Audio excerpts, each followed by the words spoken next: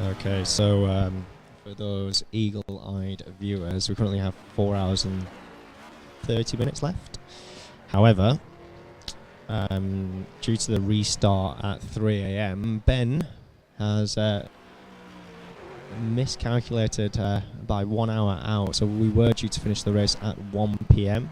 If you calculate it back, we're due to finish at 12 p.m. So we are going to add that hour back on, and to do that, we are going to be having a restart on a rolling lap. So it will make things a little bit more interesting for today. I should say for the last stint of today's racing. So yeah, keep your eagle eyes on the stream, and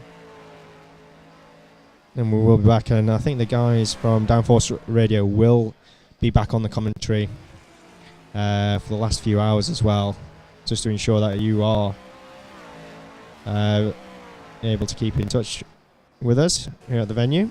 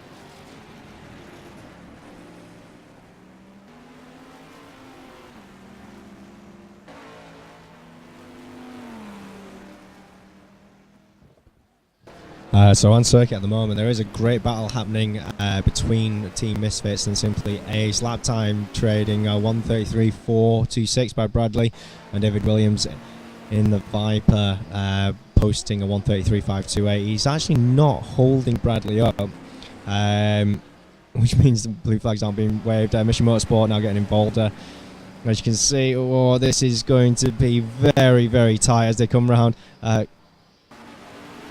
Fantastic sportsmanship there by Mission Motorsport, staying to the right hand side, knowing that there's a battle going on between these two cars. Oh, he's coming back across. Bradley's going to have to give room as he tries to go around the outside of turn 1, side by side, and David's hung him out to dry.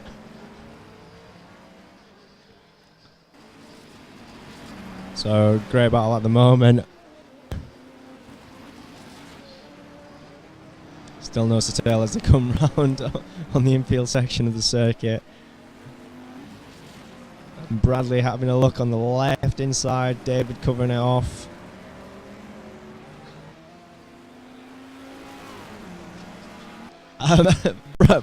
Bradley shouting over to David, "Do not let me through, let me overtake you." So yeah, interesting race going on. So blue flags would have appeared above Team Misfits car, and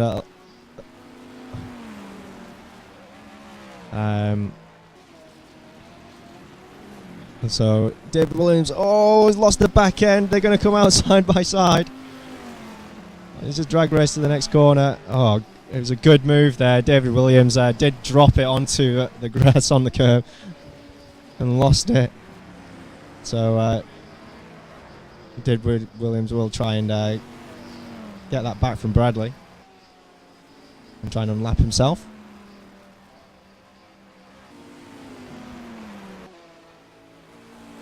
It looks like Bradley's got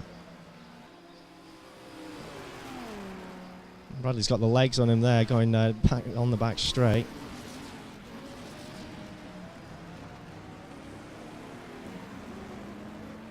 So he has caught back up on Team Misfits there. So we're going to keep an eye on that. Some great racing between these two. Back marker will be coming into play shortly. So it says 4 hours and 14 minutes left on the clock. So as I've put onto the chat stream, that we will be restarting the race at 8 AM due to Ben miscalculating and missing an hour out of the time. So we are due to finish at 1 PM, not at 12.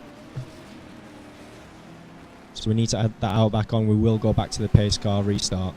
So it'll be a rolling start, and there will be 5 hours on the clock. Take us to that 1 PM finish.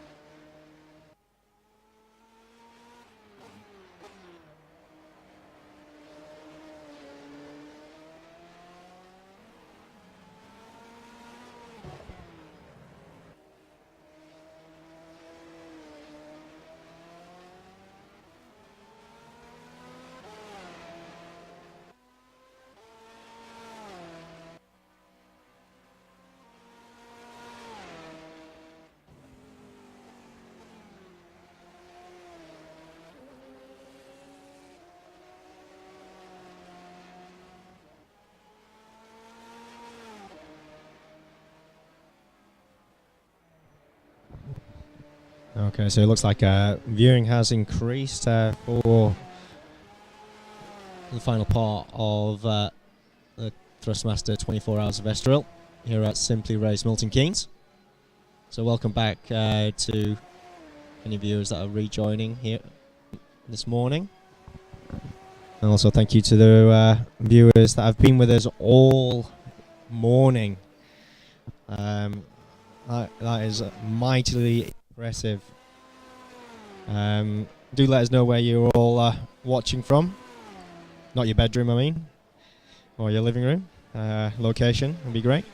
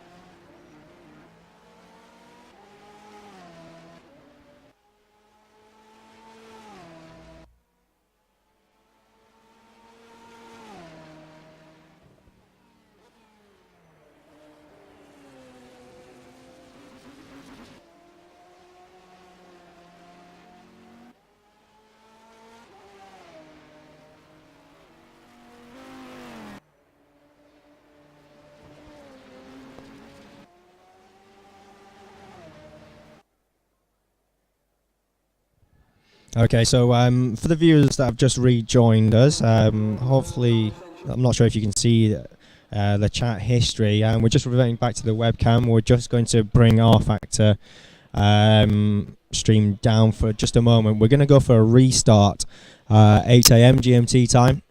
So we're just going to get the pods into order. The main reason for that, there was a miscalculation on the restart at 3 a.m. And we missed an hour off, and we did start the race at 1 p.m. Saturday afternoon. So to ensure it's 24 hours, we finished at 1 p.m. Sunday. So we're just going to make sure that's correct, and then we will be back underway shortly. So drivers just preparing themselves. A few drivers were a bit marginal on fuel and tyres as well, coming towards the end of that stint.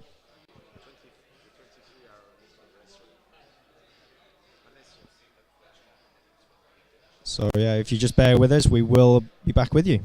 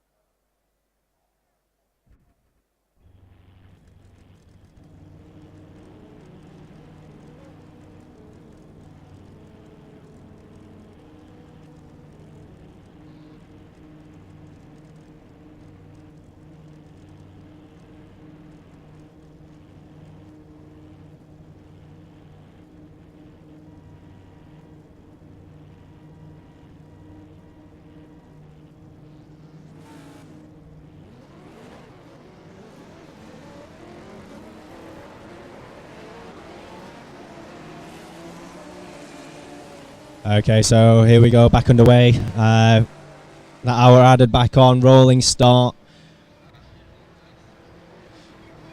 All the teams warming up their tyres on their formation lap.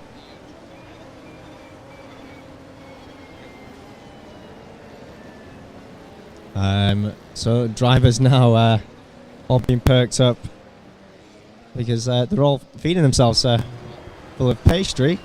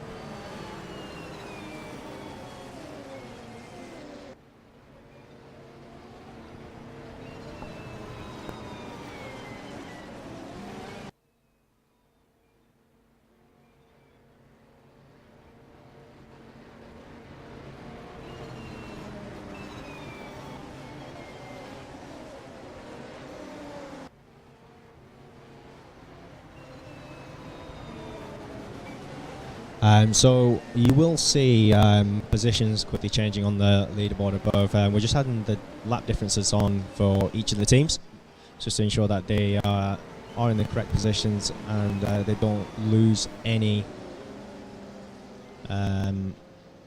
laps or lap advantage that they did have over the rest of the teams that they were in front or behind, etc. So Ben is frantically doing this whilst the formation lap's underway. We'll continue probably into the first half of the first lap.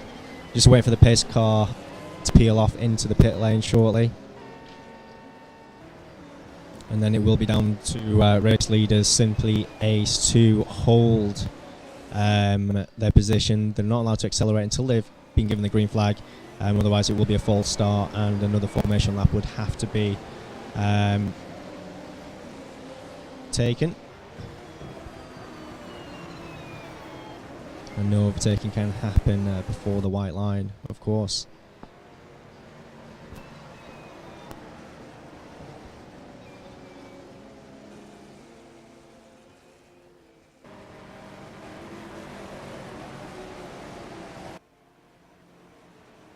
Okay, so here we go, across the start finish straight. We're waiting for the green flag and the green light. Everyone's bunched up together, ready and waiting. You can hear the accelerator and off they go. Green flag's given and the time's on the way. 5 hours left to go. And is it going to be a messy first corner? Everyone dives in. Whoa, they're all leaning on each other. 3 cars. Oh, friction's a bit sideways there. But he has managed to catch that. Yeah, he did manage to catch that really well. You got Team Purple helmets all over the back of Downforce Racing, and now this is going to be very, very close because they did lose some time when they were in the wall. So this is going to be a really, really close finish. And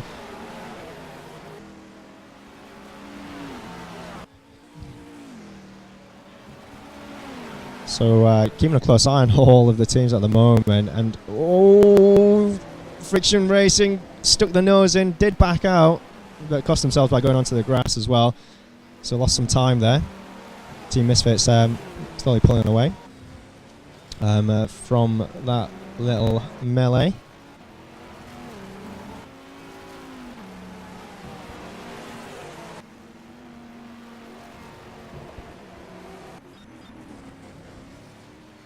Just gonna try and flick back to the other cars. Gonna keep an eye. Friction Racing getting involved in a lot of scuffles at the moment. A bit of door banging.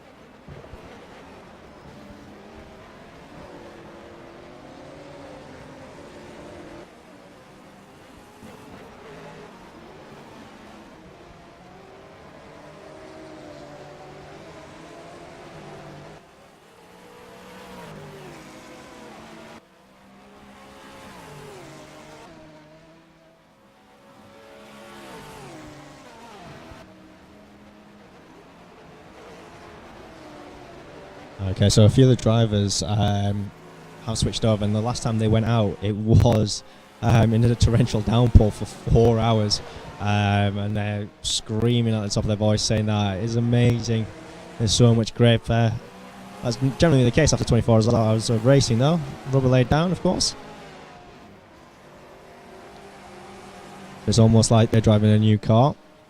As we even mentioned, loving this little pack of cars there. A bit of a jump from 111 racing over the curbs.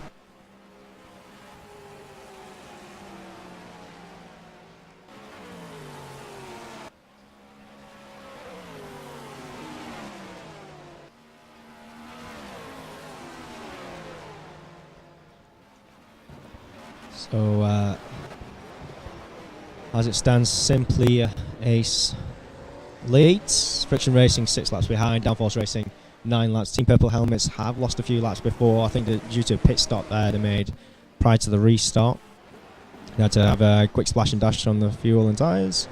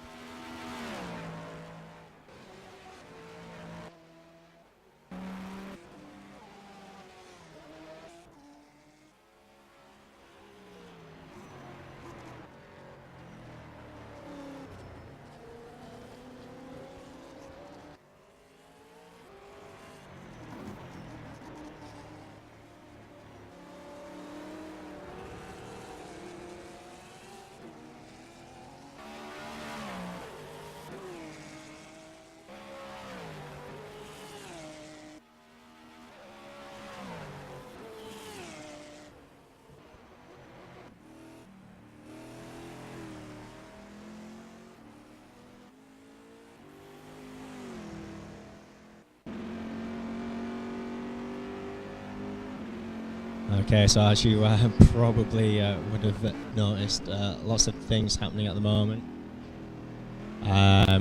So yeah, we were just doing a lot of replays there, a lot of incidents happening, and a few teams being spoken to as well.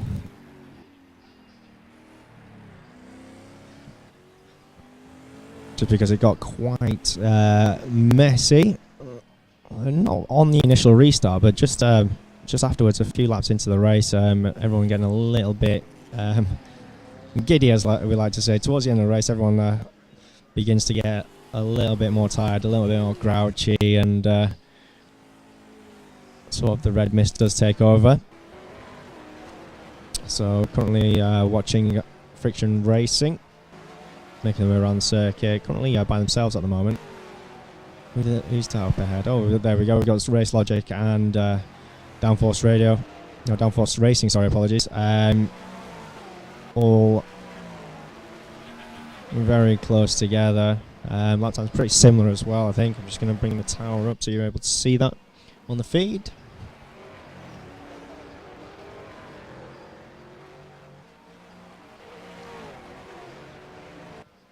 So Simply A's posting a 1:32.952, currently the quickest driver out there. That's Bradley Philpott. Misfits put in a 1:33.156, so not too far behind there. So 2/10.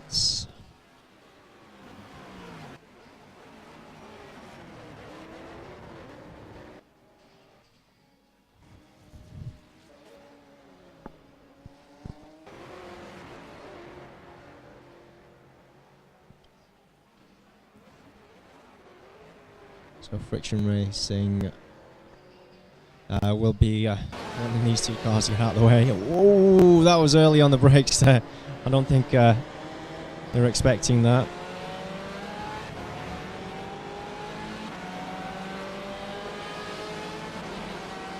So, in cockpit view from Race Logic's point of view.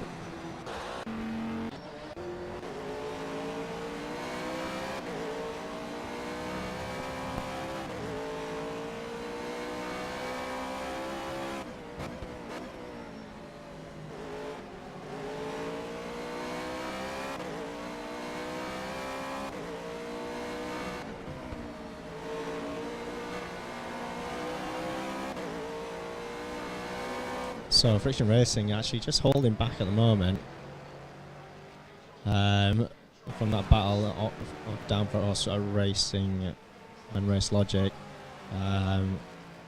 Just waiting for them to make a mistake, I think.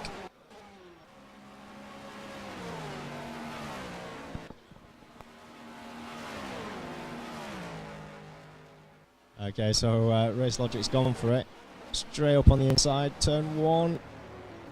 Good control brake on the brakes there. Downforce leaving the room. Good fair racing. So yeah, just a few things. Yeah, we do have 11 cars.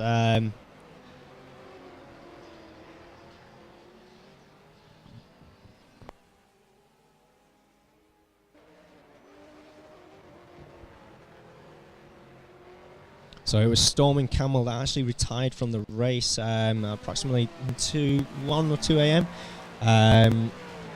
They don't think they had a full complement of drivers as well, so they decided to retire from today's racing. A couple of things that you probably missed if you weren't here in the morning is at 3 a.m. we did do a restart because we had 4 hours of torrential downpour. So we wanted to ensure that we did get the weather readjusted, just because otherwise we may have had the rest of the race in the rain. And it was dampening spirits here in the venue, so got a dry circuit now ready for the end of today's race. 4 hours, 45 minutes left to go. And it looks like we've got a lot of people rejoining.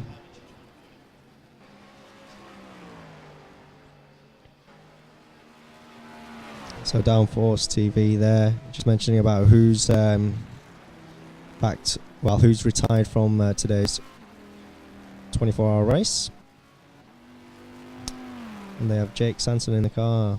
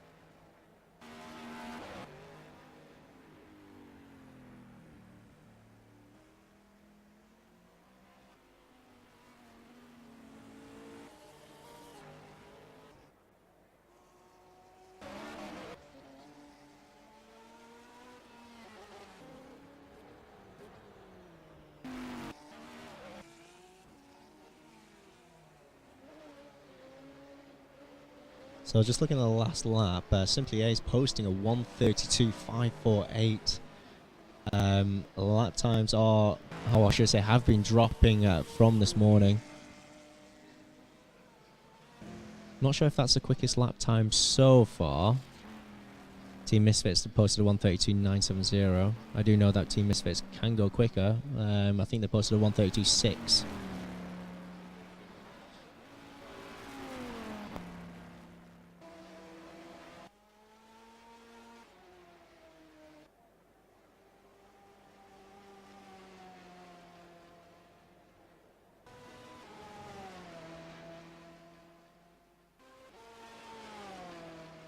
So Simply Ace, very consistent, at 1:32.761 now, a couple of tenths off their PB. Friction Racing 1:34.503. Downforce Racing in third with a 1:38.252. A bit further down, Team Race Logic with a 1:35.055. So some big ranges of lap times at the moment.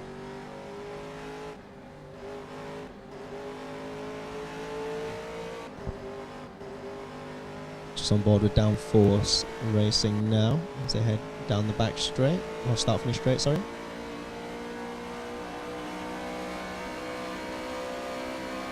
And 1:36.944 for them on that last lap. Saku Barracuda must have made a pit stop and driver change. 2:09 lap time. Mission Motorsport with a 147, 181, and 142 from Team Red Shirts. The racing through the night did become very, very competitive. A lot of drivers making mistakes. A lot of door banging as well. And some big dives as well. So a few penalties were issued during the morning stints.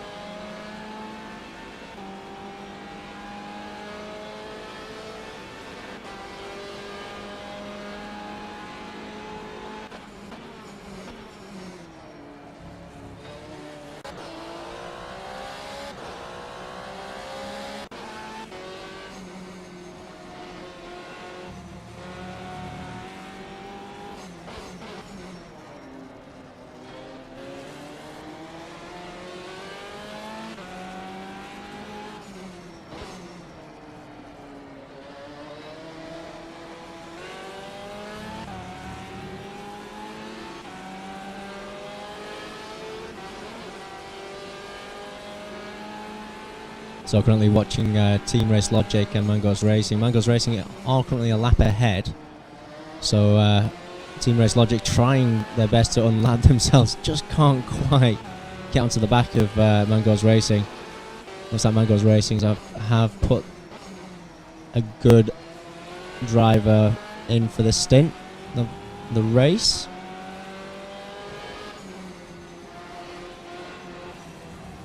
Oh, both of them going wide there on that part of the circuit. And this prepares them for the final part. So you do need to ensure that you do get that right.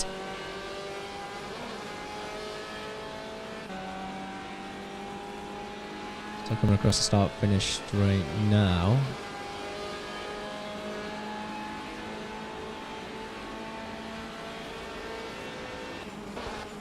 Oh, he's got Team Race Logic coming from a long way back there to try and get on the rear bumper of Mangos Racing.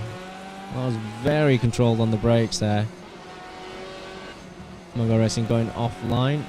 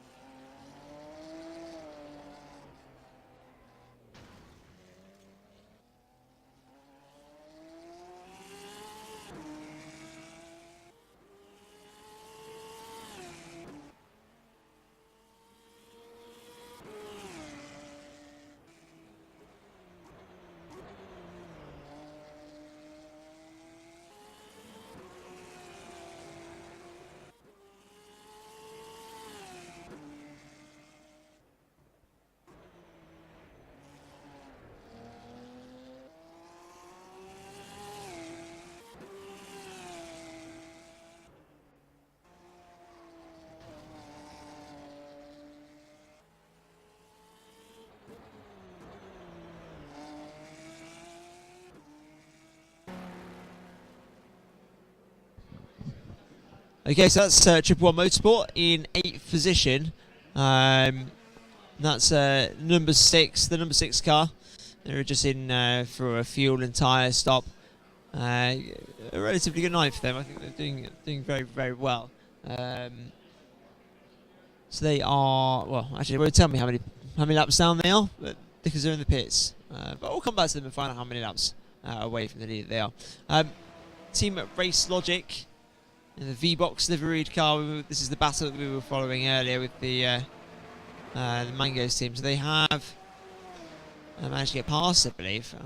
I'll have to double check that in a second. But that's your team there. But they are coming into the pits. So that's Johnny Holman in the V-Box liveried Race Logic car, the Ferrari 458. Much like Julian Thomas's 458, blue and very pretty. So very good. Obviously the managing director of Race Logic. So actually, by the looks of things, Mangoes, as they were in the pit box first, were actually still ahead of Team Race Logic. Haven't heard anything from Team Race Logic, so it must have been some kind of driver error or some such that has caused issues. Got a few more teams coming in. That looks like Downforce and Team Misfits, so following each other into the pits. This is Misfits. Oh, it's very tight in the pits. To get your pit box, you have to really stop in the right place. They just about have there, haven't they? So that's Misfits. As we already mentioned before, they are. You can see the card you get slightly jacked up there. So that's Misfits team. Now Race Logic, not Race Logic, sorry. This is very obviously the Purple Helmets team. You can't really miss their purple 458. 4th position, we already mentioned that it's still definitely within the realms of possibility that Purple Helmets could catch up and still take a podium today. There's still 4 hours and 24 minutes remaining. See a flash of yellow in sector 1, but I think it's disappeared now, so it must have been a very small incident. So I think, you know, they've been in the hunt for the entire event, and they're pretty desperate to take home one of these big lovely trophies.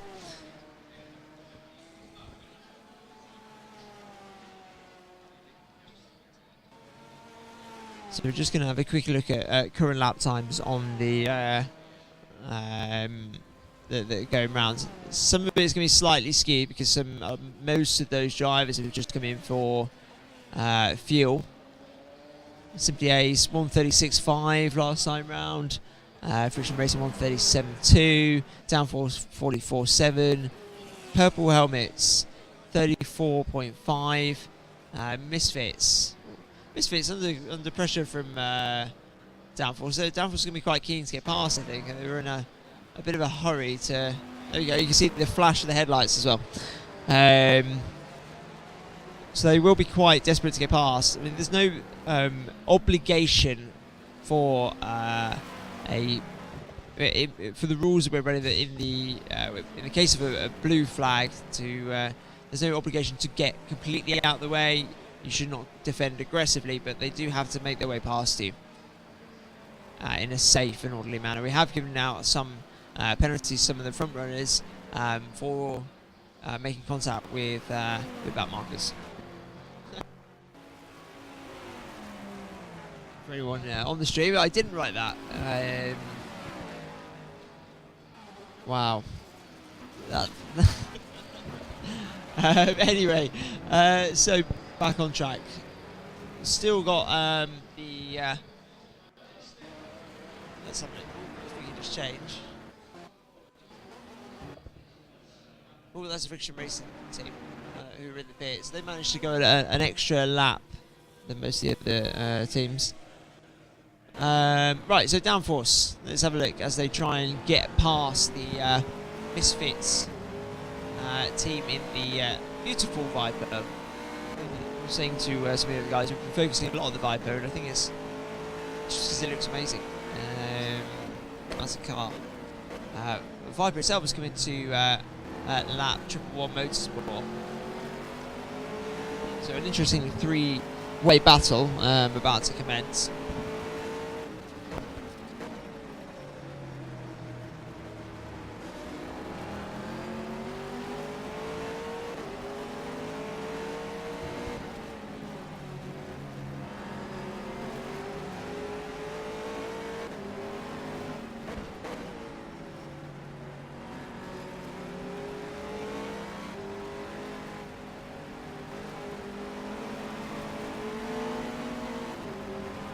So just to confirm, we now after that pit stop, we have Dan Blake in the car for downforce radio. Jake Sanson's just finished his stint and is grabbing a pastry and enjoying it by the looks of things.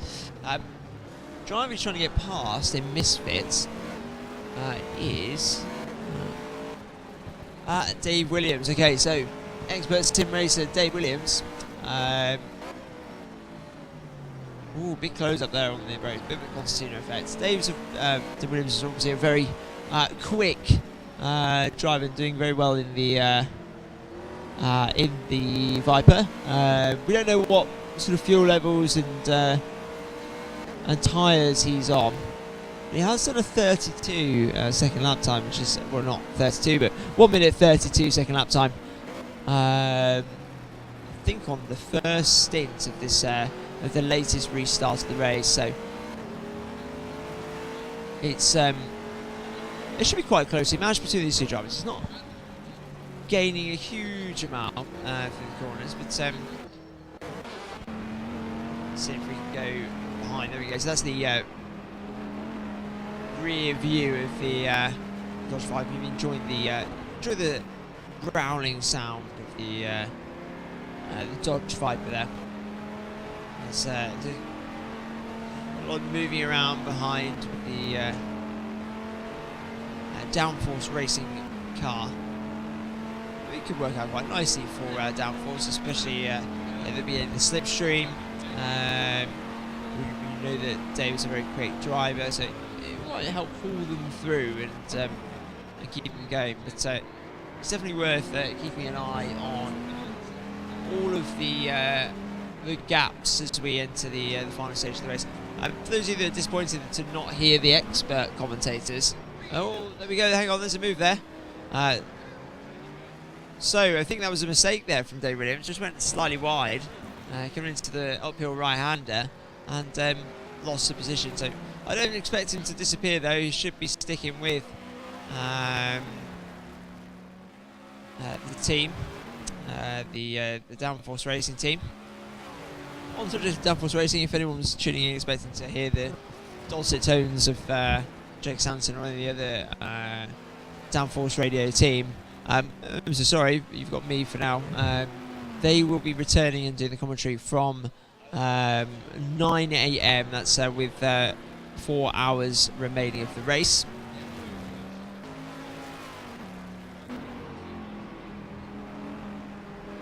So it does look like the Downforce Racing team is able to pull away slightly, so may well be that David's car has got a huge amount of fuel on board, and that is preventing him from going any faster.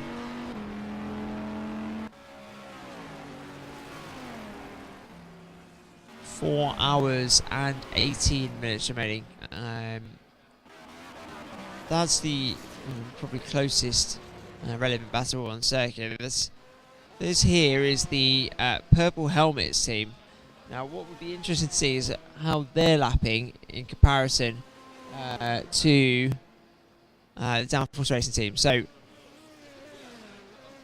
exactly identical last time round. So Downforce Racing 134.896 and Purple Helmets 134.896 as well, which is pretty incredible really. So those two are really fighting it out for that last space on the podium. I think it's quite likely, not definite, I mean you still could be potential issues ahead. It is quite likely simply Ace and Friction Racing are going to be on the podium in whichever order. I believe that the third place is probably going to be occupied by either Downforce Racing or Purple Helmets. Still plenty of time though, of course.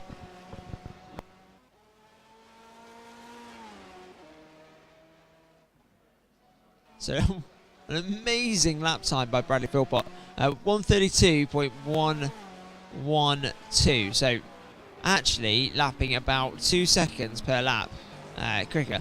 Let's go on board with Bradley. Let's go from this position. There we go. So you can see a full, well, say full lap. We're halfway around the circuit. So very quick downhill section at Estoril. So braking hard for Lethano. So I think turns and brakes at the same time to get it really sort of on the curb and into the kind of groove where most of the rubber's down. You see a slight difference in the coloration of the circuit, and that's the amount of rubber that's built up over 24 hours. It's a dynamically changing circuit. If you go offline, there is not as much grip. It's just like it's being green again, with no rubber at the start of a race weekend. Ahead of him we got red shirt, so Bradley will have to navigate his way through traffic on this lap as he comes across the line.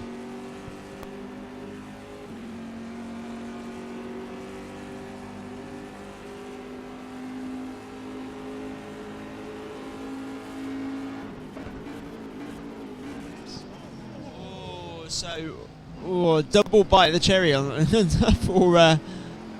for red shirts. Yeah, it looks like he was going to let him through, and then he decided to keep going. Oh, I believe that you can ignore that slight thing, and that's our connection to the stream. So bear with us a second. I believe it's Michael Epps actually on board the Simply Ace car. Actually, that's my fault. I did say that it was Bradley Philpott, but that's a complete lie because he's right in front of me or behind me. So Michael Epps absolutely flying. I think we'll leave him to it and pursue other cars.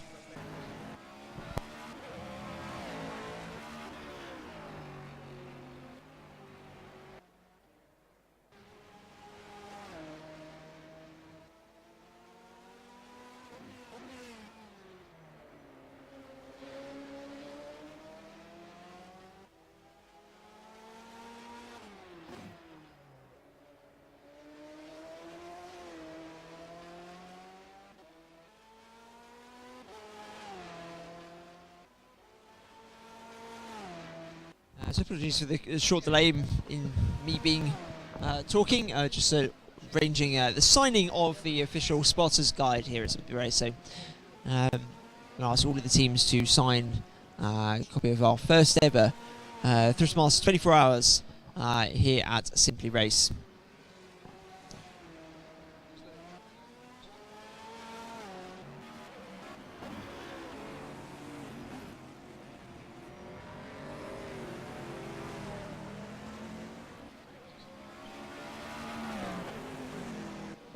So, second to sixth, they're all lapping very closely and sort of within a second of each other. This is Michael Epps trying to make his way to lap again the Friction Racing car. There we go, and already several car lengths clear. So really clean overtake and you know, it's just going very swimmingly for Simply Ace. Yes, it may go in a frame. I haven't thought about it yet. I'm not entirely sure. Probably, maybe. That's what I would say. But also maybe not. We'll see. Not committing to anything on live on air. You know, you could go horribly wrong. Anyway. So, Friction Racing, still second place. Downforce Racing, potentially catching slightly, but it's going to take them, a few hours to catch up, and it depends what drivers get into what stint. as well, so maybe a couple of seconds a lap quicker. I mean, there are 4 hours remaining still, so anything can really happen.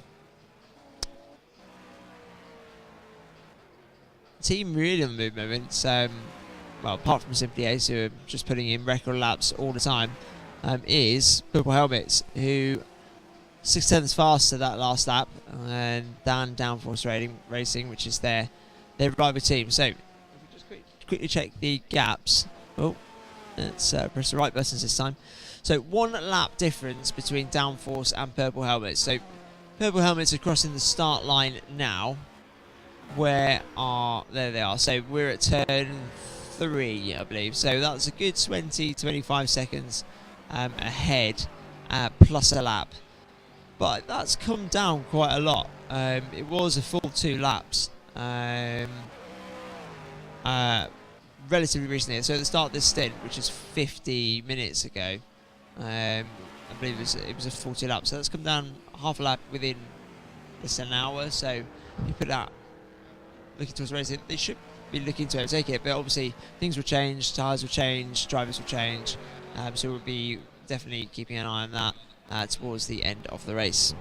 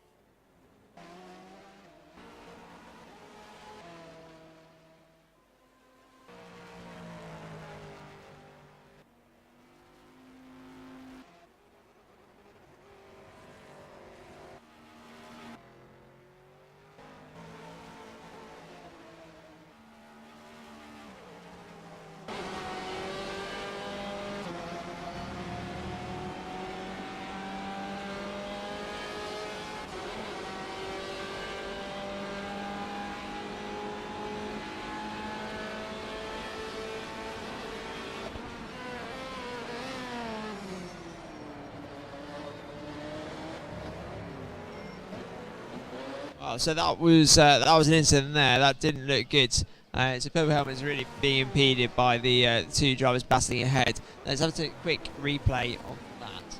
Let's see if I can access that for you.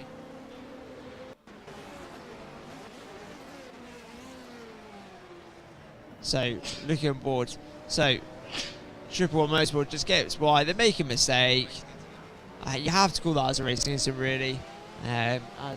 As mentioned by Mr. Sanson behind me, who has taken over the race directing apparently. No, but I think the Triple One Motorsport guy just made a slight mistake, and he's probably thinking too much about the car in front. Went off the circuit, goes in the grass. You see the backfire in the car, and just that's unfortunate for the Ashtons because they're really on a roll at that point. I'm sure it won't take them too long to get past these 2 back markers. In fact, now that we've rejoined them, they are through and back and running. It will have ruined their flow, but the good news for them is you can see ahead of them is lots and lots and lots of clean racetrack with no one in front of you.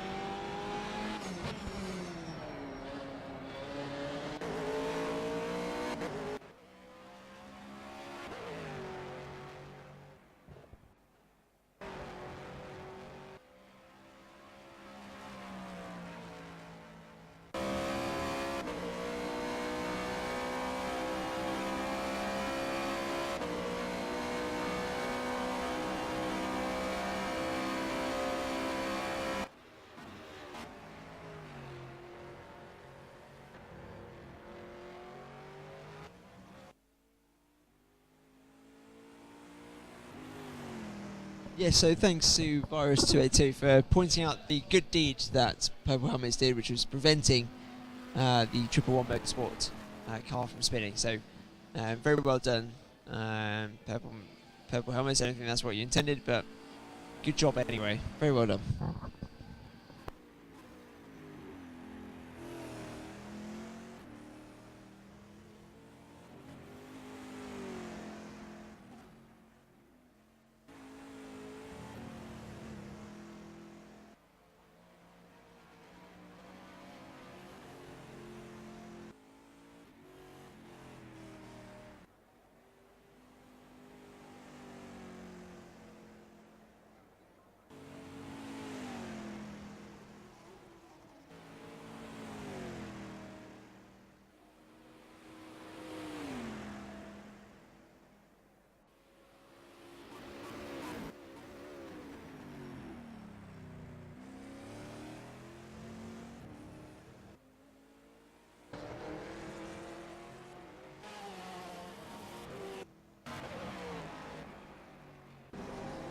So downforce racing in traffic then, trying to get past the red shirts car, the Porsche. Oh, closing up very quickly there. That was, I think, potentially, well, just the way the car in front behaved. That was a bit unpredictable. Obviously, when you're driving less, when you're lapping less experienced drivers than you, you do need to give a lot of care. But luckily for downforce, able to get through okay. That keeps their gap to the team behind Purple Helmets. So in front of downforce now is Race Logic. Now is Johnny Holman still in the Race Logic car?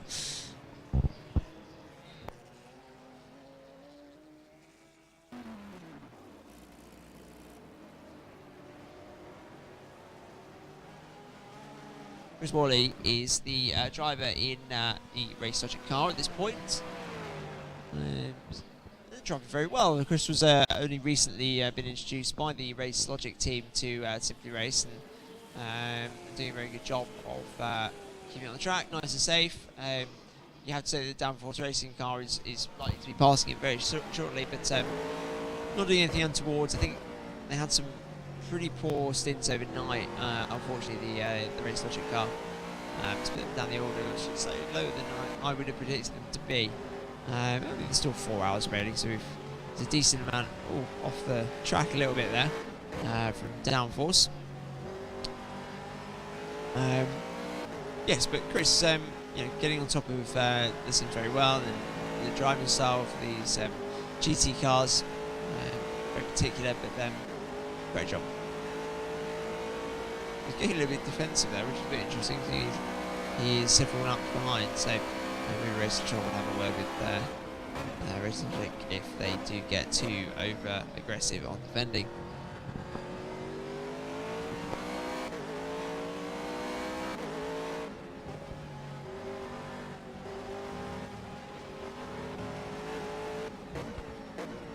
So you can see how fast even.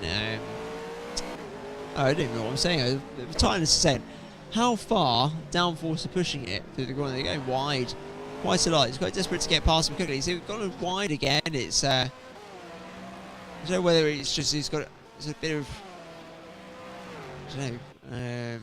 It could be tiredness. Yeah, it could be frustration. He hasn't been behind the Race Logic car for that long. But he's trying very, very hard to get past Chris. Now, Chris doesn't have to make it easy, already said. He can do what he likes as long as he's not being overly aggressive. Certainly very interesting to keep an eye on this battle.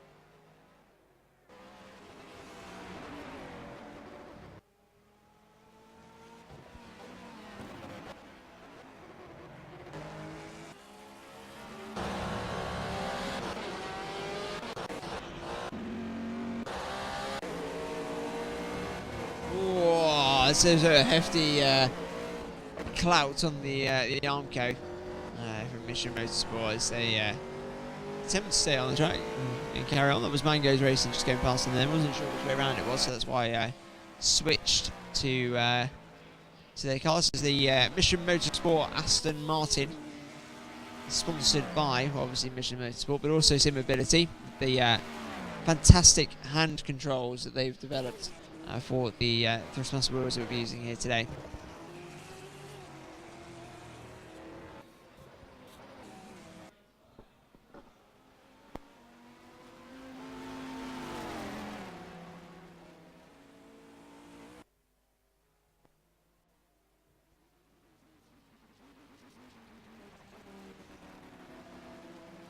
That's it from me. I'm going to hand over to the beautiful voice of Jake Sanson. Enjoy the rest of the race, and hope you'll join us for the podium at the end.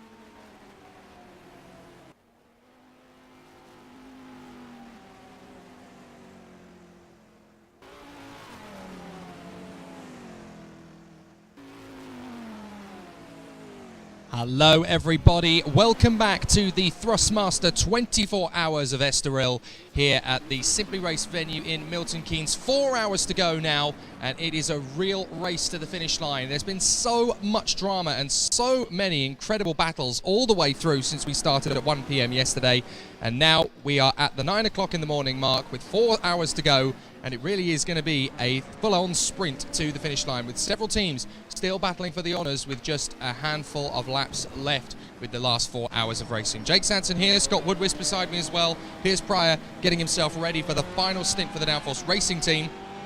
Dan Blake is in the car, Tom Brooks is probably on the floor, and we've also got John Munro, who's in the hotel at the moment after his incredible 4-hour stint during the night time, and he was absolutely phenomenal over the course of that. Even Bradley Philpott has actually raised his eyebrows in horror. But yes, absolutely fantastic performance so far. Let's talk you through the order as it stands at the moment. Simply Ace are out in front, 7 laps clear of the Friction Racing Brigade. Downforce Racing 3 laps further back in 3rd position, just over a lap ahead of the Purple Helmets Ferrari, and that's one of the real battles going into the final 4 hours. Team Misfits are there in 5th position in front of the Mangoes Racing Porsche by 5 laps, just a lap ahead of them. Just a lap ahead of the Ferrari of Race Logic, by the way, and that's another great battle we've got just to round out the top 6. 8th position is the 111 Ferrari. 9th is Barracuda, running around the same sort of pace as 111 Ferrari at the moment. No, I'm not singing it like Macarena this time. It's been very, very long-winded here, Bradley Philbert. Besides, it is meant to be the Barracuda song, so you don't know what you're on about.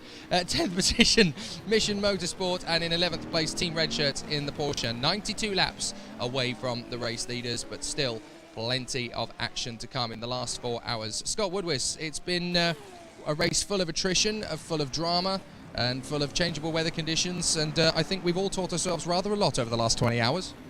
Well, not to blow my own trumpet too much, and I don't want to sound arrogant if I say this, but I think I've taught myself that I can drive like the way I did in my second stint, because I surprised myself in my first stint, even more so in the second one, because the car felt, I think John's choice to go on the tyre selection that he did, to set it up that way, the car feels just magic. It just feels absolutely hooked up. I've never felt a car that's felt that good before, where you can just literally drive it exactly the way you want to drive it and get so much out of it. It's such a usable car on the compounds it's got, and because of that, I think genuinely in that stint, that was the best I've genuinely driven anything ever on any sort of sim or any sort of car or anything like that, because for our car, I thought I did a pretty good job just about getting a lap on the Purple Helmets at Ferrari, and grabbing a lap back just towards the end, because they had to restart it because of all the problems we have with the servers restarting and what have you. They had to put up a new one so they could actually have enough time to run to the end. But no, it was an absolutely sensational run, and I'm so pleased. I'm beyond pleased with the work I put in, and you know, with obviously we jump in, and then with Dan in the car and Pierce to finish. He's looking more and more hopeful that we can get 3rd place, but You know, it's never over until we get to the checkered flag and the clock gets to 0. So we still actually got quite a long way to go in 4 hours, and that's longer than you think, especially at this point in the race. You heard it here first, folks. Scott Woodward is in his prime. There you are. So sign him up. It's worth it. Trust me. So we've got some absolutely incredible drivers out there on track at the moment. Let's talk you through who is who in car at the moment. Simply Ace leading the way. Mike Epps is the man behind the wheel at this moment in time. Second position, the Friction Racing car has David Robertson at the wheel with Dan Blake in the Downforce Racing car at present. The Purple Helmets in fourth position. Their man Will Murphin is in the car. Fifth place Team Misfits, that is Dane Oliver in the car right now. The Mangoes Racing Brigade, that has Ryan Gibbs in the car. Race Logic in seventh position, that's Chris Worley at the wheel. Triple One Motorsport are next in the Ferrari, that is Greg Edwards in the car. Ninth is Barracuda, see I'm seeing it properly now. Nathan Burton in that car at the moment. Mission Motorsport in car number 10, that's Steph Godfrey. And then the red shirts as their man Tom Herbert in the car at the moment in 11th position. For those of you who are wanting to know what happened to the Storming Camel team, the BMW Z4, well, they retired just after the halfway point, in fact, because they didn't have the full quota of drivers that they entered. For whatever reason or another, 2 or 3 of the drivers did not show, and the drivers were so tired at the 12-hour mark, they were losing lap after lap after lap and getting very, very tired, and they realised rather quickly that it was on the high to nothing as far as they were concerned, so they withdrew just before 13 hours in, which is very early in a 24-hour race to pull out, it has to be said, because especially considering the wet weather running we had during the night, that was very early. You never really know what's going to happen in the world of 24-hour racing. They could easily have pulled up into the top 8, but unfortunately their loss is everyone else's gain, and the 11 teams that are still circulating are doing so very valiantly. We still have quite a few viewers on the live feed. We have the live radio and video feed, of course, now at the moment, going through the Downforce Radio website, downforce-radio.co.uk. And it's been absolutely fantastic so far. We've had people pretty much from all over the world watching the stream and the live video feed. Whoops, that's the 111 Ferrari taking a little plough into the grass, and they've got to be very careful that they rejoin, giving enough room to the Mangoes. Porsches, a little bit of a kiss of fenders there as they went through, so that didn't go too well, but they managed to get away without too much incident. We're going to replay that. This is on board, well, on the chase view, I should say, with the 111 Ferrari, just a little bit too wide, up on the grass and into the barrier. It's so easy to do that, Scott. Yeah, especially at this stage when concentration levels aren't fantastic, and it can depend on how much sleep and how much rest drivers got through the night. So, but it's at that crucial point where these cars, depending on how you've got them and what time compounds, combination you've got and how you drive it, either the cars can be very forgiving and they can do exactly what you want, or just one small slip and the back end can go around and it's fishtailing like anything. So you've really got to play it carefully with these cars and find the sweet spot. If you find the sweet spot, like I think some teams have, then you're absolutely golden, and the car will behave for you exactly as you wish.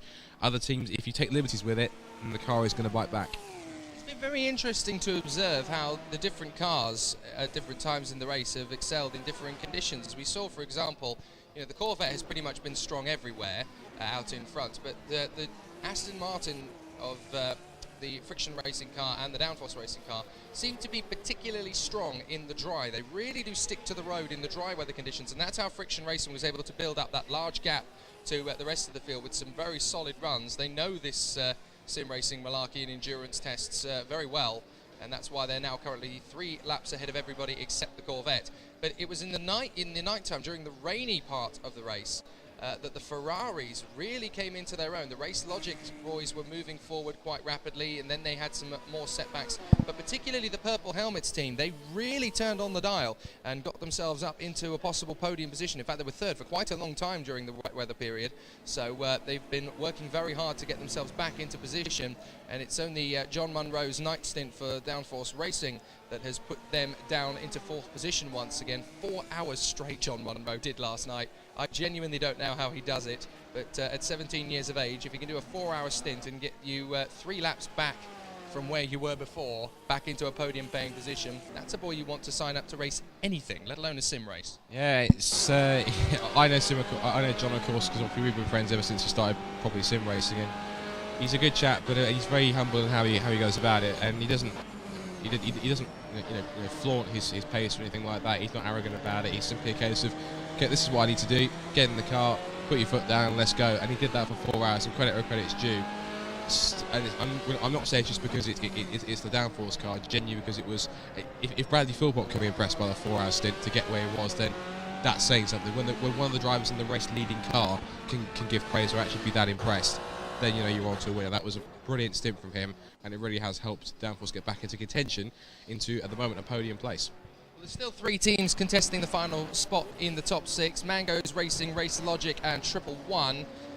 2 Ferraris and a Porsche there. The Porsche has the advantage at this moment in time. The Mango's Racing team, let's not forget, are a team of motley crew from the MSV Track Day Trophy, so they do have a lot of experience in terms of car racing.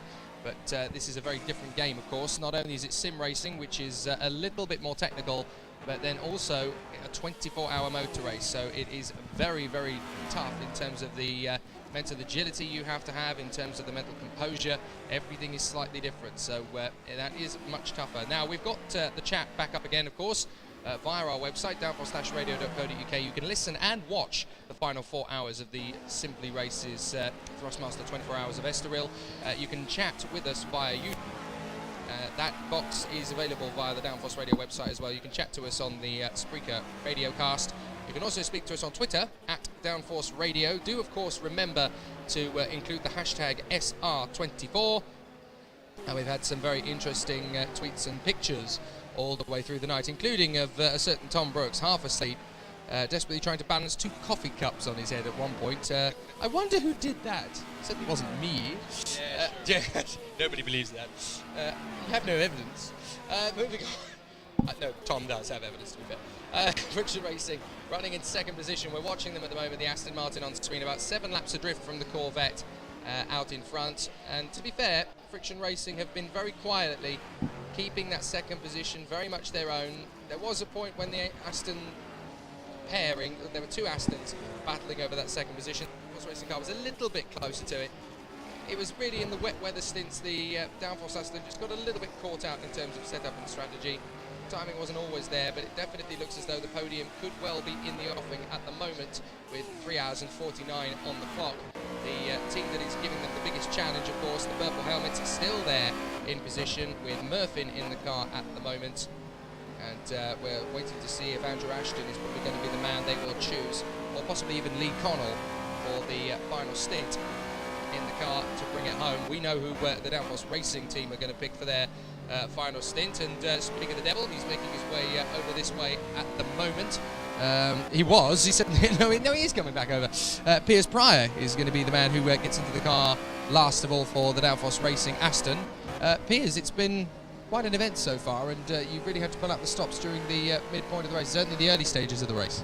Yeah, it's been a tough race. We've had some ups and downs. We've managed to settle ourselves into 2nd place, but it's been tough for everyone. There's people lying on the floor everywhere. It's like a dead bodies everywhere. You have to watch out. You don't tread on a duvet because there might be someone in it. But also it's taking its toll. 24-hour race, our endurance races after all, and it's 3 3/4 hours left. So yeah, it's taking its toll on some people. And obviously this is a good test ready for your season, because you're hoping to be in the MSA Formula Championship this year, and if you prove that you've got the skills in a rear-wheel drive GT car, well, you've got the skills to prove you can do anything. Hopefully that's what I'm trying to do. I've been trying my best so far. I've had the first 2 hour stint earlier on, probably a 3rd and 4th stint of the race, and I'm drawing a close, so hopefully I can make an impact, and we might even be able to challenge 2nd if the guys from Friction make a few mistakes, and I can claw them in. I like the fact that you're ambitious enough to not even consider 3rd. You're going for 2nd place. That's what we want. We want more of that. Yeah, I'm going for it. I'll give it 100%. I'll see what we can do. There's no reason why we can't catch them, so let's do it. Good lad. Good lad. That's the right answer. Good work. So do continue on the text chat all the way through the remainder of the 4 hours. Rad Tech and Virus282, who were with us yesterday, seem to be back again, which is always very welcome. Hello, guys. Hope you enjoyed the sleep. We didn't. We didn't really have much of it over the course of proceeding. I have to say, though, although of all the team members in Downforce Racing, there is one who has definitely managed to get more sleep than most. Yes, I'm looking at you, Woodwiss. You seem to have broken the record for Downforce Racing's sleep over the course of the night, because you went to bed just before 11:30, I think, and yeah, about 11:30, and I don't think you were awake until about 5 in the end. Must have been the reason why I was so good on that stint, because I was fairly fresh. Fairly refreshed. Yeah, and it might have had something to do with some people nutrition, people racial. But no, but that was a little bit. It was most of the sleep. Credit when credit's due, my friend. But yeah, absolutely. Brad Tech and Virus 282, they were chatting very merrily yesterday, and we're going to try and get a few more discussions going. They seemed to be very, very chatty yesterday. We'll make sure you can do exactly the same thing while you're tucking into your bacon sandwiches and watching the last 4 hours of the Thrustmaster 24 Hours of Estoril. Yesterday, we kind of asked you which championships would suit an official video game license. We've got a few other choice questions. Where should the next Thrustmaster 24 Hours be held? I thought would be a good one. I was thinking about last night because we're at Estoril this time, of course. So where should the next Thrustmaster 24 Hours take place? Which circuit would you like us as a community to race on 12 months from now? Virus 282 has typed overrated. I'm not entirely sure what he's referring to there. We haven't really specified anything in particular. So thanks for that, Virus. What's he on about, do you think, Ben? Overrated? No idea. We never know. We never know. Mind you, 2 comments ago, he did write R.I.P. Ben. Are you dead? Sanka, you dead? Yeah, man. Okay, fine, fair enough. You got to get those links in where you can. So yes, the question currently up is where should the next Thrustmaster 24 Hours be held? Scott, if you had free choice next year, what would you like to do? Oh, that's a tricky one. I feel like it probably should be like a UK circuit. Although what circuit I'd pick? Do you know what? There's probably 3 that I'd like to see it on, to give it a go and see what it's like. I think possibly. I think for me it'd be one of 3 circuits, and ironically they're all MSV ones. It's either Snetterton, Brands Hatch, or even Alton Park. Brands Hatch for 24 hours. My word, that sounds incredible. Alex Van Geen, I'm back watching since turning off last night. 2 questions. Have a couple of cars dropped out? Also, why does it say only 135 laps have been completed? What have I missed? Right. You know how they say on Top Gear, this is going to take a little bit more than the little black box at the bottom of the form? Yeah, that is this. We will talk about it, though. Don't worry. You probably left us, Alex Van Geen, just as we were turning in for the night stages. Well, we did have a red flag at that point. We had a couple of rigs drop out on us, unfortunately, so we had to restart the race, and then it fell to night. And then we realised that the night graphics were actually causing a little bit of disturbance, so we red flagged after about 25 minutes or so again, and then we went back into a third stint, and we ran with the daytime throughout, because that was the most efficient way of making it all happen. At about the 12-hour mark, it started raining, so we had pretty much a torrential downpour, and everybody was lapping around the sort of 150, 151 mark at the very fastest.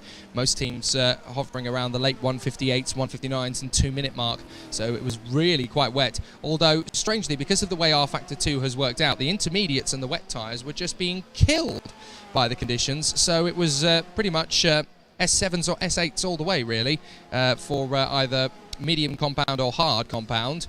And most teams were choosing pretty much the hard compound because it seemed to be, the most usable option. But it was still very, very slow. It was just after the 12-hour mark that we lost the 12th team. There are 11 of the 12 teams still running. The 12th one that is not running anymore is the Storming Camel BMW Z4 squad. They had 5 drivers entered, but only 3 of them were actually in circulation at the time we last saw them. And unfortunately, they did not have the energy, nay, the tenacity to keep going all the way throughout, and I don't really blame them. When you've got a team of 5 and only 3 show up, that really throws the race strategy off. It got to the rain and the nighttime section of the course, and they were so exhausted by about hour 13 that they realised, this is just on a high to nothing. They were losing time, hand over fist, spinning all over the place, and just before the 13th hour was completed, they decided to withdraw, and yes, all of them have gone home. So they are not here, and there is one rig that is here, completely and totally empty. Over the course of proceedings, we then saw a plum sack in the Downforce Racing Aston. Basically, we were in about 3rd position at that point, battling with the Friction Racing car. We did lose a bit of time. We dropped to 4th position behind the car that is currently in 4th place, the Purple Helmets Ferrari. That was when they really came into their own, the Ferraris. They really put in some perfect pace through the wet conditions. And then we had another red flag around about the 2:30 in the morning mark. No, sorry, it would have been there about the 1:30 in the morning mark, my apologies. That was when John Munro got in for us and did 4 hours solid of incredible driving to bring the car back into third position. We are just about as astonished as everybody else is. We didn't know he could do that. I'm not sure even he knew he could do that. But it's been pretty plain sailing throughout for the Simply Ace squad out in front. Friction Racing have been pretty solid too. There they are, trying desperately to not trip over the team that everybody's been tripping over one way or the other. The red shirts in the Porsche 991, I still don't know why they're called red shirts, because all of them are wearing black shirts at the moment. I don't quite understand what that is. They're there in 11th position. I have to say, though, the Mission Motorsport boys, no, they haven't quite been on the pace. No, they haven't moved out of the 10th position mark, but they have improved quite astonishingly. You know, they are really making big headways, and compared to where they were at the start in terms of progress and where they are now, they really have been astonishing. I mean, for a start, they've gained 12 laps on Team Red Shirts, and at one point, there were 13 laps behind them. So that just shows you how impressive Mission Motorsport have been over the course of the night. If you ask me, for one team that has been particularly impressive in terms of progress through the 24 hours, you have to say Mission Motorsport would be it. And they have learnt courtesy, as you can see. There goes the Friction Racing car. Oh, and there goes the Simply Race sponsored Friction Racing. I say that they have learnt etiquette, and then all of a sudden off into the barriers. Now, we're watching this again. Was that contact, or was that simply on the curb losing it? Let's have a look. Friction Racing is there. Too much curb. Oh, there was contact, I'm afraid. I wonder, though, was that started by Friction Racing being a little bit too much on the curb and then dropping it, look, and suddenly drifting wide? I think it was more they drifted wide into the path of Mission Motorsport. I think for that one, you can't credit Mission Motorsport for fault of that, because they were. Look, watch the replay again here. And to be fair, they are keeping out of the way. They are leaving room. There'll be plenty of room to go through. I think they just took a bit too much curve, and because you have to maybe correct or this car starting to steer wide. You can see Mission Motorsport car is coming a bit closer towards the apex, but it's a tricky one. And do you know what? I have to again. I'm not being right on purpose. I personally would call that 50-50 is the case of Friction. He was over the curve and started in the steering, but at the same time, Mission Motorsport car was fully turning in. You see here, just caught his left rear and away he goes. It's a tricky one. It is. You have to apportion half and half, in my opinion. Yeah, I think you might be right. I think that one is kind of 6 of one, half a dozen of the other, largely because you can see the Friction Racing car, lots of curve used, and then just kind of falls off it. But once you're going at that sort of speed, the car does sort of drift into the path of the Mission Motorsport Aston. There's not really much the Mission Motorsport boys could do other than, you know, go straight on and into the gravel themselves. They didn't really do anything. It wasn't anything objectionable there, really, for me. It's just one of those things, unfortunately. So you could lay blame at Mission Motorsport, you could lay blame at Friction, you could lay blame at neither of them. Yeah, I think I've got to match that one and say that was probably. Yeah, if I had to call it, I would call that 50-50 racing incident. I think each one had played their own part. So Friction took a bit too much curve and the others did. Maybe they can. It's them just taking a bit too much. Oh, and there was contact between the Porsches up at the first corner. That was Red Shirts and Barracuda. And again, that one looked pretty sort of, again, not to use the term 50-50 a little bit as well. There's going to be a driver change at the purple helmets, so their man is going to be. It's going to be Calvin Dent who gets into the purple helmets Ferrari. Yeah. I'm afraid not for the last time. Well, hopefully not for the last time, at least not for the first time today. The Red Shirts Porsche has been a little bit too eager in the braking zone, and it's somebody else that's come a cropper. If I was to count the amount of times that the Red Shirts Porsche had pushed the boundaries just a little bit too much and caused problems for somebody else. Oh, and now there's problems for the Mission Motorsport Aston. That's the Boo Barracuda pushing them round and round, and that is not going to make anybody happy. Now that is unusual, because normally it's the Mission Motorsport Aston that gets it put in the wrong place at the wrong time. Boo Barracuda trying to make up for lost time here, gets past the Red Shirts Porsche, and then look, from so far back, the Mission Motorsport Aston now that's interesting. The Red Shirts Porsche actually tries to turn it. Where are they braking? They aren't braking at that point. No, they are.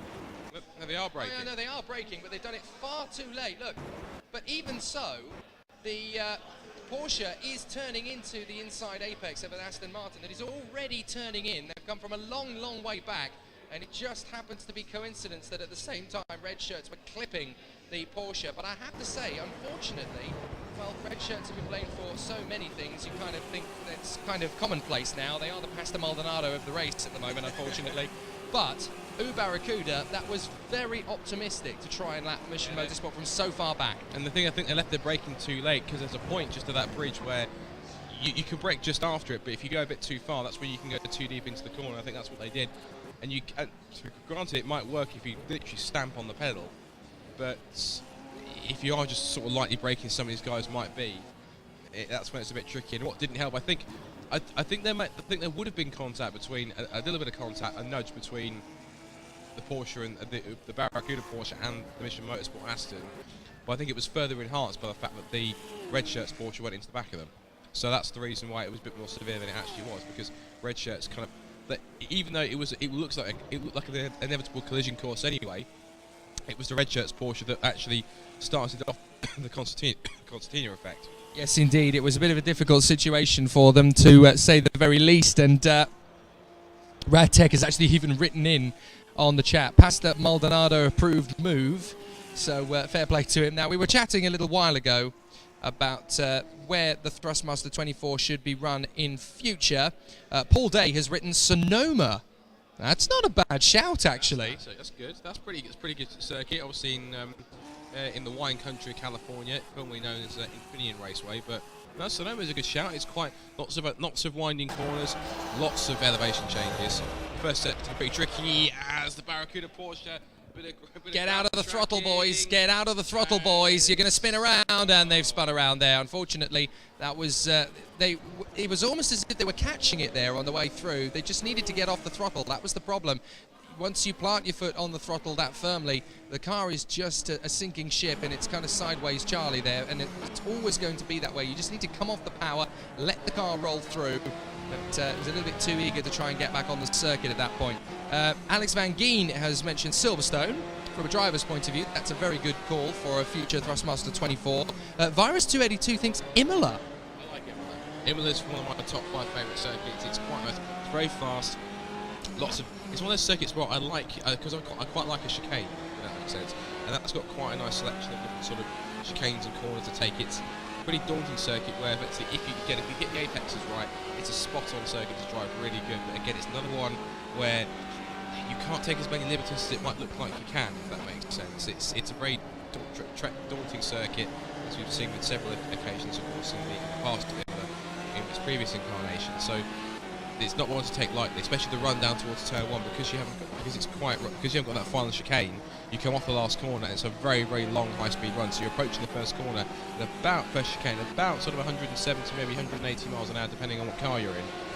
And because of that, you've got to really stamp on the brakes and then turn it through the chicane. So there's quite a lot of premise to ride the curbs, but at the same time, it's a circuit where if you take the liberties with it, it will bite back. Absolutely. Another suggestion comes from Radtech. He says Magny-Cours. Now again, Magny-Cours is one of those circuits that has been almost forgotten by the international community since the last round, the French Grand Prix back in 2007, 2008, one of the two. 2008 was the last one. And yeah, it's a real shame that there isn't more international motor racing held there. Magny-Cours would be a very good shout, it has to be said.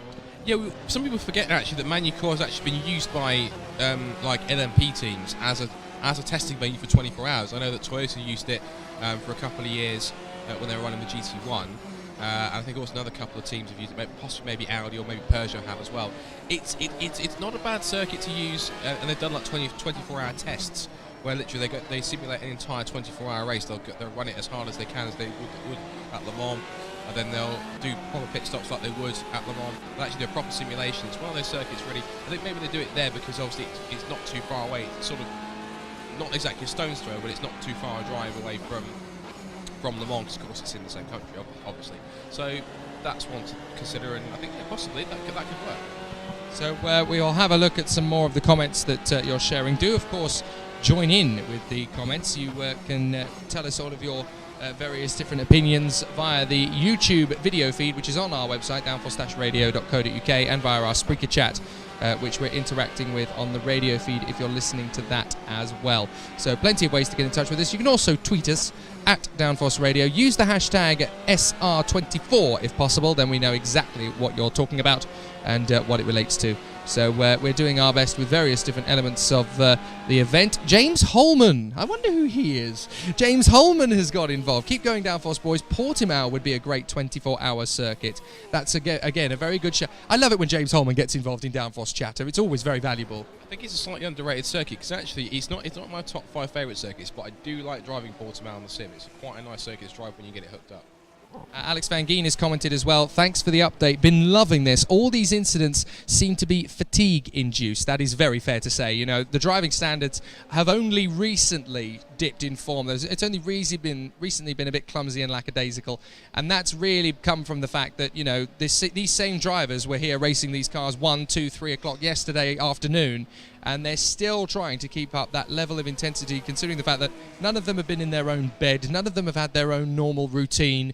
They've been completely thrown into the stratosphere in terms of, you know, how do they cope with the energy required, because you're in a motor race, therefore your energy levels are quite high, you're quite excited, you're quite high in anticipation, and yet all of that adrenaline has to be contained into a 24-hour period. It's very, very difficult to sustain, and having been in 2 separate stints over the 24 hours, I'm done, by the way, so if you miss me, tough, it's going to be very, very difficult to balance that. Once you get out of the car, you can barely walk for the first 2 minutes or so because you're in such a tightly confined space and you've been putting so much effort into various different muscle movements, and once you get into the rhythm, it becomes very samey, so you kind of have to you have to work your muscles up a little bit just so that you don't, I'm not saying they lock up or necessarily, but it's very easy to get cramped if you're not prepared for it. Alex Van Gien has been in touch again.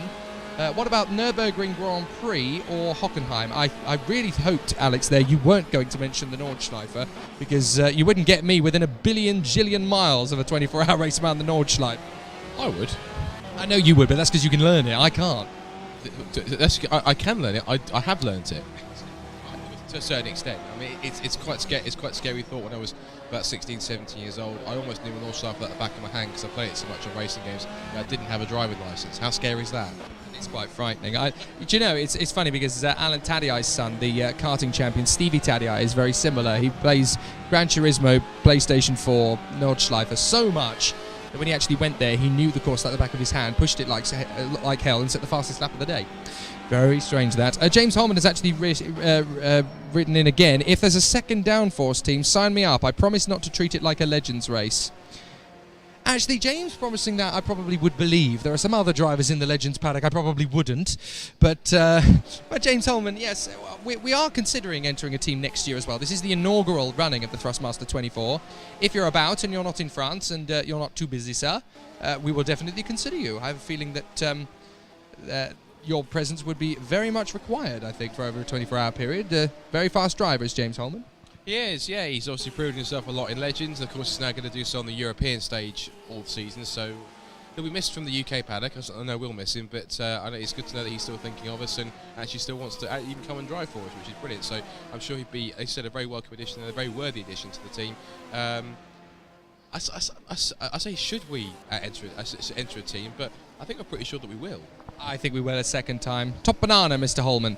Alex Van Gien has said the Nordschleife is a bad idea because it gives Brad an unfair advantage. Yeah, anything that gives Brad Philpott, or as we've now nicknamed him, Phil the Bradpot, an unfair advantage, that's always a bad thing. Grant Lyman, who's actually standing over our shoulder, you said Road Atlanta, sir. Tell us about this particular choice. It's an interesting one. Road Atlanta, which is, of course, where they have the Petit Le Mans. Why Road Atlanta? Well, to me, it feels like a weird rip-off of Silverstone, but it's a lot smaller. I mean, you've got the fast first corner, which feels a lot like Cops, and then you've got the real fast-flowing left and rights, which feel a bit like Maggots and Beckett's. It's just a great track. Every time I drive around there, I just really, really enjoy myself. And Nathan, who's in the car now, also shares this view. We were actually doing Formula 3s around there here about 2-3 weeks ago, and it's one of the most fun sessions we've ever done. So it's a great circuit. I never thought of it like that. It's a very good comparison, actually. Thanks for that, Grant. Sebring is the choice of Virus 282. Again, a very interesting choice there, because of course there is a 12-hour race that runs at Sebring in early February, and Radtech has also written in Road America. Now, I'd like Road America as a purist circuit, but from a driver's point of view, I do find it quite irritating on video games, so I don't think I would be particularly keen on Road America as a choice, but I like the circuit from an aesthetic point of view. Road America's not that bad. I don't like it from a driver's point of view. I always mess up there. Why? It's those two very, very long straights separated by a medium-length straight. It puts a false sense of security. You're braking to such a short, such a slow speed into turn 3. It always catches me out. I try so hard. I never, ever get it right. You best try harder then. Let's try. Oh, fine. All right, thank you. James Holman has also said Bathurst would be testing. Now, just for the entertainment value, I would try that. Bathurst is in one of my top 5 circuits, and again, it is a circuit when you get it all hooked up, it's an awesome circuit. I think the most testing part is going to be especially when they have to make the run down from Brock Skyline all the way to Forest Elba, because that has potential just to be, well, I think pinball comes. Pandemonium. Yeah, I think it's effectively, it's like playing a game of pinball with GT cars, is effectively what it'd be like. Alex Van Gien has written in again. What about Suzuka, as Team Race Logic in the Ferrari has made a pit stop? Yes, Suzuka, and actually we've had a couple of Japanese suggestions too from Radtech, Tsukuba and Motegi. Simply Race has actually written in Brands Indy. On the Indy circuit, I suppose there's only 12 pods, so yeah, I suppose the Indy circuit, it would become very, very repetitive very, very quickly though, because the laps would only take just under a minute. So, well, how many laps would you complete in 24 hours then? Because you complete about 60 laps over the course of an hour. So, oh no, I've just asked a really silly question and now it's going to bug me until I know the answer. That's terrible. John Munro from his hotel room around the corner has written Montreal or Knutstorp. That's an interesting choice. Knutstorp in Sweden. That's probably one that he's sim raced himself and quite likes rather than anyone else. But I know of Knutstorp, but I don't think I've actually driven it. I may have done inadvertently on a sim once. I don't know, but I have to take John's word for it, I think. Fair enough. Paul Day has just won the internet. Brands Indy is boring, he says. 24 hours of Monaco. Oh, good lord. I don't think I could manage an hour of Monaco, let alone 24 of them. No, it's. I think keep Monaco for the singles. No, well, to be fair, the Porsche Super Cup do race their own support. Yes, so you can only fit one at a time there. You can't really have an overtaking move in a Porsche Super Cup race. Trust me, I've watched them and I've tried. That'll become one of those races where it will genuinely be... Because this is still a race where if you're close to somebody, you can actually make a pass. Whereas with this sort of thing, with Monaco, it'd be a case of you could probably only win the race in the pits. And plus, you probably get even more dramatic pinball effect on the circuit like that. Well, Simply Race recommended Mosport, and both Radtech and Virus 282 have beaten it down in flames with a wooden broom, really. So terrible there. Alex Van Gien has written Montreal is a great shout in LMP2. I've never considered that as a sports car circuit, but yes, I think it probably would work very well. I'm pretty sure the Rolex guys have actually raced there, and that was with the Daytona prototype. So if it works, then I'll have to double check it. But if it have, it makes it's a good circuit. A really good circuit. People love it for the Canadian Grand Prix. And, you know, we have things like NASCAR, I've got to get it right there, the NASCAR Xfinity Series race there, so it's possible, Well, Radtech has also suggested a 24-hour NASCAR race. Now, I can't see it somehow. I just... that would just be terrifying in every single possible respect. So I'm not sure I could envisage it. But well, you're braver than I am, let's put it that way. So we're just looking at the race order. Nothing much has changed other than the fact that the Simply Ace Corvette has managed to put an additional lap on the drivers out in front. So it is still leading the way. It is your man in the Corvette still. Bradley Philpott no longer in the car, as we know, of course. It is now Mike Epps in the car. And Radtech has written the Indian F1 track. I think you mean Bud. No. Just no. It's dull. It's boring. It had its moment, and a moment not very well spent. Red Bull Ring, Virus 282 says, now that's a possibility. I think Simply Race has just won the internet with Macau. A 24-hour race around Macau. You are a glutton for punishment, Ben Turner. You really are. You thought Monaco would be bad. Just don't eat. No, and Radtech also talks about Istanbul, as does Paul Day. James Holman thinks it's a brilliant idea, a 24-hour race around Macau, but then he's a Legends racer, so... No. An hour race would just about be the limit, to be honest. John Munro has come up with the 24 hours of Trial Mountain. How's that going to work? Surely that's... Is that a hill climb course? It might be all right. Well, possibly. Watkins Glen, Piers Pryor comes up with. Now you might be cooking with gas, sir. We like that. That's very good. More suggestions coming through all the way. In fact, Alex has just told Ben to shut up. Quite clearly there. Oh, sorry, Ben. Clearly that wasn't a good suggestion. Smiley face. Honestly, emojis and motorsport, they're not meant to work together. So we're going to take a quick breather. We'll have 3.5 minutes of no talky, quiety. And when we come back, there's going to be 3 hours and 15 minutes or so left on the clock. And that should take us very nicely to the latter stages of the race. And we'll pick up on as many teams' progress as we possibly can.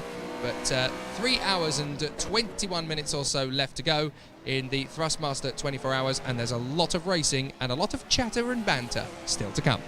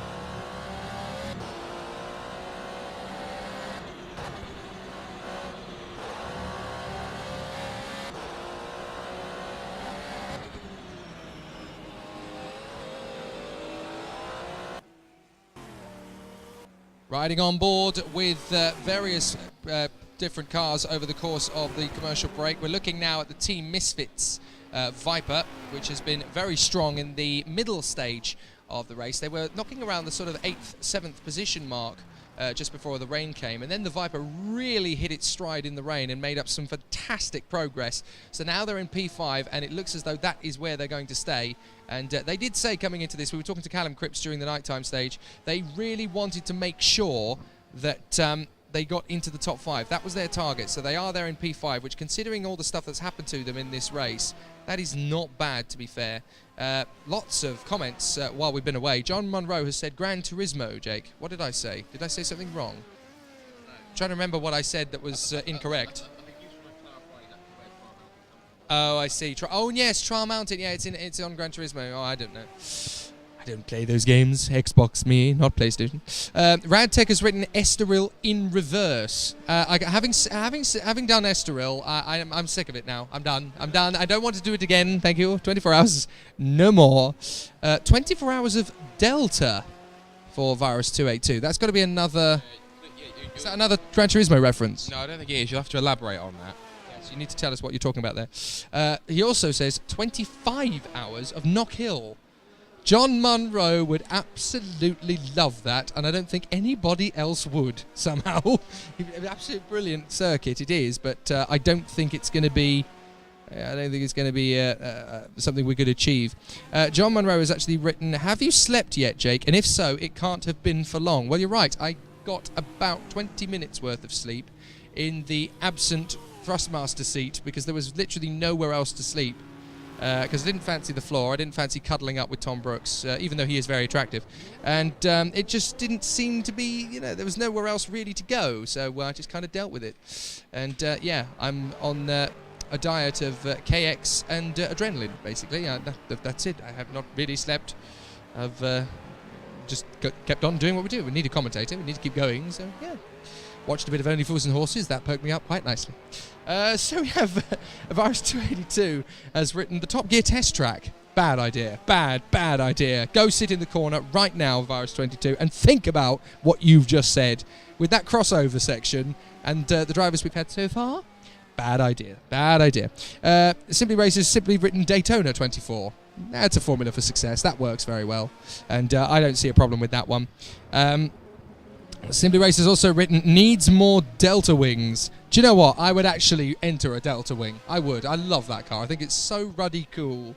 It looks like nothing else in the world of motorsport. I just think it's so awesome. As we've had a couple of cars make pit stops. The Downforce Racing car has made a pit stop. Dan Blake has not changed driver yet. He's going to in about an hour or so, we hear. More suggestions. John Munro has said the New Hampshire Speedway road course. That's not very big, is it, from what I remember, New Hampshire? It's not actually a particularly large racer. I don't know. I don't remember. Maybe I'm just whistling up a gum tree. James Holman, Interlagos or another Brazilian circuit. Curitiba was always good fun on Race Pro. Yes, it was. Do you know what? For I've recently ran some laps in an Aston GT3 on Game Stock Car and Curitiba. Curitiba, to build up consistency, is an awesome little track. Curitiba's awesome to drive. I love that. I always hated that little left-hand hairpin right in the middle of the circuit that kind of starts to tighten and then changes its mind and then suddenly tightens for no apparent reason whatsoever. Really hated that corner. My least favourite corner in any form of simulation anywhere. Simply Racers also recommended Laguna. So, yeah, I can see that being a possibility. That one would definitely work. Guyana has been a suggestion of Virus 282. Paul Day is going insane now. The 24 hours of Cadwell Park. That's just not... Oh, it's a recipe for disaster. I wouldn't mind a Grand Prix length Formula Jedi race around Cadwell Park, though. That would be very good fun. I wouldn't mind doing that. Simply Race has actually commented, no, Paul, please. When you know it's a bad idea, it has to be that literal. Let's see. James Ullman has also written, I would love that. Can't wait to race there in August, Cadwell Park. Top 3 in the UK for me. I really like Croft from a UK perspective. From a commentator's perspective, we bloody love Croft. Yeah, we do, yeah. You can see practically about 85-90% of the circuit, Croft. I've commented there a few times. It's a lovely location as well. It's a great track as well for action. I like Croft. Is it worth being the universal commentators and putting everybody out of their misery in terms of what is the worst circuit in Great Britain to commentate on? And I think if we said it together, I think we'd come up with exactly the same answer. Should we try this? Right, 1, 2, 3. What? We've got to do it together. Right. Silverstone. Yeah, so we both have exactly the same opinion on this. Silverstone, it is horrible. Horrible, horrible, horrible. It is in 2 different counties, pretty much. Well, it's in 2 different countries if you go to if you drive around for long enough. Absolutely appalling. We can't stand, or I personally cannot stand Silverstone from a commentary point of view, just because you can't see a thing. On the national circuit, you see 2 corners. On the international circuit, you see a straight and a corner. That's it. Nothing else. There's no. It just doesn't have it. Radtech has suggested Norrisring. A sports car 24-hour race around the Norrisring. One thing you have to remember for those historians, Group C cars have raced there. It was a sprint race, granted, but they have raced there. They have raced there, so that could actually be a stroke of ruddy genius there, Radtech. Actually, Norris, Ben Turner's going, no, stop hating on Norrisring, Ben, you're outvoted. I think Norrisring might be an absolute stroke of genius. Well, I think he's worried because he couldn't do it. James Holman, where I'm racing, that is. He's talking about Knock Hill. Yeah. Are you racing there, James? I didn't know that. Fair play. I thought you were racing in France this year. So yes, some interesting points of view there. We'll have a look, and we've already done the mental. Yes, we've gone mental and said Macau, and pretty much everybody has thrown it out of the water except for James Holman, actually. He says it's a good idea. Ben Turner says it's a good idea. Nobody else agrees. A Formula 3 race, though, I'll happily do. You know, I'll probably be one of the ones upside down in the chicken house, but never mind. That's you'll be joining me. Okay, fair play to you, sir. Well, let's have a chat with these guys standing behind us, Barracuda, because we mentioned them during the nighttime stages, but they are not just helping us raise money for Mission Motorsport, which is, of course, why we're here, but Grant Lyman is with me. They're doing something pretty spectacular as well as that, and you're not just raising money for one charity, you're raising money for 2. We're raising money for 1, and Mission are raising money for 1, but we've also donated to Mission as well to help their cause. But I just want to thank the guys that have donated through the night after my very tired, drowsy appearance at about 3:30 in the morning. Especially the anonymous guy that just put Mr. Ben, that's his name, that name again is Mr. Ben, that's just brilliant. And yeah, we're up to £260 now, I think, so yeah, it's fantastic. We're doing really well now. It's brilliant. And all the money that you're raising is going to Sport Relief, which is in 2 weeks' time, of course. Yeah, it is in 2 weeks' time, but obviously it would have been nice if Sport Relief was earlier so we could coincide a bit more, but hey. Oh well. It's motor racing. They're never going to put Sport Relief on at the same time as genuine motor racing. They don't understand these things. We can relax for Sport Relief. We'll like just sit on a sofa for 24 hours and say we've done our part for Sport Relief already. Absolutely. That's something I think Lewis needs to get involved with, because I'm fairly sure the Australian Grand Prix is that weekend, isn't it? Yeah, it is. Go on, Lewis. I don't know if it's going to be good or not, though. Oh, controversial. I mean, looking at testing, Mercedes are holding back. I mean, Ferrari look quick, but if Mercedes dominate again, I just can't. I just don't find it interesting when it's just one team winning, and it's not just when it's been Mercedes, it's when it's Red Bull, when it's been Ferrari, even when it's been McLaren. The races just aren't that great. I mean, when was the last great full season of Formula 1 that you can remember? 2012. Good point. 6 different winners from the first 7 races, wasn't it? Yeah, 7 different winners from the first 7 races, and only 2 of them in the same team, if I remember right. Or am I wrong there? 2 Red Bulls, yeah. But that also was the year that Pastor Maldonado won. So yeah, well, that was the year where bloody anything could happen, and therefore Pastor Maldonado somehow ends up, parting the Red Sea and winning a Grand Prix. And his pit lane mysteriously caught fire. Suspicious. Yes, well, it must have been some kind of jinx. You're allowed to win the Grand Prix, but only if your entire pit lane goes on fire. I think that was obviously the key there. I somehow think that Felipe Massa was involved. I think he clumsily fell over a petrol barrel and started the whole thing, and then just ran away panicking, because one of my favourite Felipe Massa moments is, I think it was Abu Dhabi, I can't remember what year, but he was on the podium, so it's been a long time ago, and the way he parked, like, he blocked like the doors to get to the stairs that go up to like the break room, whatever they call it, before they go on the podium. And then, hilariously, he tripped up the stairs going up them, and that's my favourite Massa moment, because it just sums him up in a nutshell. You know, you pull him out in a trump card, and it's like, yeah, it's funny, but it doesn't do anything useful. Interesting opinion. I like that. But obviously, you're still going to be raising money, not just as the race goes on for the last 3 hours and 6 minutes or so, but you're also going to be raising, I hear, subsequently as well. Yes, I'm going to be raising as much as possible in the workplace, friends. I'm constantly posting a link on Facebook and trying to get people to donate, and a lot of people have, and I'm quite amazed by how many people have so far. I mean, I've been the only person fundraising, and 260 quid, I'm very impressed.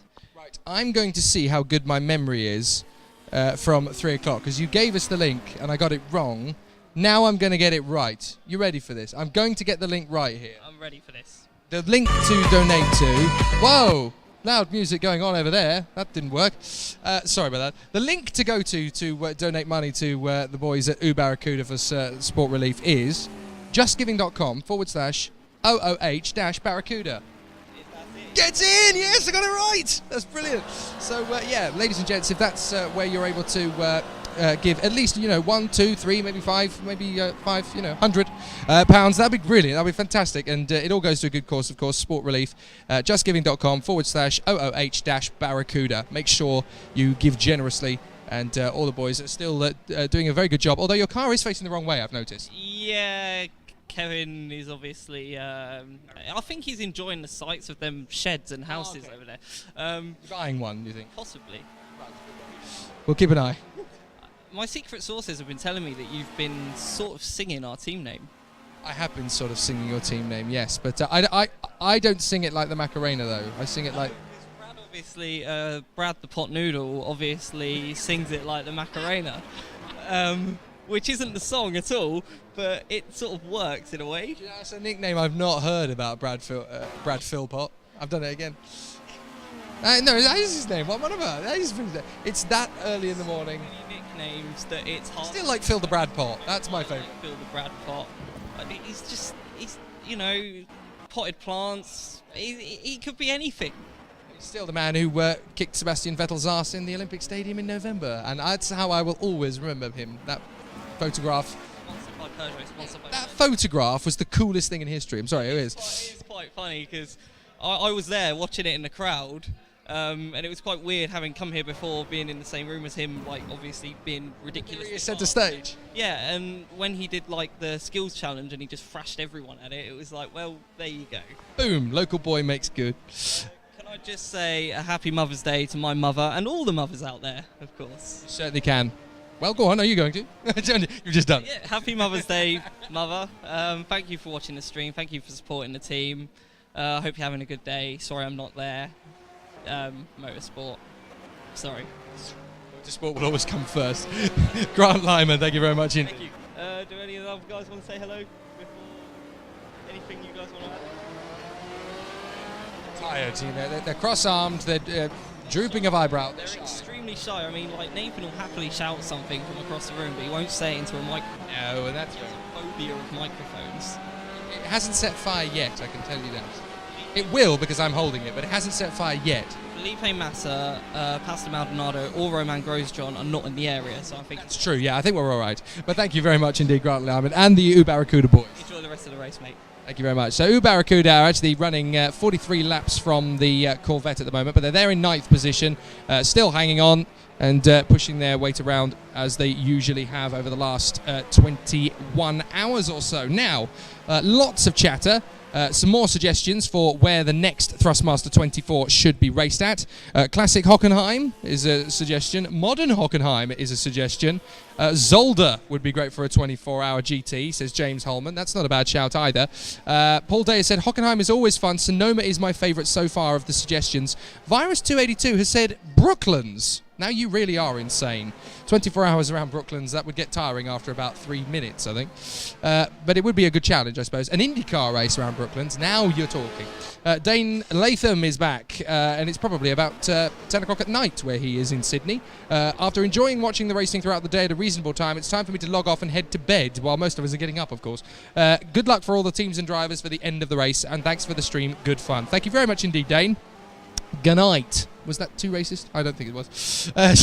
Paul Ricard is the suggestion of Rad Tech. He's considered Paul Ricard. James Holman, I'm doing the Irish Legends Championship full-time this season in their inaugural year. Knockhill is the away round. Looking to do Poe, budget allowing, in May. Now, Poe, there's an idea for a GT 24-hour race. Rad Tech has written about Brad the Pot Noodle. See, I didn't know that was his nickname. Now I'm going to use it all the time. I'm actually going to refer to him when he comes on the next Downforce Radio Pitboard show as Pot Noodle. I will just do that. Brilliant. Dane Latham, thanks Simply Race. I'll come visit you next time I'm in the UK. Please do. You can, of course, visit Simply Race whenever you want, pretty much. They're open 7 days a week, usually at about 11 o'clock in the morning, and then they close up about sort of 10 p.m. at night most nights. You can telephone 01908 713 483 to make a booking. The website is simplyrace.co.uk. The email address is info@simplyrace.co.uk. They're on Facebook, they're on Twitter, and you can find them at 24 Erica Road, which is at the Stacey Bush's trading estate in Milton Keynes. Very, very cool facility. We're sitting in it, and it is absolutely man cave heaven. So it's brilliant. And they do everything, you know, group and corporate events. They do hen do's, stag do's, kids parties, individual practice, race sessions. They even do all sorts of driving Formula 1, sports cars and touring car experiences. There's a licensed bar, there's a cafe, and prices start from £8. You know, that's cheap as chips, and it's way better than you'll ever get at a kart circuit. And you won't get wet. That's another good thing as well. Castle Combe, says Ryan Ferris. A 24-hour GT race around Castle Combe. Ooh, that's a torturous idea, as John Munro joins us again. Rad Tech has said Bedford Aerodrome. Not so sure. Unhuman has come up with a very unhuman result, and that's the leaders. That is the leaders being taken out there by Mission Motorsport, and immediately the audience has gone into applause mode. But immediately it looks as though the boys at Simply Ace have actually, well, it's difficult because was that Mike Epps' fault? I think it might have been. To be honest, that one, it looked like Mike was you know, the mission car was, you could argue he should have maybe got out of the way, but it's not the black marker's job to get out of the way, it's just their job to hold the line and let the guys get around them. And Mike Epps just went for a late braking move and just smacked into them, so I think that's just a bit of impatience on Mike's behalf. Oh, they went side by side again. Not again, surely. And sorry, just another quick update. Oh, there's great racing going on here. Mission Motorsport trying to get a bit of pride, racing against the leading car here, doing a great job. But just a quick update, as you might have seen on the screen just there. I was speaking to Dan Blake, who's in the seat for Downforce. He actually. Oh no, he's again! Oh, Taking them out again. This is absolutely ridiculous now. That is move of the race there by Mission Motorsport. Perfectly clean, nothing wrong with that at all, Jay. But I should say, actually quite an important part of the race there. Dan was apparently taken out by reversing backmark. I'm not sure if we saw that, but that means that he's now the purple helmet car is literally right on the back of the Downforce racing car. He's a lap behind, but he is now exactly a lap behind. He's no more than a lap. So a bit of pressure coming now from purple helmets. It'll be interesting to see. You know, hopefully Dan can keep his lap times up. He is doing some great times, and obviously we've got Piers coming in the car later on. So it's all about whether we can bring it home. But the pressure is definitely still on from purple helmets. They're not giving up yet. This is going to be a very close run to the finish for third position, but poor Simply Ace out in front. They've been leading for most of the race, and now they're getting absolutely pommeled anytime Mission Motorsport comes near them. I think the Army vets have basically decided, you know what, enough is enough. We're not going to win this. We're not even going to finish anywhere near 9th position because we're 43 laps behind them. We are double the laps behind that Barracuda are. We're just going to have fun now. We're just going to play. And that's a terrifying prospect if you're Simply Ace, because they've got a lead of 8 laps and they want to keep it. But it's going to be a bit difficult when the ex-army servicemen are about. Unhuman wrote in that his choice for a GT 24-hour race for us would be the Birmingham Super Prix. I wholeheartedly approve. Lester Forbes, listening at home, is rolling his eyes in despair, but I wholeheartedly approve. Virus2822 once again mentions Interlagos, and Radtech mentions Classic Silverstone in Group C cars. Now there is a 24-hour race I'd consider. Tell you what, I've driven I've done an endurance race at Silverstone in a classic Lotus 79, the ground effects car on iRacing, and unbelievable amount of fun. That was actually probably the longest single stint I've done before this today. Obviously the 4-hour stint I did through the night, and oh my goodness, the old Silverstone track I went in an old car is absolutely stunning. So that is a good shout. You know, talking about street circuits, Jake, actually. I don't know if many people remember this. Maybe I'm wrong. Maybe it's very well remembered. But how about the Porto WTCC circuit? Now that's not a bad challenge of a circuit, actually. I like the Porto street circuit in the World Touring Cars as it was. Yeah, no, I think that's not a bad shout, actually. Ryan Ferris has written in with Mid-Ohio. Again, a very technical circuit in America and very much a IndyCar venue. But yeah, it's not a bad call either, actually, thinking about it. It's interesting because John Munro has come in from his hotel stint and he's walked in with exactly what I want for breakfast. So you've got to eat it. Yeah, you've got to eat it.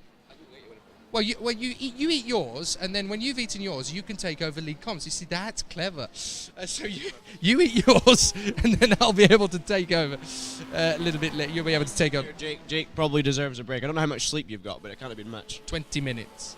Okay, yeah, I think Jake definitely deserves a break. I win the... Of course, priority's right. I'm finishing my Subway first. Oh, yes, absolutely. I win the lack of sleep award, though, definitely. Scott Woodwis wins the most sleep award. I win the lack of sleep award. So there we are. Let's have a look at the order as it currently stands. It is Simply Ace who are out in front, and they are about to complete the 167th lap of this particular stage of the race. We should point out that there have been 3 or 4 red flags, and unfortunately the previous number of laps that everybody has done has not been added to the final tally. The only difference has been that the gaps between each team has been the same throughout. That has always been restored. Second position is Friction Racing in their Aston Martin. The third position car is the Downforce Aston, their first ever 24-hour race as a team, and they're doing a cracking job, if I say so myself.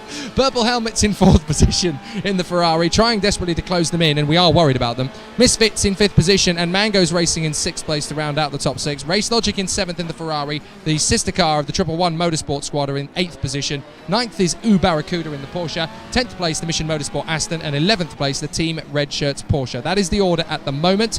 Radtech has decided that question is dull and boring. We've exercised it a lot, to be fair, over the last... Well, you were listening to it when you were in the hotel the other couple of minutes ago. To be fair, me and Piers, when we were commentating them yesterday, we were talking about underrated circuits, and it's funny how a lot of the similar ones are cropping up. That's very true. Okay, Radtech, next question then. If a 24-hour race for GTs has now been done, what class of car, what class of sports car or saloon car or something along the lines of that would you consider for 24-hour racing? As off the road goes 111, and for goodness sake, do not give us any form of single-seater. You can't do a 24-hour race in a single-seater. It's not possible, so just rule them out completely. Touring cars, sports cars, GT cars of some description, they are permissible, okay? You can have any of those, but what would you do? Let's have a look at some of the comments. Well, Ryan Ferris has just finished his comment there. What about the Barcelona street track from the 70s? It's all right. It's a bit bumpy, though. I think that would really cause a few headaches after a while. Unhuman has written, if Downforce finished third, we won't hear the end of it on the next episode of Pitboard. Now, why would you think that? Why would you think that? You guys don't hear the end of it anyway, no matter how we do. So, I mean, that's no different. Another one of those... Sorry, going back to the question quickly before. Another one of those tracks...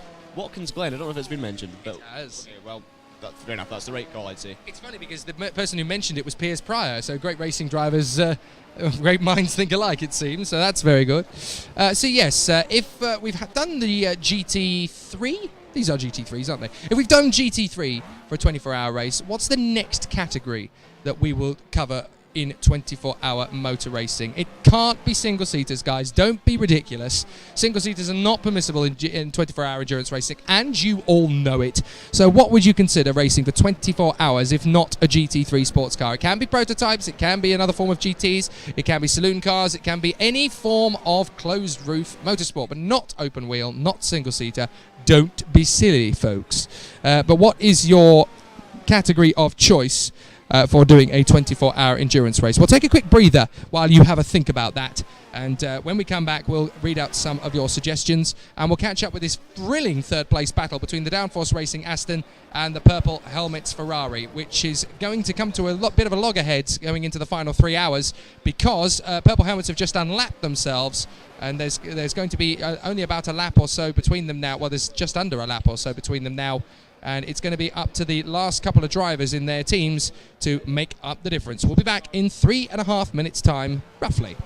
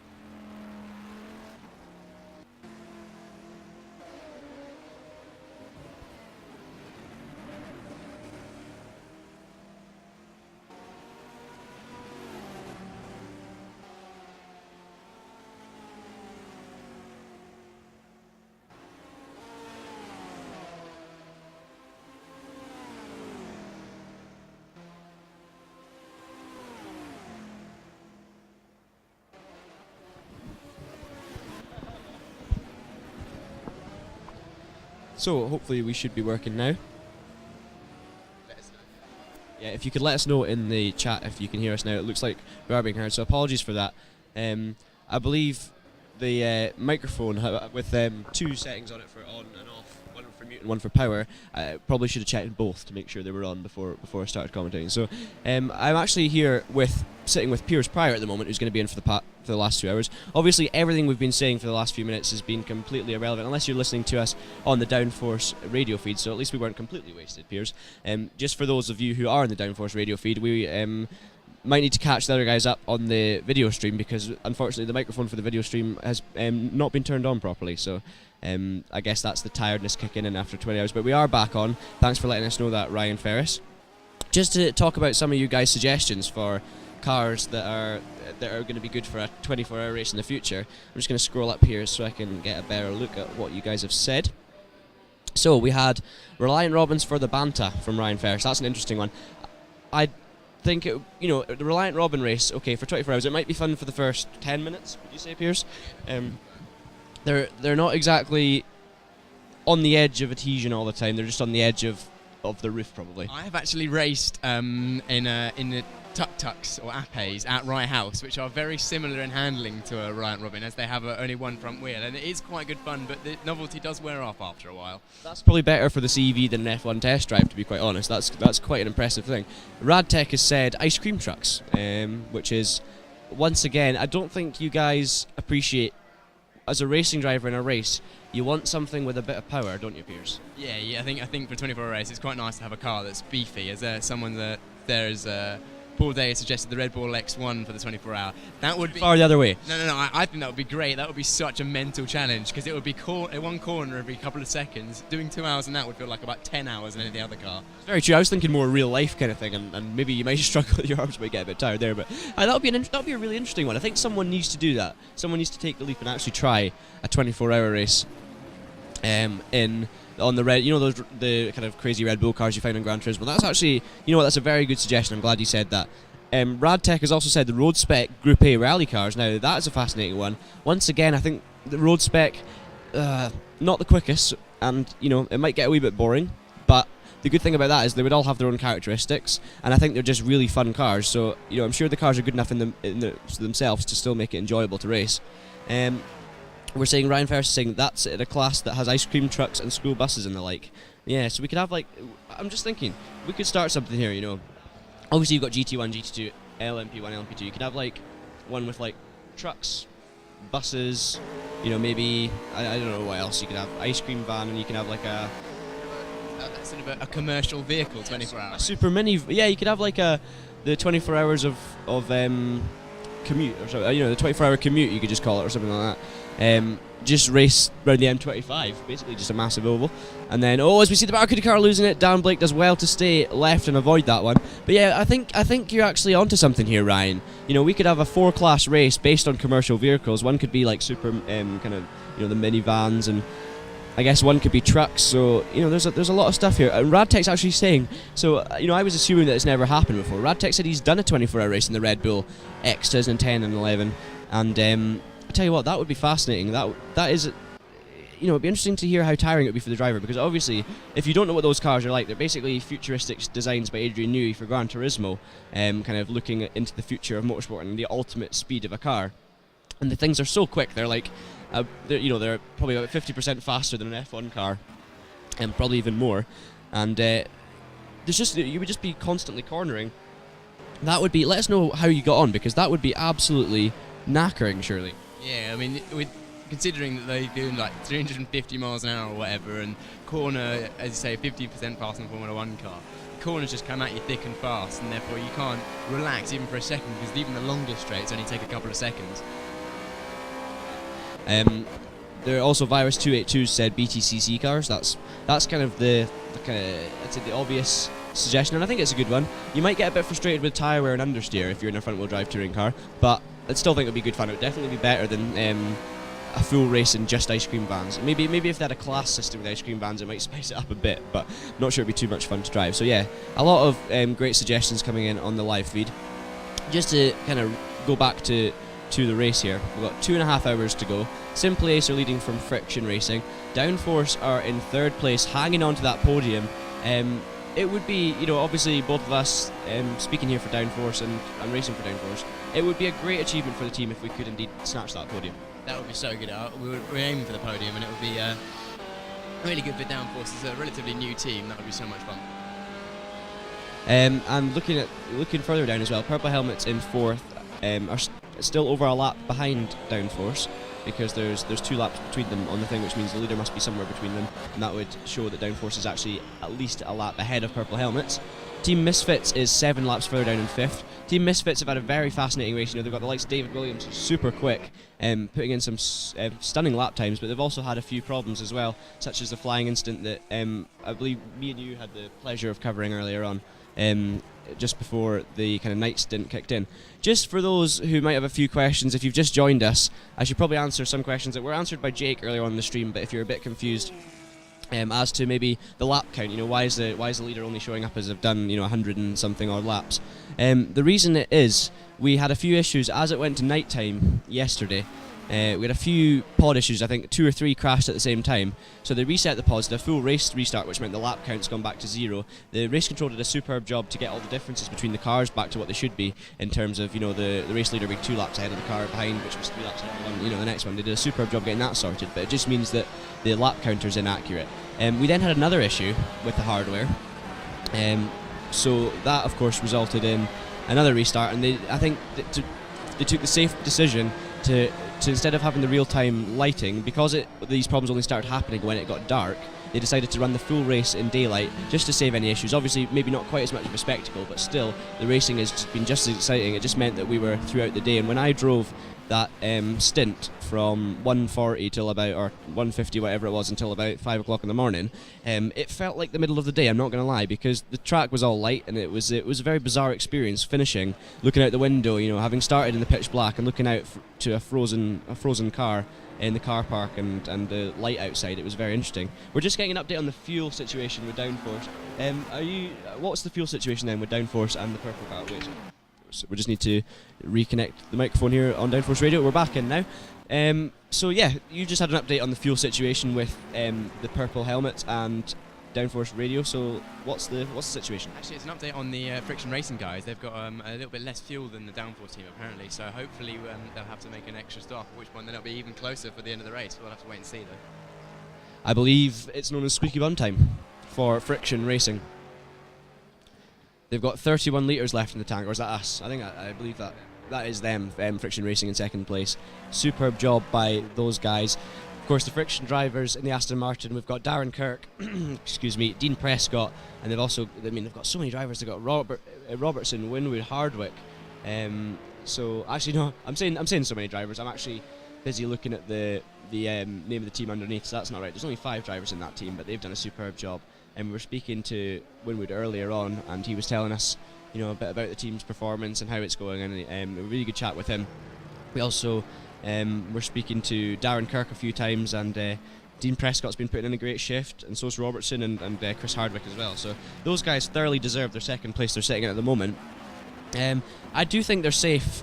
In my opinion, I think 3 laps is going to be enough, but there's nothing wrong with having a bit of ambition and trying to catch them. We'll just see how it goes. We know Piers is capable of very good things in that Downforce Racing Aston, and the speed we had earlier, the car is clearly handling really well in the daytime. I think me and Scott Wood both came off our stints, beaming from ear to ear with the way the car was handling. It seemed to be one of the best cars on the circuit at the time in both cases. So hopefully Piers will find that same rhythm and find the pace as well, and that will maybe put a bit of pressure on the Friction guys. And if they do have to make that one more stop, it just makes it a bit interesting as well. They could, if they have been having a few offs actually. Obviously, everyone's been having a few offs with back markers, but Friction have maybe had 1 or 2 more offs than the others around them, but their overall consistency pace has been very good. I think the thing that's most impressive about Friction Racing is the fact that all of their drivers are up there on pace. There's not one driver that's just losing rakes of time. They're all up there and there or thereabouts. Lots of teams have got their kind of driver that was maybe struggling a bit off the pace.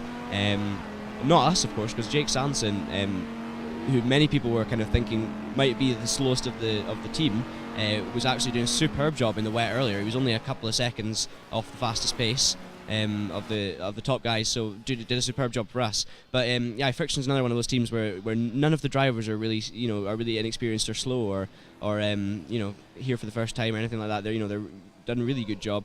And 8 laps off Simply Ace. I mean, Simply Ace have been so dominant that after over 21 hours to be only 8 laps down is not actually a bad achievement at all from Friction. So, Simply Ace lead the race from Friction Racing, Downforce Racing in 3rd place, 11 laps off the lead. Purple Helmets are in 4th. 5th position is Team Misfits, who, as we say, in that Dodge Viper have had a very interesting race from start to finish. Mangoes Racing are in 6th position in Pod 11. When we had the drivers briefing yesterday, actually, it was interesting. Everyone was talking about the questions they might have going to race. Is it a rolling start? What fuel are we starting on? Blah, blah. And then Mango just put their hand up as the last question and just said, can we change car? Which they'd actually requested a couple of times in a jokey way in the practice. So that was a good laugh for everyone. So those guys are obviously having a good time here, and they're doing a good job just rounding out the top half. Team Race Logic in 7th, ahead of 111 Motorsport. In 8th, Barracuda in 9th position in the red Porsche, with Mission Motorsport in 10th. They'll be aiming, I'd think, to stay within the 100 lap mark of the leaders, and Team Red Shirts in 11th, rounding off the field. They're probably a bit too far behind Mission now to really make any inroads on the 10th place machine, so Mission Motorsport on for a top 10 in the Aston Martin, which I'm sure they'll be delighted about, and they'll just be delighted to make it to the end, as will all these guys. So yes, just having another look at the feed we've got here on the YouTube channel. Paul Day has said, epic, that's what I miss most about Gran Turismo. I used to love taking it around the Nordschleife. This is of course referring to the Red Bull X 2010 and 11 we were talking about earlier, and they have brought out more recent, in the more recent Gran Turismos they've brought out more modern versions of that as well. Those cars were in Nordschleife. Get around a lap of there without going off, good luck to you, sir. I'd like you to upload a video if you have, because that would be very impressive. Those things are so quick that you need to have unbelievable reactions to just keep them on the road. Those guys who don't have experience with sim racing or driving the cars would really struggle to keep them on the road in any circuit, let alone Nordschleife. So that is very impressive by the sounds of it. Peter Wren is saying it's starting to sound like a Top Gear challenge. Well, thing is, Downforce Radio, we like to challenge everything. We like to challenge convention. I think if you have a look on, speaking of Top Gear, actually, if you have a look on the Downforce TV YouTube channel, Jake Sanson's been out racing some stocks karts, and that's it's kind of Top Gear style format, which you can take a look on, as I say, on Downforce UK, the YouTube channel.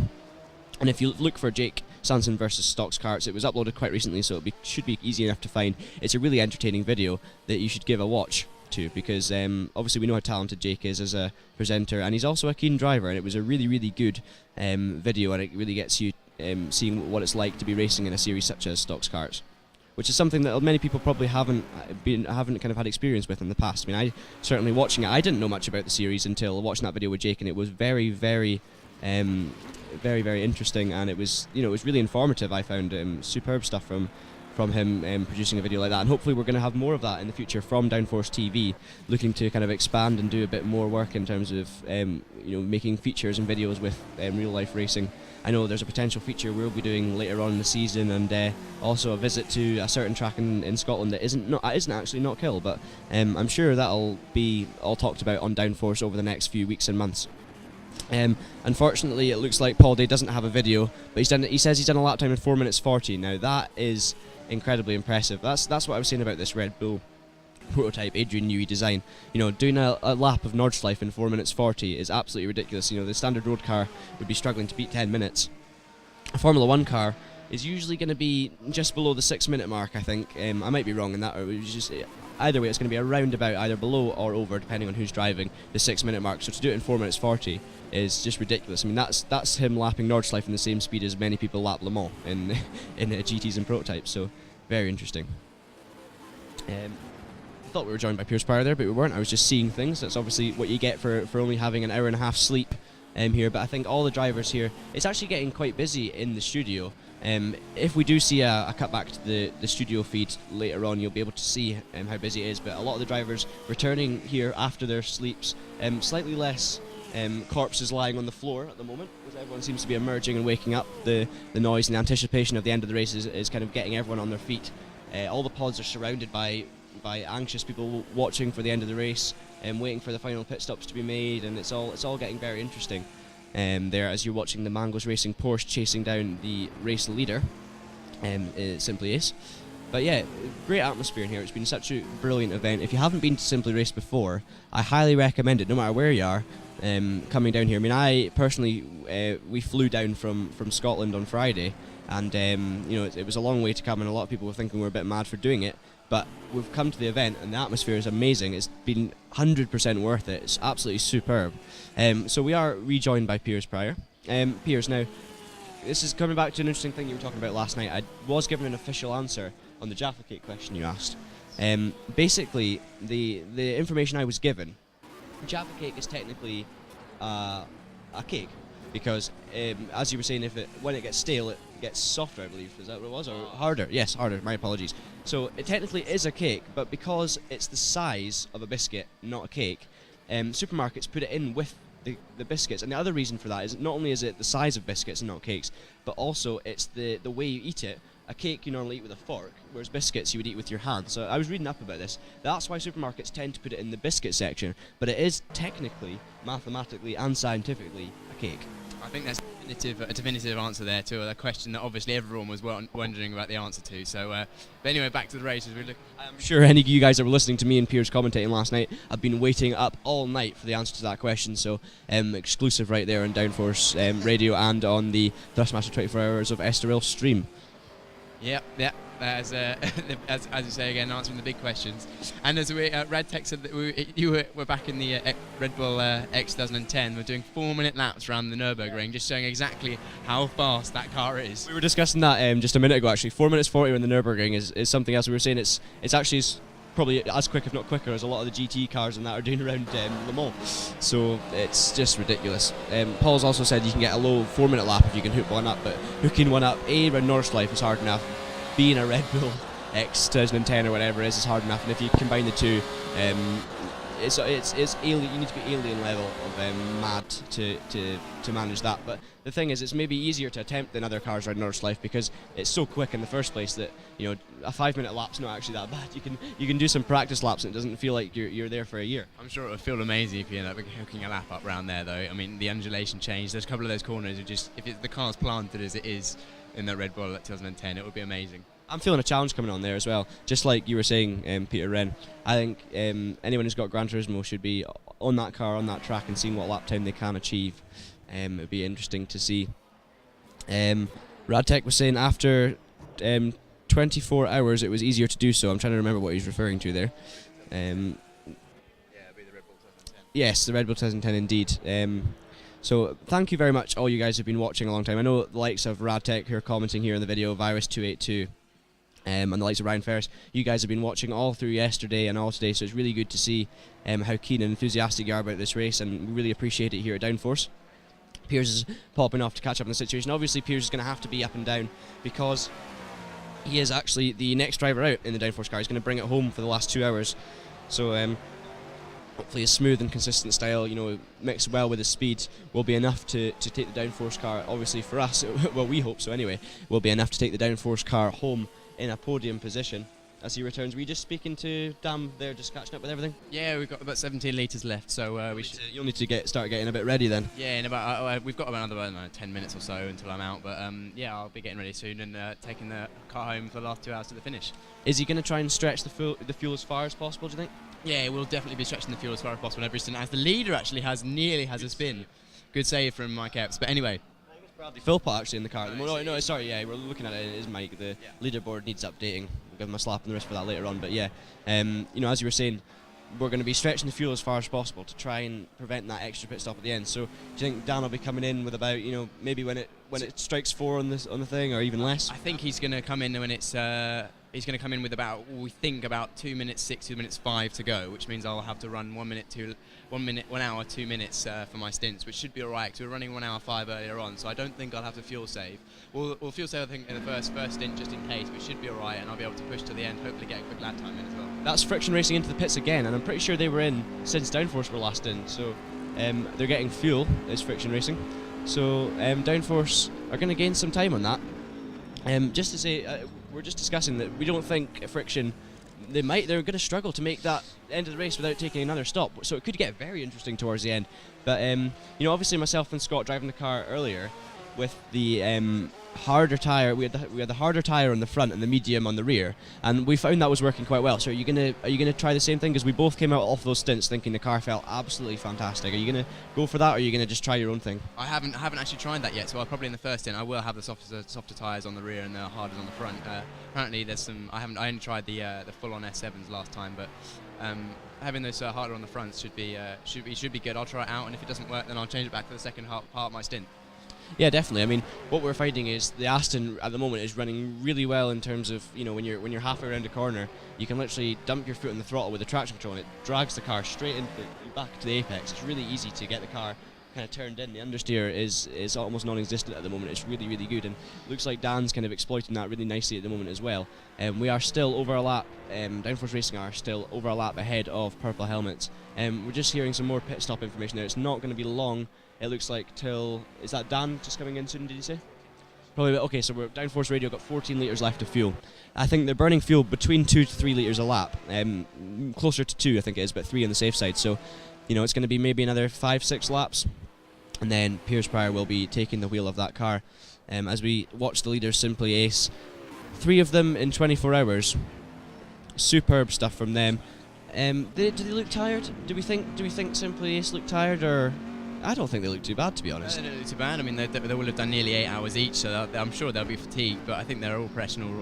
They're all great professional racers, and they're all, they're good at what they do, so they'll be fine towards the end of the race, I reckon. Yeah, I mean, that's when it comes in handy. Having the professional race experience and things like that, you're kind of more likely to be in a state mentally and physically for a long endurance race. People, I think, maybe don't understand sometimes how physical the simulator can actually be. As we had a very interesting image of a GoPro falling off one of the cars. Piers is going to go and get ready. Wish you the best of luck for your stint. Hopefully you can bring the Downforce car home in a podium position for our sake anyway, and I'm sure guys listening that are supporting Purple Helmets will think otherwise. Great competition all through the race. There's been some fantastic battles between second and fourth. Originally it was Friction Racing that were battling away with likes of Downforce, but then Friction put in some superb stints during the rain. Even in the Aston, which was really struggling in the rain. Dean Prescott doing a fantastic job, notably in that Aston Martin. Scott Wood was coming over, and okay, it looks like it's going to be about 3 laps till they come in for pits. I tell you what, we're going to take a short commercial break. We'll be right back soon with the remainder of the Thrustmaster 24 Hours of Estoril.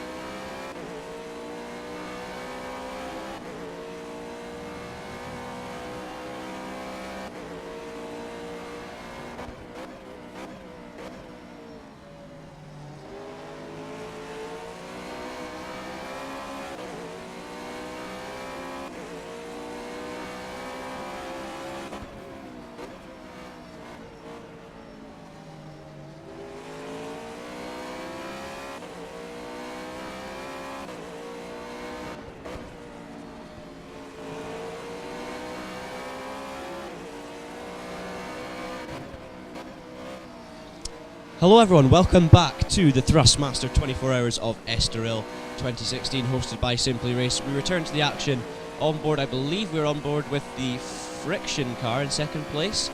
I think it is that actually. Following just now the Mango Racing Porsche, about to put another lap on them. The Friction guys, it's looking like they might have to make another stop. You know, they are in the Aston Martin, and we know here at Downforce that the Aston Martin is good in its fuel and you can probably stretch out, but it's interesting to see Friction maybe upshifting a bit later than we are, because their fuel consumption doesn't seem to be quite as strong, and that might result in an extra pit stop at the end. So Piers Pryor is definitely going to have his eyes looking forward rather than backwards. It's funny, we've had Scott Woodwis here at Downforce just admiring the prizes that we are potentially aiming to get. He had one eye on the trophy for a long time there, and I think it's definitely looking possible for the team just now. Purple helmets definitely would disagree with that. They're going to be pushing fuel. We're on board with them now as we speak, actually, the 458 Purple Helmets car. I should also mention that Simply Ace are actually going for the fastest lap at the moment. We just heard a huge exclamation coming from the pod.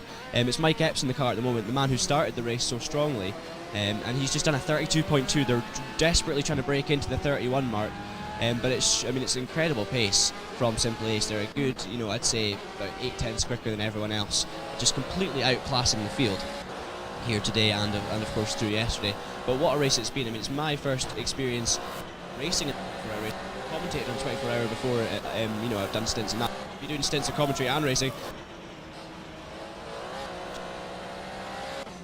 Have they managed it?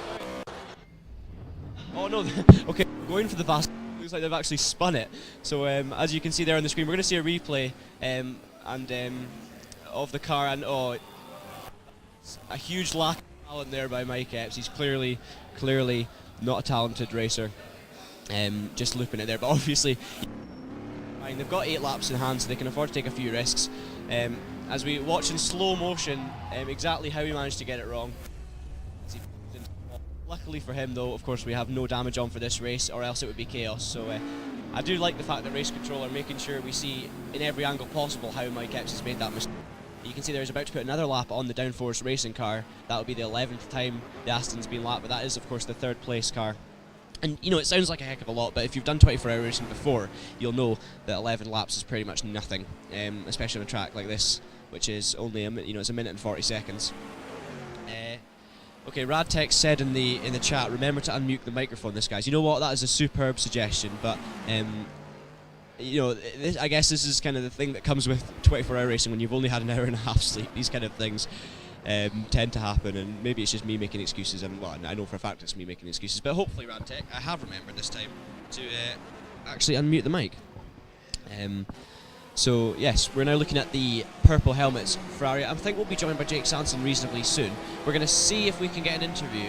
If you bear with me for just a second, I'm going to see if we can get an interview with one of the purple helmet drivers to see what he thinks about their charge on 3rd place. So just bear with me for just a second.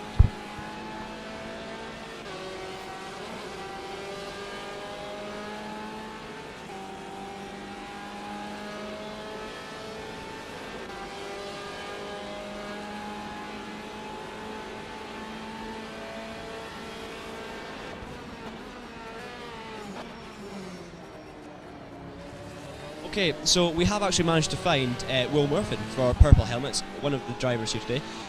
How do you rate your chances of picking up that 3rd place from Downforce at the moment? Well, it's been a lot of up and downs throughout the night with the wet weather. We did manage to get up into 3rd at one point. We've had a few mishaps in dry, with a bit of traffic. Speaking of traffic, you've got a bit of traffic there by the looks of it. We have. Hopefully they'll get out of the way in a minute, so we can keep on the chase. We're only half a lap down from 3rd place at the moment. Calvin's driving the car at the moment. He's doing a fantastic job, phenomenal. Everyone in the whole team's been doing so well for one another. Little moments like this, it gets hairy and everyone's on edge there. The good thing is obviously, as you'll have found out, the back markers have been a bit of an issue today. It's just been really difficult to navigate sometimes.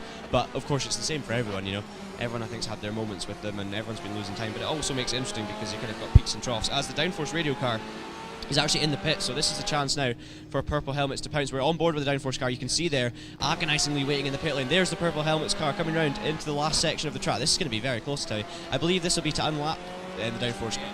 Yeah, this will be it, coming into 3rd place in a second. Something we've been waiting for a while. the Ferrari we're in at the moment is actually doing very good on the fuel consumption and the tyres, working very well. But here we go, we're going to get third place. Is this for third, or is this to unlap after the pit stops? Because I think that's just the cycle going round, is it? I might be totally wrong. I mean, I'm looking at it here. We'll wait and see how it develops. I know what you'll be hoping for, and I know what we'll be hoping for. But that's the downforce car now with Piers Pryor at the wheel coming out. Obviously, as you know, being part of the team here, it's been such an up and down race for both of us. I mean, it started off with downforce were up there, purple helmets were further back, and the rain came, and you guys came on really, really strong. Managed to pass us, and then of course, when the dry came back, we managed to get the laps down. We found a really good setup for the car and got back. So it's all part of endurance racing. I mean, it's been superb fun between the two, and a really kind of friendly rivalry seems to be going on. Oh, definitely. The 24-hour race between all the teams has been great. The little rivalries like this now are absolutely fantastic. Like you said there, they just go on and everyone's giving each other the room and letting the race sort of carry on there. But it's all within the next few hours now and see what happens. That's the thing. I mean, we've still got 2 hours left, so we've still got longer than Grand Prix distance of the race still to go. So it's definitely not said and done. We have got our young charger Piers Pryor in the car right now, who is very strong. Who have you got in the moment, and who's looking to finish the race? Is it the same? Is that the pit stop we last made? Is that the last driver change? Yeah, the next pit stop I believe will be the next driver change. Yeah, it will be. At the moment it's Calvin driving. He's been really smooth and on form the whole stint he's been out there. We're finishing off with Jack Ashton, the younger of the two brothers. He's one of our quicker drivers. Hopefully he'll keep a nice cool head. He's very good at this. He does a lot of motorsport in real life, so he's got a good sort of race pedigree in him, and he's very observant of what's going on the track. So if anything was to go on in front of him, he sits back and watches to wait for the right time to make that pass. So we should finish the race on a proper big bang. Yeah, it's amazing how much of a team effort it really is, because obviously you've got the driver sitting there in the pod. The thing is, as you'll know yourself, when you're sitting there as a driver, you don't know what's going on around you, and if you have problems in the car, you need someone there to be able to talk to let them know, because you can't do anything about it. You can't get out the car, you can hardly even lift your hand away for a drink of water. It's really tricky. So it's absolutely vital that the team's all working together. They know the strategy, they know when they're going to need to be ready for the car, and it's definitely not easy. People need to time how they're going to go to sleep and stuff like that, and we've obviously here at Downforce got the added thing with doing running commentary as well, so we've got to try and work that in with the driver roles. But it's a massive amount of team effort that goes into it as well, and a lot of it's almost like a game of chess, not only on the track but off the track tactically as well. Oh, definitely. Going back to that though, the whole race has just been absolutely epic. Absolutely fantastic. I don't know what to say. Yeah, well, I mean, the atmosphere in here in the Simply Race studio, I think everyone has having a great laugh. Even though we're seeing incidents, there's a lot of oohs and ahs, but there's no real anger. It's all in kind of good fun. Everyone's having a good laugh. Like, for example, we saw the Mission Motorsport car probably about half an hour ago, 25 minutes ago, ploughing straight into the leader, and it got a massive round of applause just because it was just one of those moments that was really funny, smacking the leader off, kind of getting one back for the Simply Ace car, kind of making contact with him the lap before. So it's all a good lap. Obviously, it maybe wouldn't be so funny if they were only 30 seconds in the lead, but as they've got an 8-lap lead, they can afford to have a bit of fun. It does look like, I'm afraid to say, I think it was the unlapping of the third place car. So Downforce are still in third, Purple Helmet's in fourth, but it means that there's now less than a lap in it, because of course guys did pass the pit straight. So it's now a straight out chase. We need to be careful actually. Piers is going to need to really put the hammer down. So you think you'll have 2 more stops? I believe 2 more stops, the driver change and then 1 more stop after that. We're being very careful on the fuel side of things. Don't want to run it too low, but you want enough to finish the race definitely. With the pit stops, going back to earlier, everyone in the team pulls together. You've got one guy sorting out the driver, getting a quick drink in there, and you've got another guy on the steering wheel sorting out the settings for what we're going to be going out on next. And we're all there to give each other pointers and to remind each other of the pit limiter, when to go on, when to come off, and to take it easy on the stopping and not overshoot the pits. Yeah, definitely. I mean, it's really interesting seeing all the differences between the cars. And by the way, just looking at the chat quickly, thank you Radtech for actually letting me know I unmuted the microphone this time, so that is slightly important after we spent about 5-10 minutes talking earlier without the microphone. The Downforce radio I think could hear us, but the stream couldn't, so that was obviously a that's a result of a 24-hour race and not much sleep, I think. But what I was saying anyway, it's really interesting how the different cars are working in different conditions. I mean, we saw obviously the Aston Martin is really good in its fuel. We're able to shift really early because it's got really good torque. So therefore, we're kind of stretching the fuel mileage further than you guys. For example, we've only got one more stop to make in this race now, and compared to your 2 stops. So the Ferrari does seem to be struggling a bit, and you guys were saying earlier on as well, you were really struggling to get more than 45 minutes out of a stint, whereas we were getting over an hour.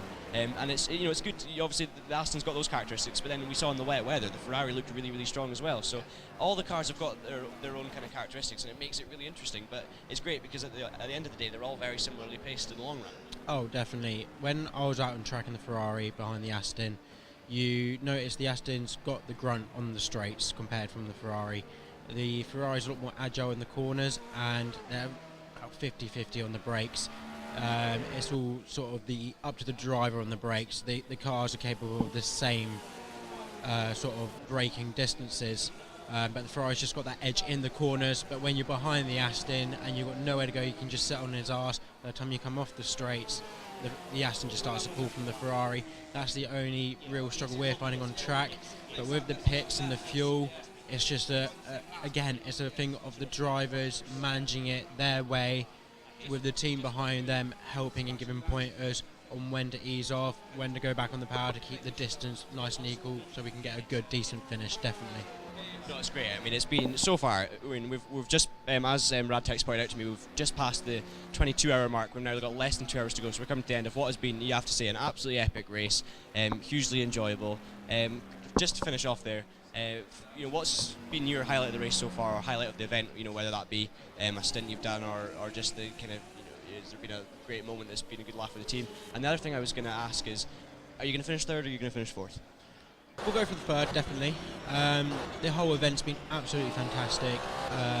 I'll definitely do it again. The 4 hour sleep I've had in total, 1 hour before my first stint out in the car, wasn't great, but the 3 hours I popped home for a bit of sleep in the bed definitely was needed. We will definitely push for the third place though. The whole event's been absolutely great, but as we were saying there, the Ferrari is fantastic in the wet, and my 11 till 1 stint when it was raining was absolutely fantastic, and the car was something else. Well, as we're seeing there, a collision with the back markers. That Red Stripes Porsche once again finding its back bumper slightly caved in, as we would say in that one, but they seem to both get away with it. But yeah, sorry, going back to what you were saying. Yeah, no, it's been absolutely great. The wet weather was definitely my highlight of the whole event. Every lap was different. Every lap was different. Your braking points, your turning points, because the surface was constantly changing. In the dry, it's very hard to stay concentrated on the lines, what you're doing, but you just get into the rhythm of things, but it can get quite repetitive and boring. The wet racing gave, personally for me, more fun on the track and more concentration, and it feels like it's an area where you can improve loads and get used to it. But no, it's been absolutely fantastic. I'd recommend it to anybody. Well, it's good to hear that someone enjoyed the wet weather. I know I didn't, but I know it's really good because fantastic stuff, and obviously you guys are running really well. Well, we do genuinely wish you the best of luck for the rest of the race. Thank you very, very much for coming and talking to us, and feel free to pop over again, or send any of you guys over if you want to chat again for the rest of the broadcast, and we'll be delighted to do so. So great, thanks very much. We'll see you later on. Okay, Dan Blake's going to go and brush his teeth because he's been in this building now for, it must be about 24 hours without having left the building pretty much, because obviously a lot of the drivers are literally putting their sleeping bags on the floor here at Simply Race. As I mentioned earlier, it is like a bunch of corpses lying on the floor. It was actually very entertaining last night. It's all part of the event though, it's all part of the magic of the Simply Race 24 hours of Estoril, sponsored by Thrustmaster. So Dan's actually gone off to brush his teeth, so it's going through his normal daily morning routine, which is good to see. 1 hour 55 minutes to go. Piers Pryor is on board the downforce car. We're going to run you through who's in each car, but I wouldn't be surprised, to be honest, if the drivers now forgetting to change their information things, because I'm pretty sure Dan Blake is still the name on the downforce one, so we are guilty as everyone else. So these might not be the drivers that are in the cars, but we'll read you through it anyway. It says that in the Mission Motorsports car is Karis Yates, but I believe he was in a couple of hours ago.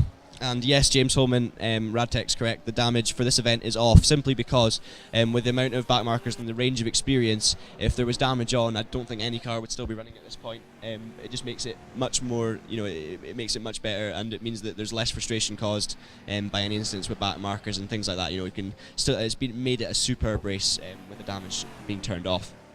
Red shirts, it says, I'm not even going to read who the driver of red shirts is, because I have a strong suspicion that's not the driver of the red shirts car. We'll just gloss over that, thankfully you guys can't see it.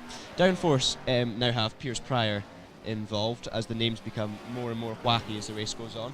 Just looking to update, of course that's the Storming Camel team, BMW, retired back after about 12 hours of the race, so they're no longer in it, so therefore they don't have a driver in the car. Barracuda, or Barracuda as we've been told to call it, says Grant Lyman's driving the car. We don't know if he still is, but that's what it says. They're in 9th place, 47 laps off lead. They're miles ahead of Mission Motorsport in 10th, but I believe they're too far behind 111. They're kind of in no man's land, to be honest, at the red Porsche, sponsoring Sport Relief, raising huge amounts of money for a great cause today.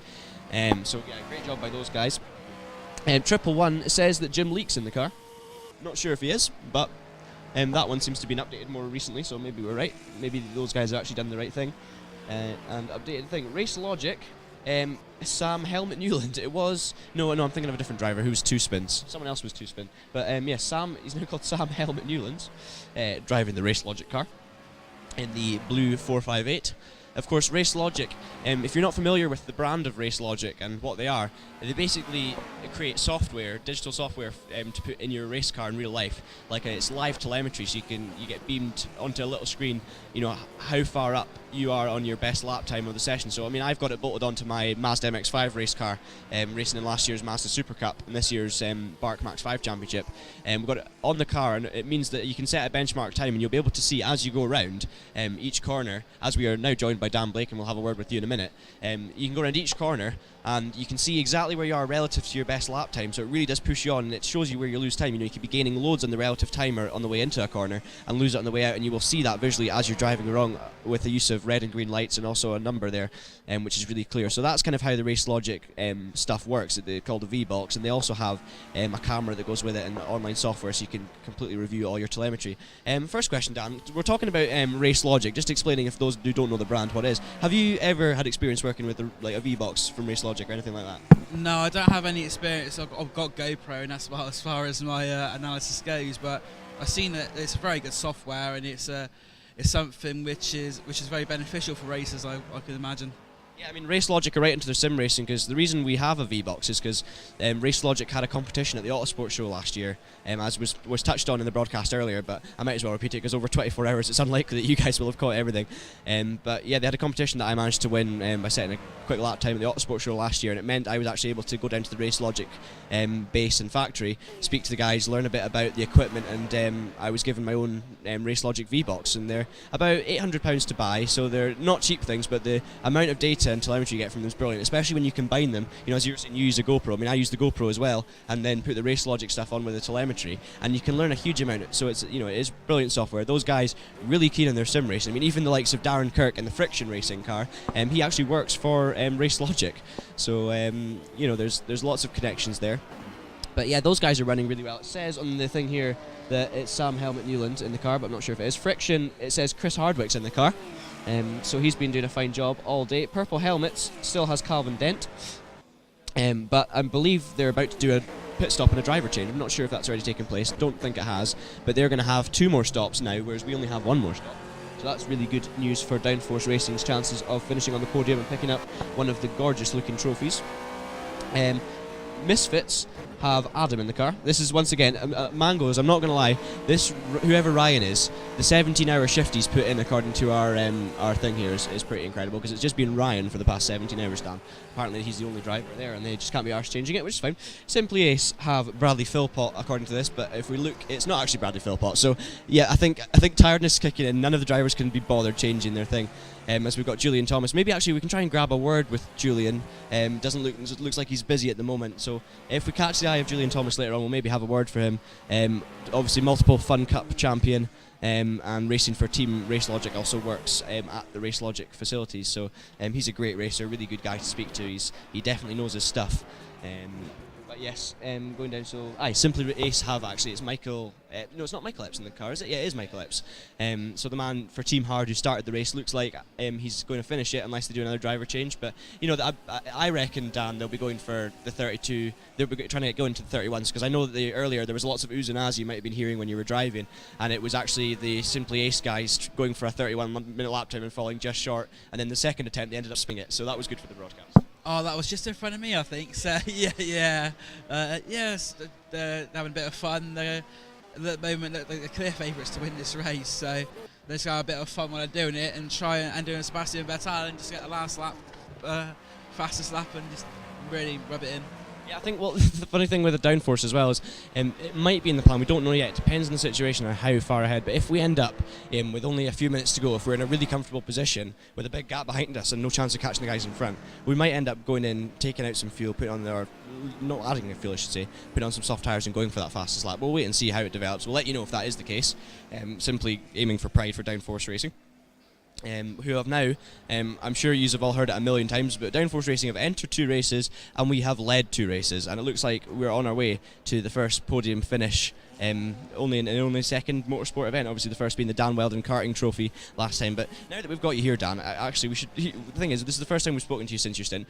Why don't we talk a bit about your stint? How was that? Obviously you're running really nice and consistent lap times. You had a bit of an incident with the back marker, which I'm sure you'll be able to tell us about, so just talk us through the kind of highs and lows of your stint and how the car felt. Yeah, the car felt pretty stable throughout the stint. I was just doing stable lap times, keeping it in the 34s and just doing what I had to do, really. I could see Friction Racing and Purple Helmets are quite close to me during my whole stint, really, and there didn't seem to be anyone pulling away from each other. It all seemed to be pretty stable, which is what we needed from downforce. I had a couple of incidents with back markers, one which reversed out the track in front of me, which is rather interesting. And then there was another one where Porsche slowed down, and I wasn't expecting them to slow down, so I could give a little bit of a tap, but no harm done. It's been an interesting stint, and Piers in and out for the last hour and 47 minutes, and the Piers that really determined when he got in the car, so that is a very good omen indeed.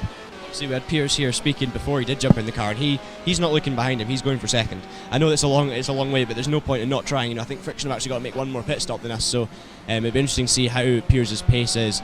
If he can get, I think the team's fastest laps we run in the middle of the night was, I think we ran some 33 zeros, so it'd be interesting to see how hard Piers is pushing and whether he can get into the low 33s or even maybe break into the 32s. But we were watching your lap times there, Dan, and they were super consistent. You were really, me and Scott were both discussing it was such a measured drive, because you had the guys obviously on either side of you really putting the pressure on. The purple guys were, they're only a lap behind and they were kind of getting close, but you just kept your calm, didn't cause any incident, made sure you stayed out of trouble when you could, just drove around and managed to hold a really, really good gap. So we thought it was a really measured stint from yourself. Yeah, thank you very much. That's really the intention, was to try and keep the position we had, not get into any silly incidents and get a penalty, because I've seen a few 10-second stop-go penalties going out my stints, and I just didn't want to be one of those, because that would have really been detrimental to the team's efforts, and just made sure I kept it clean, concise and consistent, and that's what I think I did, so I'm really happy with my stint.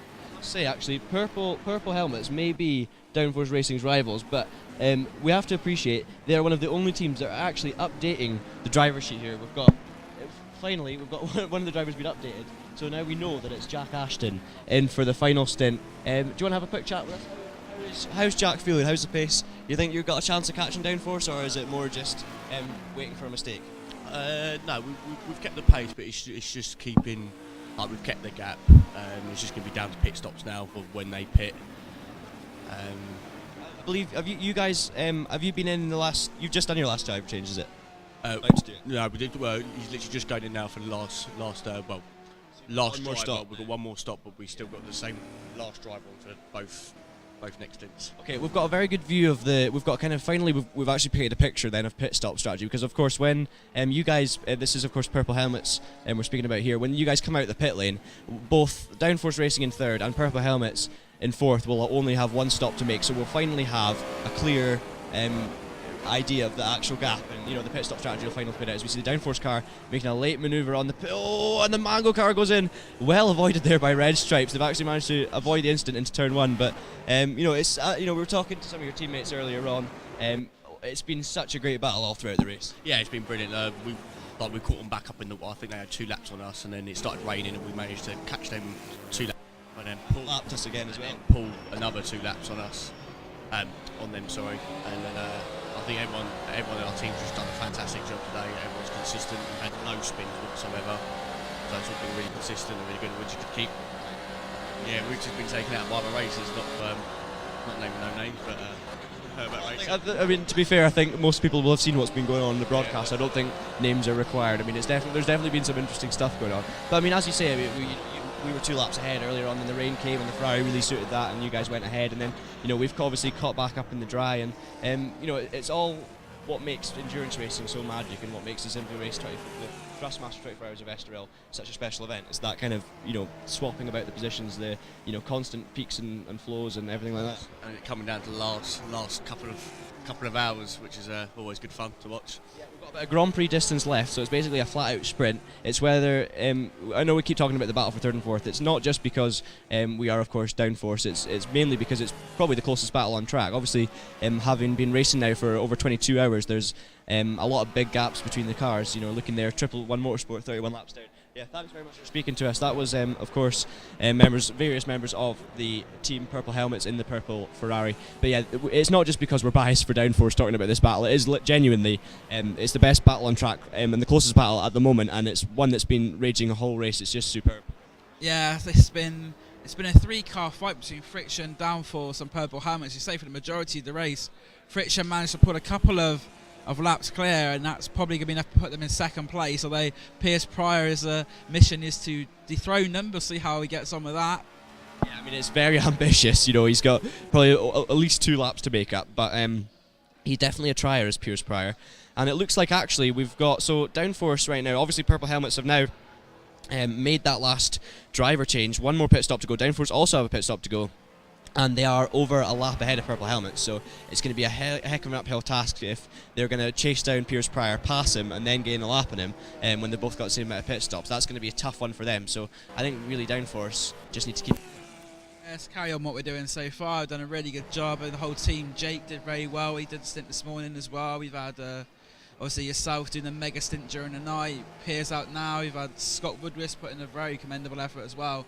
Whole team's really grouped together, and the trophy, if we get a trophy, that really would signify the progress that we made over the past 24 hours. Considering most of the drivers didn't even see the circuit until practice, and had 3 or 4 laps, and we all come together and done on the verge of a podium. So I think it'd be a great achievement. Yeah, it's funny talking about the team and stuff, and I'm just watching, Tom Brooks blowing his nose. Bless him. He's had a horrible cold. Not even a cold. I honestly think he's had every kind of illness this weekend. He's had nosebleeds. He's had completely choked up, and he's doing a great job to still be awake at this point. And he had a great driving stint. I mean, this is the other thing. It's everyone in the team's put in a really good driving stint. We've not had one single stint where we've just lost out hugely. Even Tom's not got much experience. He did a superb job last night, and Jake was super fast. I'm alright, thank you. We're being offered biscuits here, so priorities have changed from commentary to food. Sorry about that. Yeah, my friend Ben came in, who gave us. Told you he's ill. He gave me the custard creams last night. That's what I'm going to have on my gravestone, by the way. I told you I was ill. And he came with the custard creams last night, and then came in this morning and said, "I told you I'd bring you more biscuits," and he's brought us a whole variety pack. So many thanks, Ben. Much appreciated. I just had a Subway this morning, so I'm not feeling the biscuits now, but I'm sure after the race finishes, I'll be having about 50 of them, and then I'll be straight to sleep. Actually, someone's told me, Tom, to try and stay away from you to not catch your cold. And to be honest, it probably isn't a bad idea. I'm not saying you can't. Yeah, you can just leave the building, it's fine. We're now watching the Friction Racing Aston Martin in 2nd place. Simply Ace, just once again to explain in case you missed it, it says 214 laps. We have indeed completed a lot more than that. It's simply because we've had a couple of issues with software and the hardware, a couple of restarts, as is to be expected in a 24-hour sim race. So that was kind of the number of laps they've completed since the last restart, pretty much. But yeah, it's all going kind of swimmingly at the moment. I did have something to discuss, but yeah, actually, you know what? I'm looking at the chat here. Virus282, I think he's right. I think we need another question, but the problem is, what we need is Jake Sanson. Okay, we've got Ryan Ferris also asking about the most overrated. Now, me and Piers, we started the underrated thing, and it worked very well for. I think what we did was we were asking fans about unrated circuits, and then it changed to underrated cars and underrated drivers, and it got a bit intense with the whole underrated, and we did promise that we'd do overrated stuff. So basically, we're going to ask for you guys to write in with anything motorsport related that's overrated. So it could be an overrated team, it could be an overrated car, it could be an overrated driver. We're free to controversial opinions, because here at Downforce we're full of controversial opinions. Just put in anything you want that's motorsport related that's overrated. That'll be an interesting one. They could come out with anything. We've got one here. Lewis Hamilton. Okay, that's controversial. I mean, Lewis is obviously incredibly quick. I mean, are you when you say overrated, do you mean as a driver as a whole, or do you mean pace wise? The whole team around him, and Rosberg is still relatively on pace with him. And it was the same at McLaren in 2007. Alonso was a much better driver. He still is, but Hamilton had the whole team around him. There was an interview, I believe it was in Hungary, with Ron Dennis in 2007, and he said it's us against Alonso. Yeah, no, that was like it did. I think the problem with the Lewis Hamilton is he kind of struggles to know what to do, with the media and things like that. He almost tries to put on a front, and he tries to be someone he's not, to try and please people, and it ends up working against him, to be honest. But he is. I think a lot of people do think he's overrated. I mean, personally, I'm not sure. As a driver, I don't think he is overrated. I genuinely think he is good. I still think Sebastian Vettel's stronger, as I said on the stream last night. I do think Sebastian Vettel's the strongest. And he was one of my underrated drivers, because even though obviously now at Ferrari people are beginning to see he is actually incredible, but before that a lot of people kind of underestimated him. But yeah, we're looking for, because of how strong the Red Bull is. Yeah. I mean, he showed that he can. I mean, he's won a race in a Toro Rosso. He's now won a race in a Ferrari after they went winless for a long time. He's clearly. He's clearly a legend of the sport already. He's a four-time world champion. Oh yeah, I mean, I'm not. When I say Lewis Hamilton's overrated, I'm not saying that he's not a very good driver, because he is. I mean, everyone that gets into Formula One has an extreme amount of talent. You don't get there for being rubbish. Even Maldonado, he's basically paid to be there, but he wasn't rubbish. He won a Grand Prix. Yeah, I totally agree with that. You should actually join Downforce Radio, because we love controversial opinions. It seems to be really common state. But actually, looking at the chat here, we've had some interesting stuff coming in. Actually, Paul Day's got a good point. Could you guys watching, obviously we'll not cry too much if you don't say Downforce, but let us know who your favourite team and driver is on the circuit at the moment, who you've been cheering on for the 24-hour race, and we'll see who we get on. Okay, we've got some Uber. Maybe slightly biased. Maybe slightly biased, being team manager, yeah. But anyway, we'll gloss over that. So yes, let us know who your favourite team and driver is in this. I like Simply Race's race control answer. They've just said anyone but Simply Ace. So basically, it's the Michael Schumacher effect. They're just too dominant, so people want it to change. Very dominant they have been indeed. As we say, they've been the class of the field, and I don't think they've in this whole 24 hours they've made hardly any mistakes at all. And the pace has been phenomenal through the whole race, even despite the fact they've done 8 hours each. I think they've done a really good job. Yeah, definitely. I tell you what, Radtech, I'm really glad you said that. Radtech said that Purple Helmets gets his backing, and that's I'm really good to see that they're getting this support. Obviously, there are rivals, but I think Downforce. Obviously, some listeners are regular Downforce listeners and might be one of the teams that the drivers of. But it's really good to see that some people are cheering on Purple Helmets, and quite right, they've done a phenomenal job all throughout the race. Radtech also said that Monaco is overrated, and then going back to actually, you know what? Bang on with Lewis Hamilton, because despite me, I slightly disagree. I wouldn't say overrated. I'd say I do think he's an incredible driver. He's maybe overrated in some aspects, but I mean, Virus282 here has said Lewis Hamilton is overrated. Lewis is definitely overrated, says Ryan Ferguson. As you guys you might be able to hear, Paul Day has said Lewis Hamilton's dog is overrated. Let's go with Coco. Yeah, Roscoe or Coco. Let us know. Are they both? this is important stuff, guys. This is important stuff regarding the race. Speaking of the race, we're actually watching the Purple Helmets car right now, Ferrari, being cheered on by Radtech. They have had a really good race. It doesn't look like they're going to be able to get that third place off Downforce Racing for the moment, but fourth place is still a hugely, very impressive effort from those guys. And Misfits in fifth, providing us with some of the best moments of the race. But yeah, I wish I knew a bit more about, obviously, having driven the Aston, we know a bit about its characteristics. We know it's really good on fuel, we know it struggled a bit in the wet. I wish I knew about, and we know the Ferrari was good in the wet and maybe struggled on fuel, because that's who we've been racing against, as we saw this Team Red Stripes car facing the wrong way in the gravel trap at turn 1.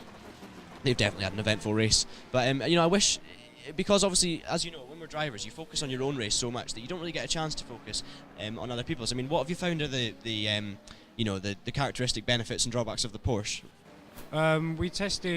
Most of our drivers tested most of the cars, and we thought the BMW was possibly the easiest to drive, but fuel consumption was horrendous. I think you were getting 50 minutes for a fuel tank, whereas in the Porsche, which is why we went for it, you're getting an hour and 10.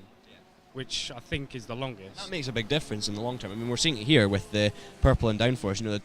I think Purple Helmets have probably made, over the course of the race, potentially 4 or 5 more pit stops, and it does make a difference. Yeah, it makes a huge difference. Obviously, with the stoppages that we've had as well, with technical issues, obviously that possibly adds to more pit stops being reset at 55 litres rather than a full tank. But it would have been confusing for us doing an hour and 10 minutes trying to equalise driver stints as well, because 24 hours between 4 of us, easy to calculate. Yeah. An hour and 10 stints between 4 of us is slightly more difficult. It's slightly awkward, basically, with the time. Yeah, especially when you start getting tired. Yeah, definitely. I mean, speaking of tired, we actually had Bradley Philpott. Of course, you guys might know him from the Rock Challenge at the Race Champions, beating the likes of Sebastian Vettel, doing a phenomenal job there, and it's really good because it means that people that maybe didn't know who Bradley was before recognise his talents now. But he is one of the 3 drivers in that leading car, as we see Mission Motorsports and guess who, the Red Stripes having a bit of an accident. The two guys. But what is that? What is that? That is I don't know. Has Mission Motorsport lost their brakes? Is that a revenge shot? I think they're just having a laugh now, to be honest. I think the Porsche braking there put the Mission Motorsport off completely. So that really isn't a braking point. It seems like the Red Stripes car has slammed on its brakes. Yeah, it has. That's true, yeah. I mean, I think Mission were carrying a bit too much speed anyway, but the good thing is with invulnerability, they could probably have bounced off the Armco and gone quicker. But the Red Stripes car did kind of seem to slow down a lot. Interesting to see what race control make of that one. I think if that happened earlier on in the race, and if the guys were battling for position, there may well have been a penalty applied. But the thing is, as you say, I mean, at the start it just looked like Mission Motorsport ploughed into them, and technically they did. But I mean, the Red Stripes car was a lot slower on the apex. It could probably caught him off guard a bit. But yeah, sorry, going back to what I was quickly saying, Bradley Philpott, the reason I was bringing him up is he's just walked past us here in the commentary booth, and he looks absolutely knackered. He's now drinking a coffee, but his eyes were red. He was just blinking away, and that shows you with the 3 of them, as we see replays here of that beautiful Martini Porsche being Aston Martined by the Mission Motorsport car, camouflage car. Of course, Mission Motorsport are actually beating Team Red Stripes in the race. We've seen this now. Look at that. Oh, that's a great impact. Mission haven't put on the brakes at all until they've hit the back of them. Yeah, sorry, I was saying Red Stripes. It's Red Shirts. I do apologise, but yeah, you were right. I mean, Mission seems to be carrying way too much speed, and Red Shirts seem to be carrying way too little speed. So they've met in the middle somewhere and created an interesting moment for the broadcast. But yeah, I mean, Mission Motorsport's in 10th position. They are actually ahead of Team Red Shirts, and that's been a rivalry throughout the race. Kind of battle for that 10th position, and it's been exciting. Obviously they also would have been in the battle with the BMW Z4, but those guys pulled out. I believe it's because they were meant to enter 5 drivers in the race, but only 3 showed up, and they got to the night stints and they were all just absolutely knackered. They were kind of out of position, they were miles behind, in a bit of nowhere, so they've all gone home. Yeah, so unfortunate really. It's just having a good solid team is really important in a race like this, as they showed. You can't, although we see the Team Hard, the Simply Aces doing it with 3, but because they were expecting 3, not expecting 5, so they would have gone in with the mindset of doing that. And they're all, of course, experienced guys with sim racing and real life racing. Oh, exactly, yeah. And we've got a bit of a long essay here about Lewis Hamilton, I believe. Okay, I'm afraid you've got. We've been left actually by our driver of the Barracuda car. I'll tell you what, I'll read it in a minute because we're going to scroll back up to kind of get a thing here. Because we've got some in here, Downforce Radio, I'm not going to lie. Paul Day has given his news on who he's following, and he's actually supporting Adam Daisy Cater, I'm not quite sure how to pronounce that, I do apologise. It's for Misfits. And Dane Oliver, and he is also supporting Team Purple Helmets. So there's a lot of love for Team Purple Helmets here today, which is good to see. You guys are disappointed to hear that it looks like Downforce with Piers are going to hold on to the third place unless anything goes wrong. Mission Motorsport, brilliant to see Virus 282 supporting those guys, and quite rightly, they've provided some great entertainment for us today. They're doing a fine job, still running around, and they're not at the back. I think a huge amount of credit to those guys. And Paul Day, he's confirmed, of course, another important thing. He's confirmed it was Roscoe and not Coco he was talking about. So that's an interesting one to be debated. Radtech were saying Mission Motorsport. Nice. If you haven't been listening to the whole broadcast, which I don't blame you, to be honest, 24 hours is a long time to be watching for.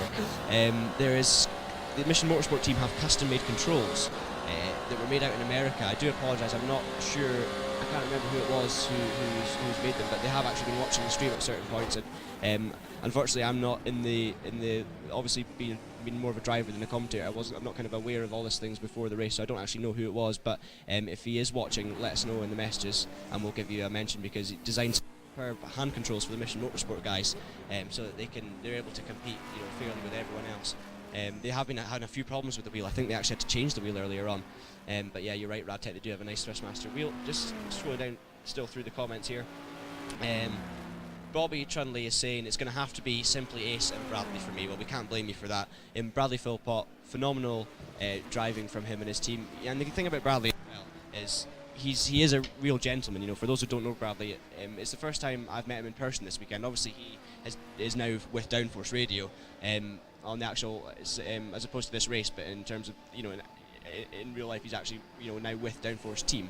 And he's been on some podcasts and stuff. And Bradley is just one of these guys that he's genuinely just a really good guy, and he just loves his motorsport. Yeah, exactly, and that's what Downforce sort of thing we like to cover on Downforce. People who love their motorsport, people who bring out the best in British motorsport. That's what Downforce Radio is about. And the nation's motorsport station is bringing those sort of people into people might not know Bradley Philpott. They might not know people like yourself. People like Purple Helmets. Seen the Red Stripes car getting out of the way of the Purple Helmets car, and they do let them go through. That's good to see. But yeah, you're right. It does give a lot of these guys a platform really to show what they can do. Yeah, exactly, and it's really. Got a replay on the screen here. Oh, a little bit of contact there. Yeah, that was interesting. I think the team car obviously have a later braking point maybe than the Team Red Shirts car, and Team Red Shirts didn't really know they were there and just turned in. And we've had more interesting messages here. I've got a great message here from Radtech's mum. I noticed there are no women in any of the teams. Would you like a woman driver next year? It's a very good point, actually. We haven't seen any women in teams, which is a bit of a shame. So hopefully we can have some in next year. I'd absolutely be delighted if Radtech's mum would take part. So thank you very much for that comment. Please come down to Simply Race next year. We'd love to have you. As long as it's Carmen Jordan, well, hopefully not. I mean, Radtech would have to be quite young for it to be Carmen Jordan. I'm sure I'm sure Radtech's mum will be faster than Carmen Jordan. That's for sure.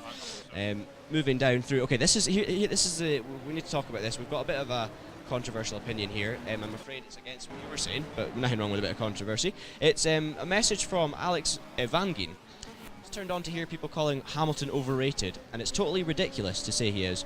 He has won a race in every season he has competed in, including in 09 in a dog of a car. He beat Fernando Alonso in his first year, and with the exception of 2011, he has been a contender every single year. He's fast, he's a great racer, he's actually got a personality unlike many drivers who give nothing to the sport. And I must be honest, Alex does raise some good points there. Yeah, very good points. But as I said earlier, which he may not have heard, that in his first season, yes, he scored just as many points as Alonso, but Ron Dennis did say that it was us versus Alonso, which basically translates into we're not giving Alonso any upgrades or any setup help at all. Yeah, and it's good to have these kind of debates, because obviously every driver's got people that think they're great, and every driver's got their critics, and it's really good to have kind of some mixed opinions. But thank you very much, Alex, for venting your disagreement there. It's always good to see. Simply Races Race Control. If you had a look in chat, Radtech's mum is welcome to enter. So it's not just us here at Downforce that are saying that. Also, Simply Race themselves have said that, as you can see. So that's spot on. I think he's once again agreeing with you. He's saying we're not saying he's not a good racer. We are just saying he's overrated. So that's interesting. Paul Day looks like he's also giving a shout out to all the SRTCC boys. It's good to see so many messages coming in at the moment, actually. Okay, we've got Ryan Ferris. I think Nigel Mansell is overrated. What's your opinion on that one?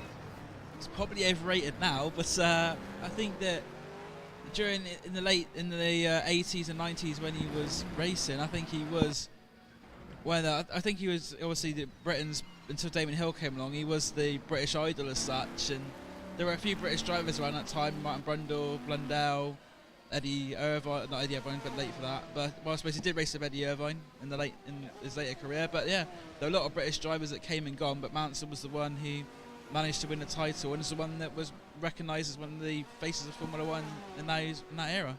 Yeah, definitely. And your opinion on Nigel Mansell? Very, possibly a bit. Drivers. You do need a certain kind of you need a certain kind of confidence to be able to race at the top level and have the your in life personality. As as racing driver, I can tell you that it is most definitely does translate to you on track. I mean, you find someone who's aggressive in real life can often be quite aggressive on track. Obviously, you do get exceptions, and you can get very nice-mannered people that are super aggressive on track in a good way. Even like Kamui Kobayashi is an example, or Daniel Ricciardo. Both of those are great, really nice, pleasant guys in real life, and they're brilliant on track. As we've got another spin there for the red shirts. But yeah, I think so. You do need a certain kind of confidence to be able to race in the way that Nigel Mansell did. Simply Race Control. I heard that Phil the Bradpot is overrated. Yes, the hype is not real. Phil's definitely overrated. Phil the Bradpot. We've also got I knew there was another name for him, but we'd forgotten it. And Radtech thankfully reminded it. It's Brad the Pot Noodle. Apparently, is what his name is. So it's gone from Bradley Philpot to Fiddly Bradpot, and then Phil the Bradpot, Brad the Pot Noodle. Apparently, Radtech's letting us know here we've got some microphone issues cutting in and out. I tell you what we're going to do. Actually, we'll wait and see if it's... Let us know, please, Virus or Radtech, if the mic sorts itself out, because it looks like Simply Race have changed something, so we'll see if that improves it. I don't believe it's on our end here with the microphone. I'm just going to have a wee look, but no, all the lights seem to be on okay, so hopefully that's sorted. Please do let us know if it is improved, and if not, we'll see what we can do. We'll maybe go to a quick break and see if we can sort it. We should probably keep one eye on the race. We've got an hour and 23 minutes to go. As we're seeing, okay, Mr. Sanson, finally, thank goodness, Scott Woodwis has posted a photo of Mr. Sanson, who is probably, I'd say, about 10 metres away from us, maybe less, fast asleep on the sofa. Beside Piers Pryor's dad, who's also, by the looks of it, fast asleep on the sofa. So a bit of a downforce sofa. Scott Wood was in the middle, watching the coverage on the TV. Jake Sanson, I must admit, the guy deserves a sleep. He's put in a phenomenal effort as team manager. He's been commentating on a majority of the race. He then did a couple of stints without sleeping through the night. He pretty much watched my entire 4-hour stint. At least I had something to keep me awake concentration-wise. Jake was just been, oh, brilliant by Mango's, a bit of curb hopping there, a bunny hop from the Porsche. Those guys are having a great laugh. They're really having a great fun time. But yeah, I think Jake, of all people, definitely deserves a sleep today. Better wake him up for the end of the race, though. We should. You know what? We should just leave him here. Now, why don't we all leave Simply Race venue? We'll just leave him here overnight. You can wake up in the morning and he can miss the celebrations of Downforce Radio. I'm not going to curse it, but Downforce Radio could be on the podium looking at that big trophy. It looks quite shiny, doesn't it? Yeah, they're a very impressive effort from Simply Race on the trophies. They're the sort of trophies that championship winners will get, I think. And yeah, I mean, I've put. I don't know if any of you guys follow me on Instagram. I believe it's John Monroe Racing on Instagram. If you want to do that, just one word, John Monroe Racing. You'll see that I've actually put up a photo of the trophy that we're aiming for. As we see, thank you, Simply Race Control. We're looking at a replay of the bunny hop by Mango's. Fantastic, as you were saying. Yeah, that was a fantastic shot, especially in slow-mo with that camera angle. That was just brilliant. We'll maybe ignore the fact that it's debatable track limits there. It's got two wheels well on the AstroTurf. Look at that, it's beautiful. Rallycross stuff. You know what that reminds me of? That reminds me of 90s DTM with all the the Alfa Romeos and lights sparking. Brilliant camera work there from the Simply Race Control to show us that replay. Very entertaining stuff. Thank you very much for providing us with that, Mangoes. They've been great sport today, and to be fair, they're running in 6th position. They're in the top half. They're ahead of Team Race Logic, who have some fantastic drivers. They're actually, they're taking it very, they're having a great time, very casually, having great fun. They're actually putting in an incredibly good stint here. Yeah, Mango's racing MSV track. I think there's some track day trophy involvement there for MSVT, and yeah, they're doing really well. And to be in the top half of a race like this, there's nothing to be sniffed at.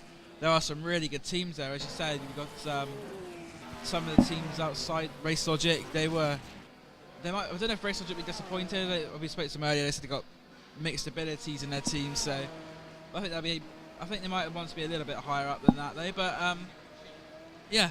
Good effort from Mango's Racing there as well. I think the reason Race Logic have maybe struggled in the overall results is because they have so many drivers. I believe they had 8 different drivers. So although I know that they've got the likes of Julian Thomas, they've got the likes of Jesper Pedersen, got the likes of Sam Newland and all these guys in that car. And with 8 drivers, you're going to have a large mixture of experience, and you're going to have a large range of times as well. It's really difficult to keep track of. And obviously, if everyone's paying to be here, you need to do it fairly. You can't just shove the fastest drivers in the car more often, because I'm sure if you're fighting for a position, you might want to do that. Some teams might take the executive decision to do so. But generally, everyone deserves their go, and it's quite right. It's a bit of fun. It's a good fun race, and if you do have drivers that are maybe struggling a bit more, you're going to struggle overall. And I would say that's actually why Friction Racing have been so strong, and obviously Simply Ace have got 3 sim racers, and they're right at the top. So it shows that a strong baseline of sim racing experience and ability goes a long way in terms of their lack of inexperience in the team. Oh, exactly, and not just sim racing experience. That's Simply Ace team have a lot of real driving experience as well. Championship winners, front runners. They're racing at some of the highest levels in the UK. So you think when they get onto the simulator, they're going to be pretty good. So it's a mixture, I think, really of them being good just in general. I think this also helps a lot. We're looking back now at Piers Prior in the Downforce Aston. As you can see, they're sponsored by Stopwatch Hospitality, which if you're a regular listener to Downforce, you'll be familiar of Lester Forbes saying stopwatchhospitality.com on many, many occasions every time you click to listen to a podcast. But a great view of the Aston Martin. They're heading into Turn 1. Maybe if we stick on board for a lap, we can talk you through a lap of Estoril. I'm sure you'd know it by now, but Turn 1 is a second gear right-hander. You go up to 3rd down here, up to 4th for a quick right-hand kink. Hopefully we do stay with the Downforce car. Round there, hit the curb on the exit. You just, as the track changes, you brake down to 2nd, keep a really tight line, get 2 wheels onto the curb. Piers perfectly hits the apex there. Power down nice and early, up to 3rd, switch back to the right-hand side. You then hit the brakes, down to 2nd, try and keep a tight line and make sure you cut across to get a best exit as possible. Piers showing us what to do there. He's run a little bit wide on the exit, so it's probably not his best lap. But I mean, he's done a 33.6, so he's maybe not in the 32s like he was hoping. But I mean, that's a decent enough pace to be running consistently to hold on to 3rd. You then brake just after the shadow under the bridge here, down to 3rd, sometimes 2nd, put 2 wheels on the curb, wrap it right in as tight as you can, and then get the power down, use the traction control to help keep the car in. You're flat out on the exit across the curb, down the straight towards the next one. It's a late braking zone here, down to 3rd gear, sometimes 2nd, depending on how you're feeling and how you suit. As we've jumped away to the friction car, we're going to go back if we can to the Downforce. But anyway, these are only a few corners on, so you've only missed 1 or 2 corners. Friction come around the last corner. It's a left-right chicane, as you can see. 3rd gear over the left-hander, then you're just up to 4th at the entry to this right-hander. It's feathering the throttle throughout, and then you get full on the throttle towards the end, and you're flat out down the pit straight. So that's about, I'd say, about 7/8 of a lap of the Estoril circuit here, used for the Thrustmaster 24 Hours of Estoril run here at Simply Race. I tell you what, we're going to give our voices a rest for a quick second. We're going to take a short commercial break on Downforce Radio, and for you guys, we're just going to take a break from the mic. We'll be back in about 4 or 5 minutes time, so please don't go anywhere, because of course we only have an hour and 17 minutes to go in the thrilling Thrustmaster 24 Hours of Estoril. It's been superb so far.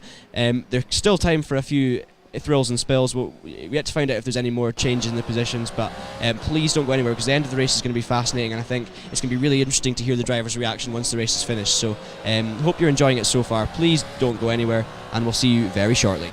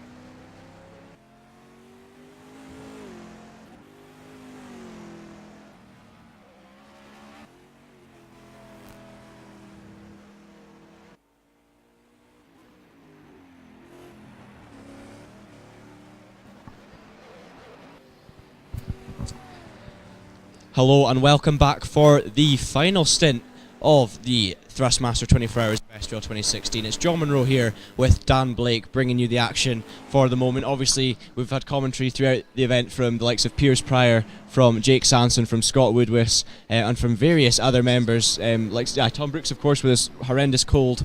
Likes of Darren Kirk's helped out as well. Obviously, we've had some commentary from Ben Turner, of course, the Simply Race Control.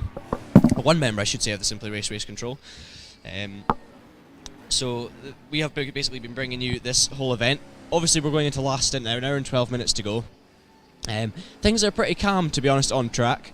I think most teams will have about one pit stop still to make. We're looking just at the chat here to see who else is saying. Paul Day's had to head off, unfortunately. Also, I should mention, thanks very much Radtech and Virus for letting us know that the mic's sorted itself out. But yeah, Paul Day's had to head off. He says good luck to everyone, and well done to the Downcast commentator. Oh, you're too kind, Paul, you're too kind. But I mean, most of the credit, to be honest, has to go to Scott and Jake, because they've done the majority of the racing. Radtech, hashtag Sandbag Sanson. Sandbag Sanson indeed. He is officially, the hype was real, he is a sandbagger, as we found out in his stint. Yeah, Jake did extremely well. I think he even surprised himself with how quick he was. I don't think he was expecting to be that quick, but a fantastic job by Sandbag Sanson, and it's been a worthy effort towards the team's result. Yeah, definitely. Just still the debate going on in the chat about Nigel Mansell and Riccardo Patrese. So yeah, it's interesting. Tim Virus says time for Mission Motorsport to engage warp drive. Not quite sure what that's referring to. Maybe it's referring to an incident on the track that we missed, or maybe the one earlier.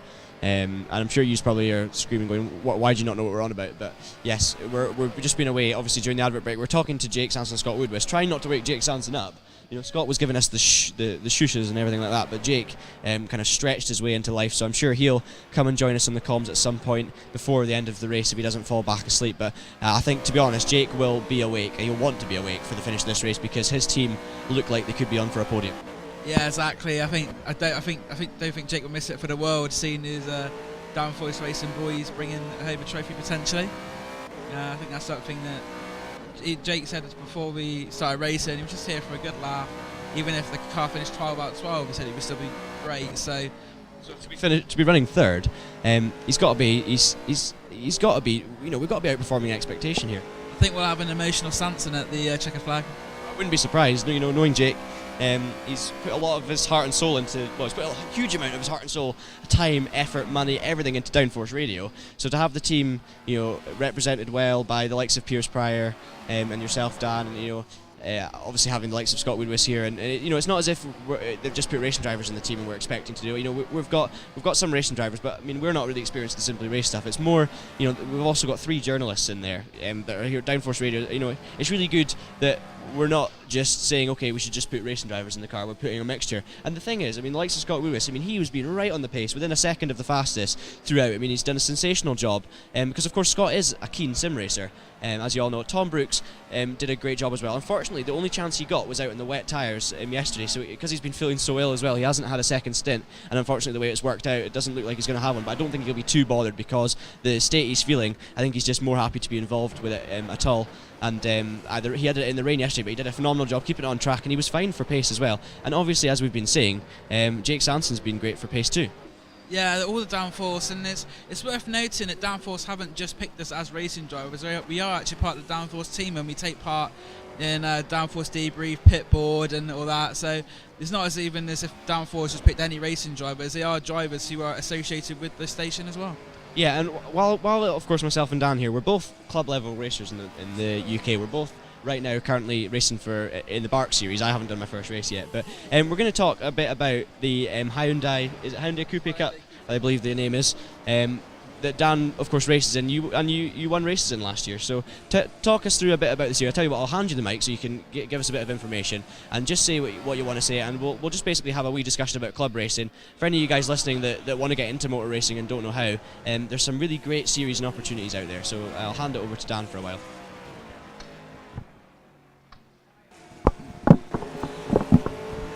Yeah, hello. I race in the Carbonate Coupe Cup, Hyundai Coupe Cup. It's run by Bark, and it's been around for a few years. I was under a different banner, but under Bart now, and it's one of the most affordable series in motorsport. So I've been racing in it since 2014. It's gone from strength to strength, and you can have a car race ready and able to get out on track for, I think it's just over £5,000. So a fantastic base price for a car and a season.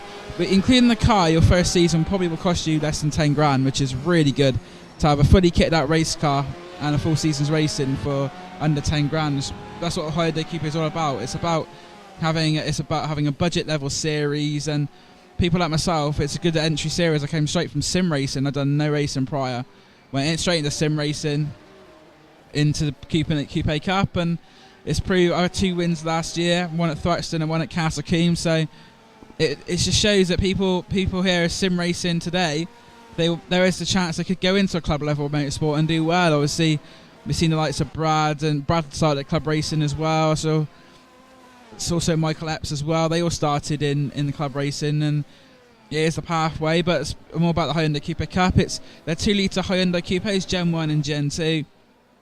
And the series principal John Winter, based here in Milton Keynes, actually about a mile down the road from Simply Race. Hi John, if you're listening. And it's a fantastic series to involve with a great bunch of people. And since the series moved to Bar, because we go for strength to strength this year, for the first time in series history, we have our own grids as well. So the Coupe Cup will have its own grids. We shared grids with the Toyota MR2s and all sorts before, so, and Tricolour Trophy, things like that. So we're getting our own grids this year, and I think it's going to be a really great series. To find out more about the Coupe Cup, go to www.coupecup.com, or on Facebook it's Hyundai Coupe Cup UK.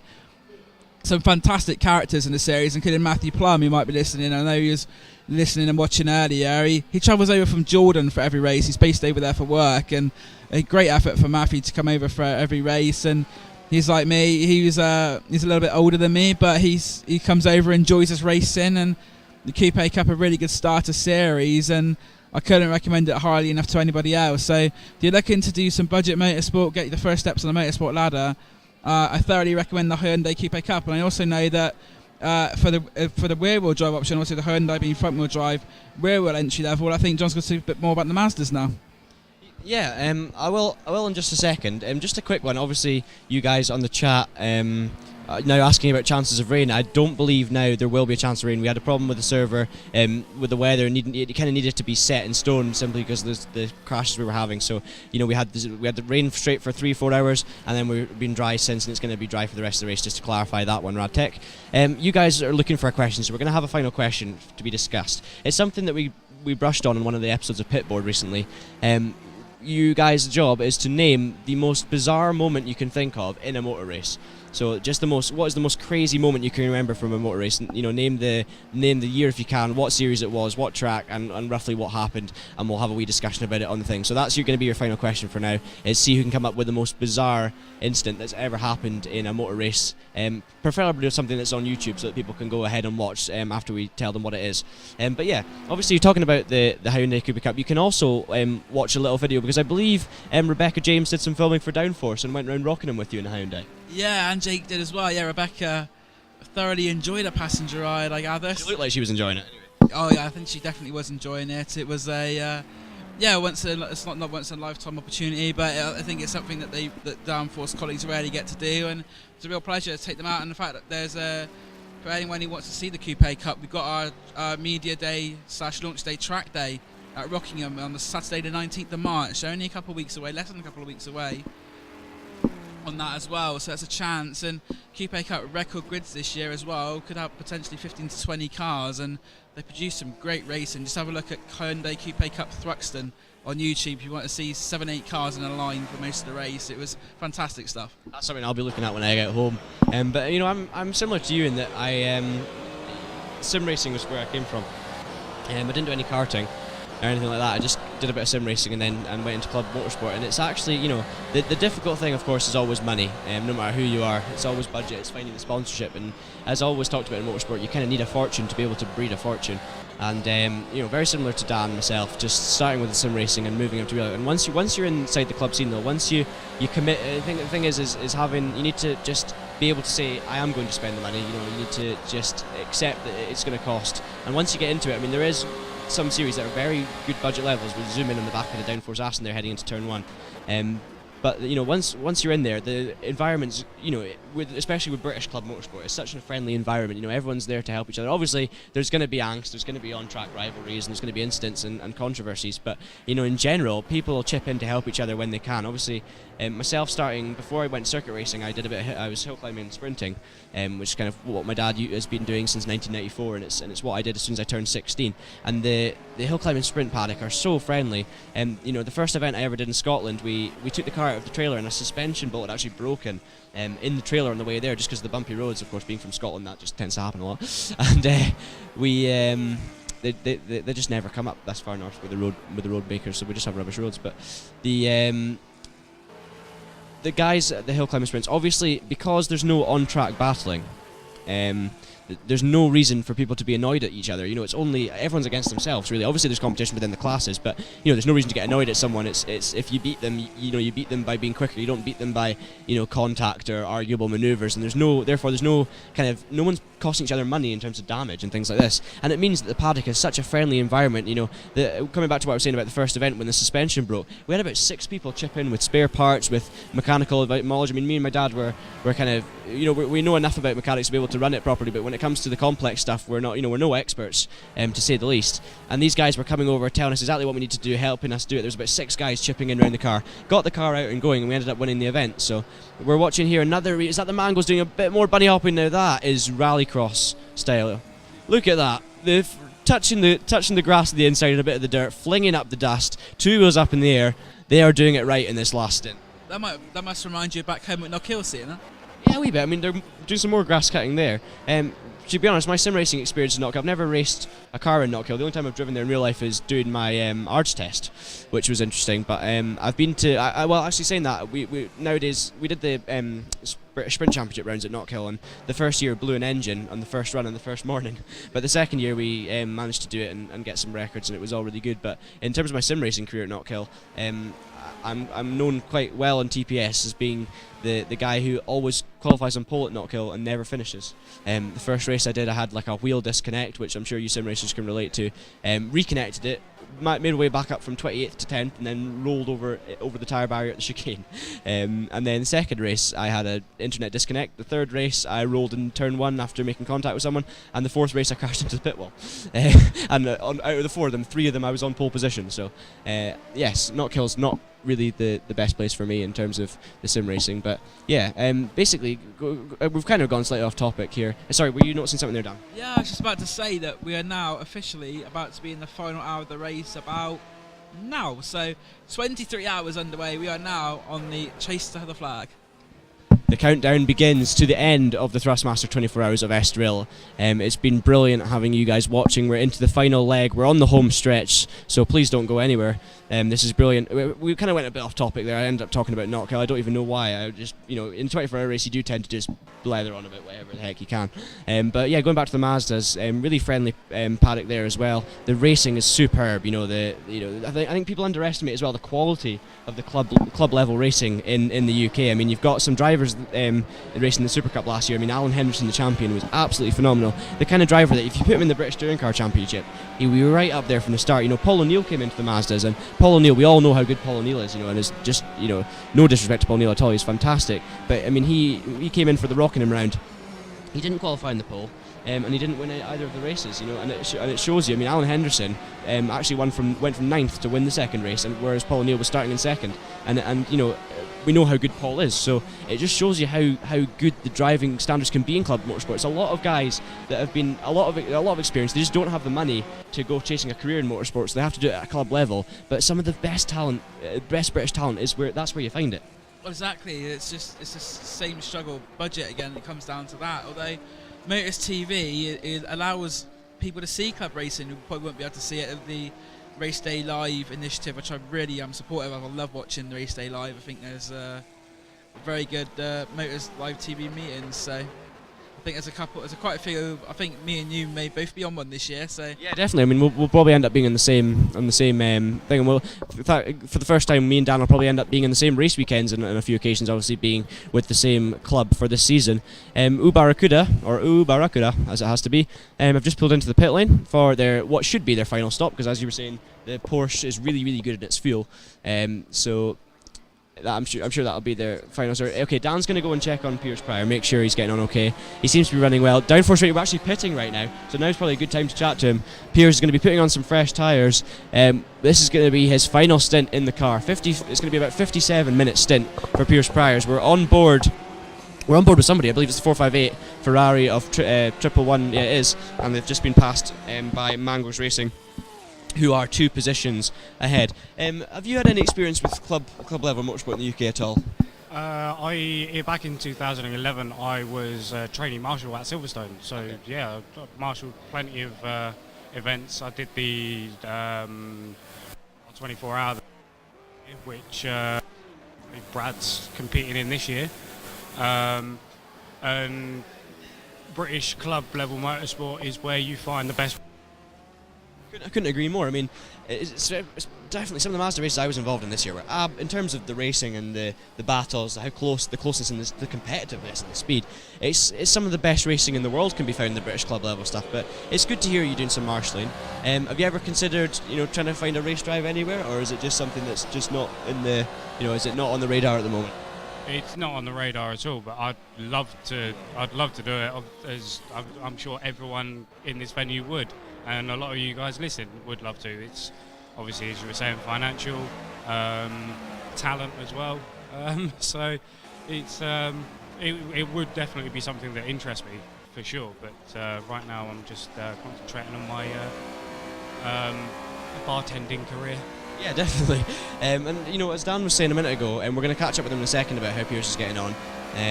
As we look back from the Mission Motorsport Aston to the Friction Aston, this is going to be an interesting turn one, by the looks of it. We'll just bear with the racing for a second before going back to what I was saying. They're slowly pulling alongside. Mission Motorsport are not backing down for this one. Good luck to Friction into turn one here. They're going to go down the inside. That's a lovely move. Okay, are they late in the brakes? No, they're perfect. Mission Motorsport, actually, credit where credit's due. That was brilliant.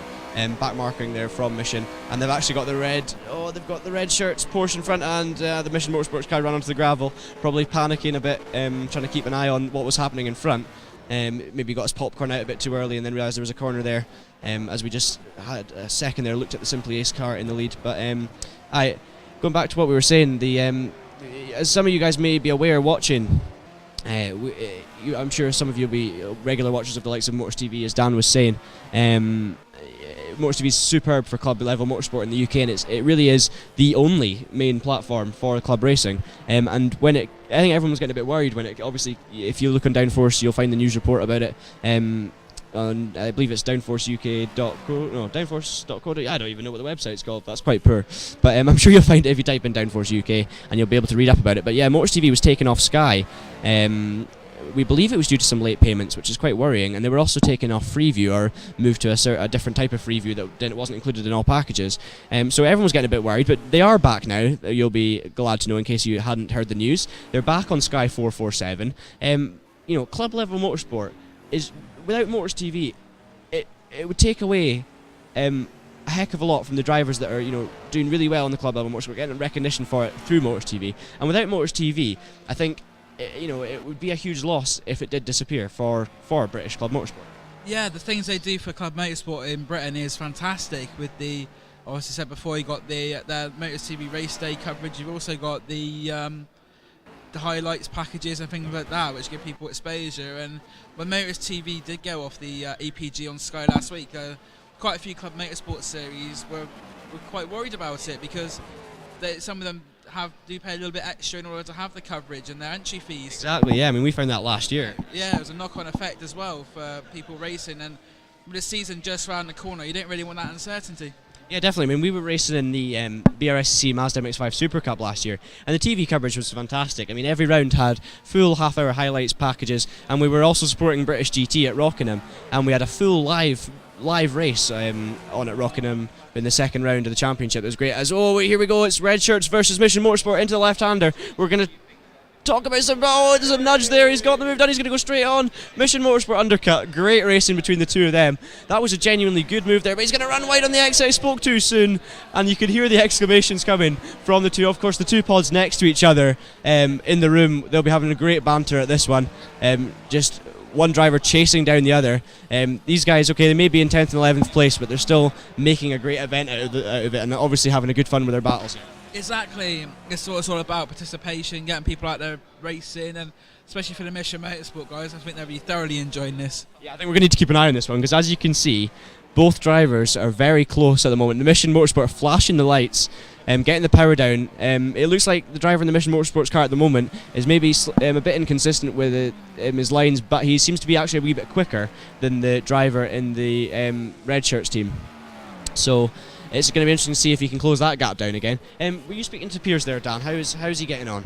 I think Piers is getting on okay. He's getting on with it. He's done his final fuel stop now, so the Downforce Racing team, I think, are pretty much fueled to the end now. So I'm not expecting them in the pits again, and that would be Piers prior to the flag. That's good news. I mean, Piers is doing mid-34s right now, so it's not the quickest laps of the race, but he is definitely very consistent, and he's doing exactly what we need to do. I mean, the thing is, we're too far, I think, as a team, Downforce Racing, behind Friction to really make an impact, so Piers is quite right to just be getting in the laps and making sure he consolidates the third position, and if they could finish there, that would be superb.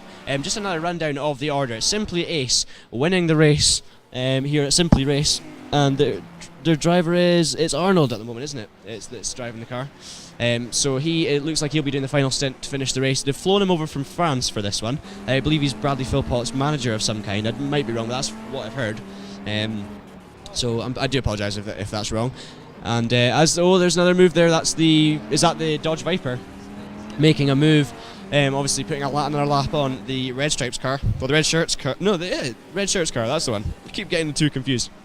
But yeah, so the Simply Ace guys doing a superb job winning the race. Second position is Friction Racing in the Aston Martin. Many quick drivers in that team as well. They've put in a solid effort, and I'm sure they'll be delighted to be finishing second place. No one really likes finishing second, but I tell you what, it's better than anything else other than first. Downforce Racing look like they're on their way to a remarkable podium here in their first attempt at a sim race as a team, so great job for Downforce Racing. Purple Helmets are actually pitting now, so that's them making their final stop. So once they are they making a driver change? Okay, they're making a driver change. Thank you very much for that information. So they'll be making a driver change. I guess they'll be putting maybe their quickest driver in there, Dan? Yeah, you think they've sprint for the flag, they're just going to have to go flat out now, absolutely flat out, sideways, whatever makes them quicker. Quick plug there for Tom Brooks' flat out and sideways, which I have been a panelist on recently actually, and really enjoying it. It's great stuff. But the thing is, looking at that there, Purple Helmets are only just out the pits, and Downforce are actually coming into the left-hander towards the second half of the circuit, so we've got a good lap and a half gap.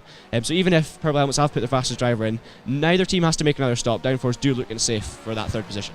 He's going to have to put the drive of his life in to catch Downforce, because Piers is really consistent. His last lap at 33.7, so quicker as well. Piers definitely getting quicker. I wonder if we see him go for that fastest lap though. Yeah, I mean, I think if he's going to go for the fastest lap, he'll need to make a pit stop right near the end and put on soft tyres. Okay, so we're just hearing actually that we were slightly mistakenly given the wrong information there. It wasn't actually a driver change for Purple Helmets, so they're sticking with the driver they've got at the moment, which is their young charger, Jack Ashton, in the Purple Helmets 458 Ferrari. Apparently the Purple Helmet Stig will be coming out later though. Purple Helmet Stig will be coming out later. Oh, okay. Rumour has it, ladies and gentlemen, that the Purple Helmet Stig, he's probably not going to be wearing a purple helmet, unfortunately, so we probably will all be able to see who it is. But anyway, for your sake, you won't be able to see, so we can just say it's a Stig. Those guys running in a strong fourth position. I bet you they'll be going for fastest lap then at the end, it looks like, which is interesting. Team Misfits in the Dodge Viper. You have to say, they've kind of been the team that have sat there doing their business. They've been kind of staying out of the battles and stuff, so maybe they haven't been noticed quite as much. And obviously they were noticed in the instance they had earlier on, in one crazy stint, just as we went into the night time. But they've put in a solid effort to be sitting in fifth position. David Williams, I think, carrying that team. Obviously, they've got a real range of experience there. David Williams being an iRacing World Championship driver and GT Academy finalist in the UK, and that combination's working well. He's managed to help the team up to being in fifth position, and if they can finish there, I'm sure they'll be happy enough with that in the heavy American car. Yeah, 5th place would be good. As you say, at the moment they're one of these teams where they're not doing anything bad. We're not talking about them. We're just going about doing their business. And yeah, say David Williams, a GT Academy finalist. He's very quick on simulators. He's a well-known name on iRacing. So he's had a very distinguished sim racing career. So he's definitely no slouch in that Viper. Yeah, I think almost everyone knows within the sim racing community does know who David Williams is. So it's good to see. He's basically, he could be considered a sim racing celebrity, if such a thing exists. Just a well-known sim racer throughout by so many people, and it's good to see him down here at Simply Races. Downforce, Piers Pryor deep on the brakes there. Lovely line through turn 1. He's going to put a lap on the Race Logic V-Box Ferrari 458. Which is currently being driven by, I believe they were one of the teams that did update their thing. It's Julian Spin City Thomas, the multiple Fun Cup champion, is in that car at the moment. Of course, works for Race Logic, helping develop the V-Box. And Julian's a superb race driver. He's a really good guy to talk to. So he's just looking to get that to the finish. I don't know why they've given him the middle name of Spin City, but I think every driver in that team's been given a middle name. I think we had Johnny 2 Spins yesterday. So maybe Spin City's not too bad, but he seems to be doing a fine job. He's running quite consistently and looking to bring that car home in a very respectable 7th place.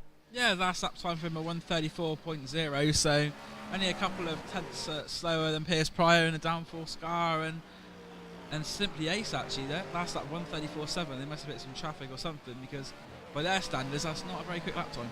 Yeah, and of course, to be fair to Race Logic, they're one of 3 teams that have actually led this race, as well as Simply Ace and Downforce Racing at various.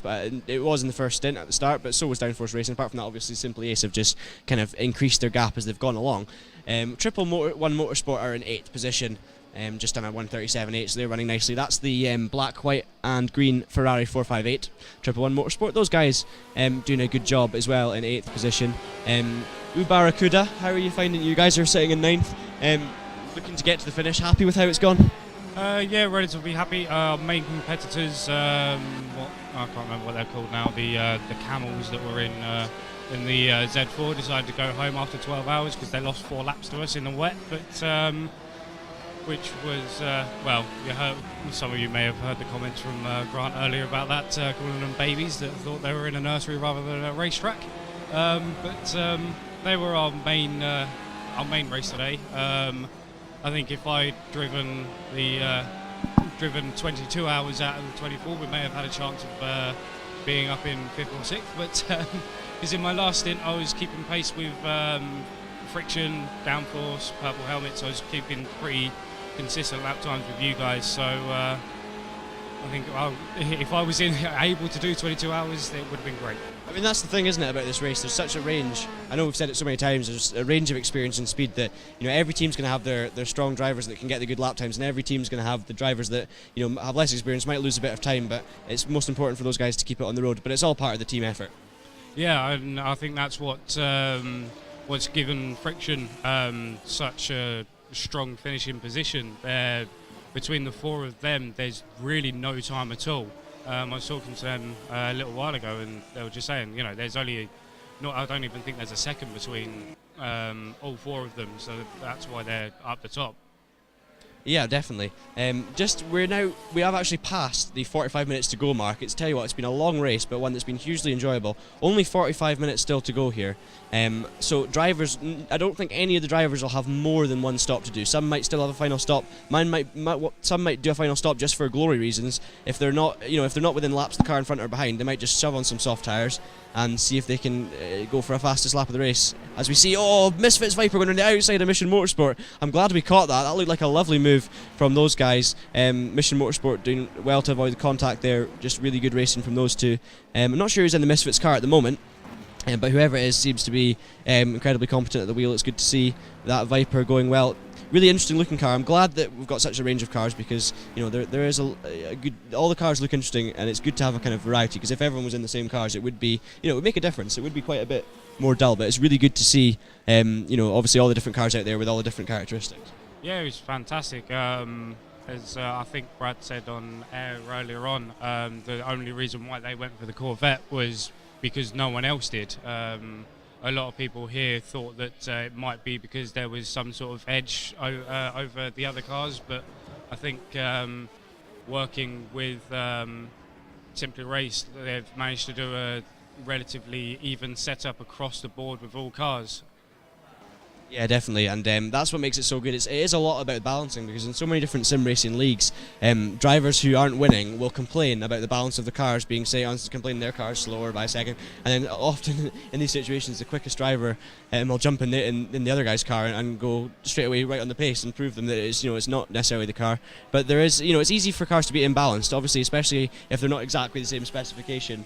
In terms of characteristics or performance, it's very difficult to get them balanced. But I think Simply Race and working with the URD Endurance mod have done a superb job to have the cars so balanced. I believe it's initially the URD Endurance mod, and Simply Race have done some changes to it, maybe with the help from ISI and rFactor 2. It's great to see as well so much support coming from ISI and rFactor 2 itself for this event. They've been retweeting a lot of tweets from us here at Downforce and from other drivers and things part of the event. They're really involved in it. They've got a nice article on the website as well, so it's really good to have the support from the guys who actually created the software, and what fantastic software it's proven to be in an endurance racing format. Yeah, it's been pretty much spot on. It's just a fantastic venue, fantastic software. It's just phenomenal.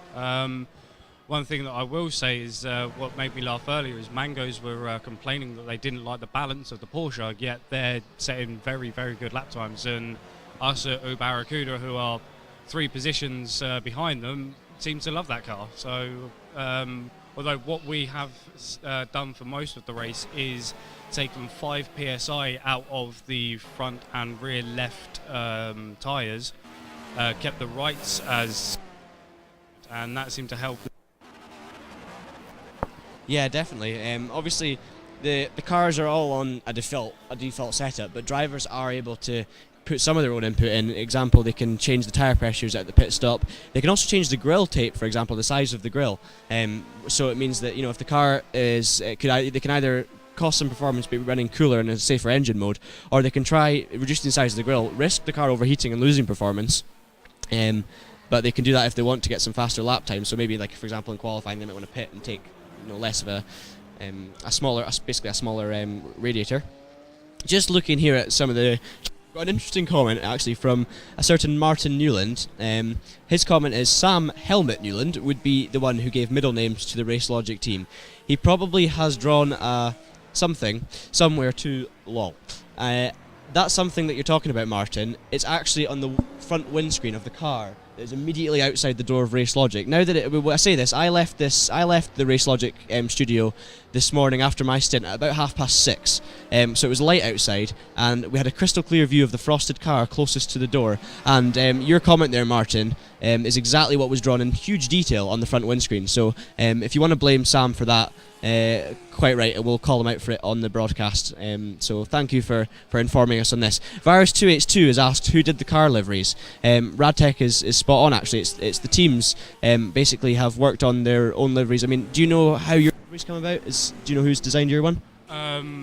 We gave Brad and Ben instructions essentially, and like we wanted, we found on Google company names with all of our surnames, and we've just plastered them all over it. Obviously we wanted the Sport Relief on there, which is why it's red. Ben also then complained that it was a bit too Ferrari because it was red, so we put not a Ferrari on the back along with the Novice Cross, which we thought was I do like the Novice Cross. Yeah, it's a shame that Triple One Motorsport have gone for the Novice Cross as well. We thought we might be the only ones with that, but it's fine. Did they copy us? We'll be having words with them later. The thing is, the Novice Cross, as me and Dan can tell you in circuit racing, is basically a target for your back bumper. So, as a rookie, you do have to have a Novice Cross on for the first few races, I believe. But trust me, you want to get rid of it as soon as possible, because people just see it as a reason to hit you, because you're not experienced and you'll maybe just panic or anything like that. So, yeah, I'm sure Dan could abide to that. Can we have a quick chat to Ben Turner at some point, or is he busy right now? Yeah, okay, we'll be just a second.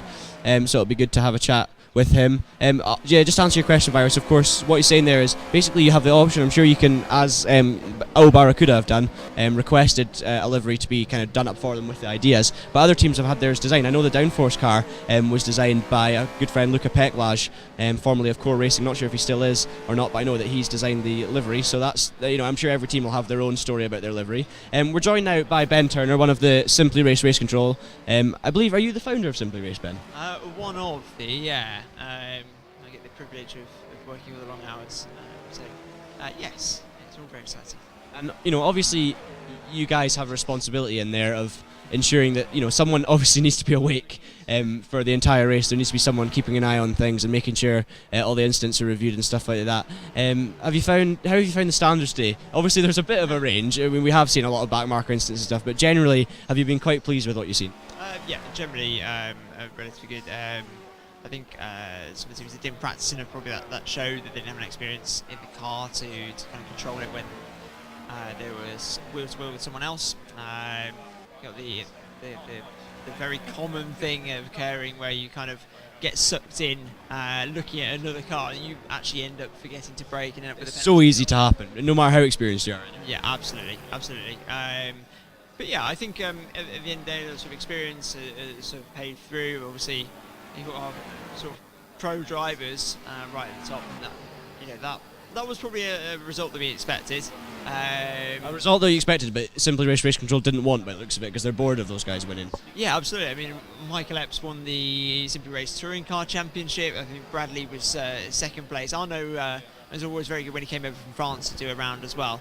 I mean, it shows you how important experience is as well. Yeah, absolutely, and it obviously means that the simulators are realistic, because if you've got real life drivers competing and then doing very, very well, then absolutely, they've got some basis in reality. Yeah, definitely. I have to say, I know I said it last night as well, but for the guys who either saw it or missed it, there was a restart situation last night where all the timing had to be sorted out, and it was all a bit confusing due to the change in the track conditions and the light. And at first everyone thought it was going to be a full restart, but Race Control did a superb job to sort it all. Is that the kind of thing, are you guys literally thinking of what to do there on the spot and working out, or have you got your planned protocol for these kind of situations? Yeah, we planned and tested everything, so we knew that there was a possibility at some point that there could be an issue, and it's always worth having a backup plan. We've done 24-hour run 24-hour karting races before, so you know that there's always something that could go wrong. I had a 24-hour race where all of the floodlights went, which you may or may not know about, and that you can't really plan for. But certain things like timing systems going down or servers misfiring for whatever reason, that's something that you can plan for, and something we did do. I mean, the thing is, it's the good thing about sim racing, obviously, you do get these hardware issues and things happening, and you get server crashes and that, but it kind of makes it more realistic in a sense as well, because although it's problems you don't get in real life racing, there's problems that you get in real life racing that you don't get in here. I mean, for example, as I'm sure all sim racers and you guys of course are aware, you get engine failures and mechanical failures in real life. Okay, you can set it so that you get them on the simulator as well, but without them, you can still have hardware issues, and it's basically the same thing. It's the same equivalent, because no matter what happens, you might be really aggrieved if you're a driver and your hardware's failed in some way, but it's the same as being a race driver and a mechanical issue. Basically, it happens, and it's just luck of the draw at the end of the day. I mean, these things happen, and you can't expect to be, in sim racing, you can't expect the whole world to stop just because you've had an issue, because it's the same in real life with mechanical issues. Yeah, absolutely. I mean, the benefit that we got is, if you do get an issue, then generally speaking, you're up and running within a couple of minutes, and you can roll back results if you need to restart the whole thing. I mean, that's only fair, especially when we had like the multiple pod glitches, for example, because it's not the guy's fault. So the way going back a couple of laps makes complete sense, and it all works out very fair in the end. Yeah, absolutely. And we only didn't do that when there was an issue. If it was just the single pod on its own, but everyone else was slowed down. To 62 miles an hour, the Code 62 scenario, which was planned for in the rules, and they ended up coming when we put them back on with fresh tyres and new, full fuel. So they end up not losing at all.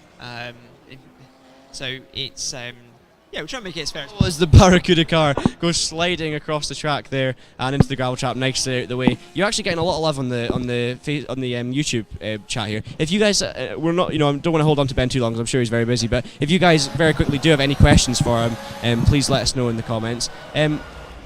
you think any of the positions looking like there's potential for change? I mean, I don't know if how much of an eye you've got in the lap times, as we see a replay of the Barracuda car spinning off into the gravel, but I know that they're about 15 laps away from anywhere. They're really in what am I even trying to say? No man's land. There we go. I am tired indeed. I got about an hour and a half skip. And that was the thing. We were actually speaking for about 10 minutes with the mic on mute, so that just kind of proves it for a while. So apologies to you guys in the stream who were going, "Where's the mic? Where's the mic?" And then someone had to tell me that it was on mute. My apologies. But you know, I don't know how aware you are of how the lap times are going. Do you see any changes being made? I mean, looking at leaderboard now, it doesn't look like there's any cars in the same lap, to be honest. It's going to be tough at this point. I mean, we have been given 23 hours, 23 and a half hours. So, I mean, there have obviously been natural gaps that have happened. I mean, there's still time potentially for fourth place, purple helmets to consider for you guys. Downforce Racing. If, for example, Downforce Racing end up with a stop-go penalty, not going to happen. Or if they've the cleanest team in the whole place. May well be. I've heard lots of protests from you, but not about you, so that's okay. Or you know, you could have slightly mismanaged your fuel strategy.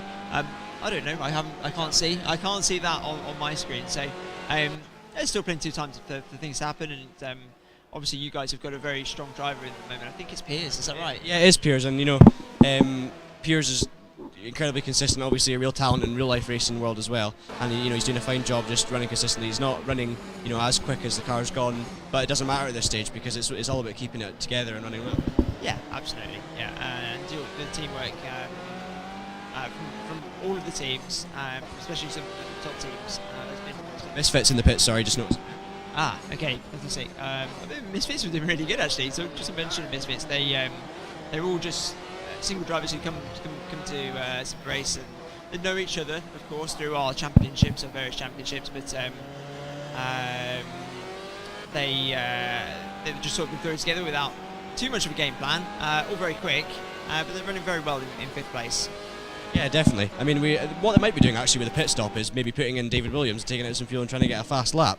We've actually got about 3 questions coming in. The first one's actually, it may look like ridiculous to some people, but it's actually a very good question. Car Guy has asked, "Why do you do this? Isn't this totally pointless?" And you have to admit, that's actually a fairly valid question. Yeah, I'll take that point. That's absolutely fine. You could argue motor racing in general is pointless as well. It's the same kind of thing, really. Well, yeah, you could argue that you're just going around in circles, which I kind of understand, but you know, there's a thrill to racing. There's a thrill to sim racing that, you know, we had people coming up to us and going, "I feel actually sick and nervous before going into my stint," and there is a thrill to actually racing against people. Now you can't. I mean, the likelihood of most of us competing in a GTE car in Estoril is probably next to zero, maybe with the exception of Mike and Bradley. But we can do it here for, you know, a tiny fraction of the cost of a GTE drive. And you get a similar kind of experience in terms of feedback and what have you. You know, you can get really immersed in the whole experience, and it's a good fun atmosphere as well with sim racing. Everyone's very close together, and it's just generally enjoyable. But you're better off asking the drivers about that. But my response to that question would be, you could argue that about any form of sport. You could say, you know, isn't football completely pointless? Any form of sport in any way, it's not, you know, it's not pointless at all, because it's all about entertainment. It's about having fun. You know, it's a hobby. It's something we enjoy. I mean, I'm a real life racing driver, and I enjoy this just as much. You know, I'm coming off those stints. I was absolutely buzzing after the 4-hour night stint we did earlier today. Just like buzzing with adrenaline. The nerves are real. The frustration's real. The delight when you get a good result's real. So that, I mean, that's what I'd say to your question, Car Guy. I think we do it because basically we love it. Okay, just going to quickly go for the rest of the questions. Radtech, when's the 12-hour race? I'm sure that's not something you can answer. It's not something I've even thought about. We'll announce some. Obviously, there's some demand for some endurance races. This is the real first sort of big endurance race that we've run here. So for us, we'll look at it once I get back from holiday, because I need a break after this. Right. You deserve one, that's for sure. I'm going away for a week, and then we'll look at a calendar for maybe some kind of endurance championship. These cars are fantastic, and I think they deserve to be used a bit more often. I think the whole of the race control should have a big week holiday in like Hawaii or somewhere. They kind of deserve it. Final question. Car Guy, once again, he's coming up with the questions, asks, what team are you supporting? What time? I'm not supporting anyone. I'm completely neutral. Remain impartial. Apart from Simply Ace, if they could fall off now. You're supporting them in the opposite. Yeah, I mean, they've actually almost got our brand name, but it would be nice to have a lovely showdown finish, but they've been too well organised and too quick. It can be arranged. That's the fight. I'll tell you what, we're about to be joined by Jake Sanson and all the guys at Downforce here for the final stint. We are now past the half-hour mark to go, so we've got less than half an hour to go of this 24-hour race. That's going to be the final question for you guys on the stream. What is the most interesting way you can think of stopping Simply Ace from winning this race? If you were in this building, whether that be hardware related, whether it be if you were a driver, what's the most interesting way you can think of stopping? Okay, Misfits are going to attempt it here, as you can see. No, it's not Misfits, it's Barracuda. So doing it for Sport Relief. Oh, okay, we've had a suggestion of a streaker. I'm not sure if that's going to help slow them down too much, because I don't see how they're going to stop for that. Depends who it is. It depends who it is and whether they stop to look. But I tell you what, thank you very much for speaking to us, Ben. It's superb of you. That is, of course, Ben Turner, one of the founders of Simply Race and Race Controller. I tell you what, we're going to have our final break before we head into the final stint of Simply Race. We're being joined again here by many members of the Downforce team. Jake Sanson, of course, CEO, race driver now, commentator, everything. He is, I'm sure, biting his nails at the moment for Downforce to bring it home on the podium. We'll be right back shortly with the whole crew to bring you the end of this absolutely fascinating Thrustmaster 24 Hours of Estoril.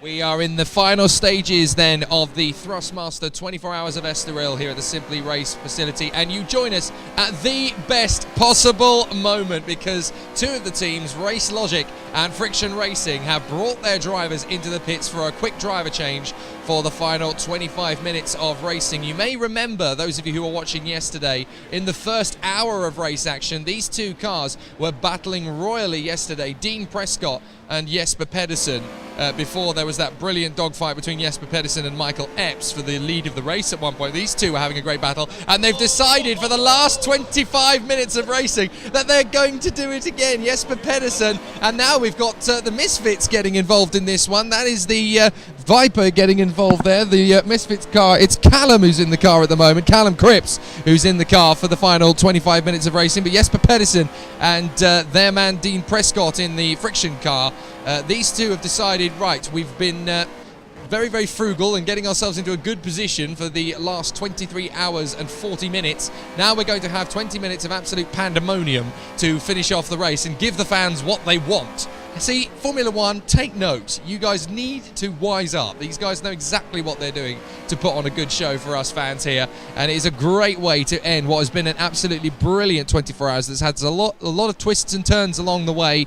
We started with 12 teams, of course, and now only 11 remain. We've had a retirement, we've had several changes of lead, we've had several changes of second and third position, we've had battles all the way through, and it is an absolutely sensational end. So, Simply Ace are out in front still. Second position still, of course, are the Friction Racing team. They are still there in second place, but they're a few laps in front of the third place Downforce Aston, so they've decided, right, it's time to have a bit of a battle with the Ferrari. And here comes Callum Cripps up the inside of Jesper Pedersen and running wide. What a move! Very nicely done, and you can hear the reaction that has got here at the Simply Race facility. The Misfits Viper goes through, past Pedersen, past Prescott, and now Prescott's going to dive up the inside of the Ferrari of Pedersen. Banzai to the inside line at turn 3. Beautiful overtaking move there, but Pedersen's not going to let him get away with that. We're on board with Cripps as he looks back. Now let's look back. Oh, sideways collision! Oh dear, the Friction car has gone sideways.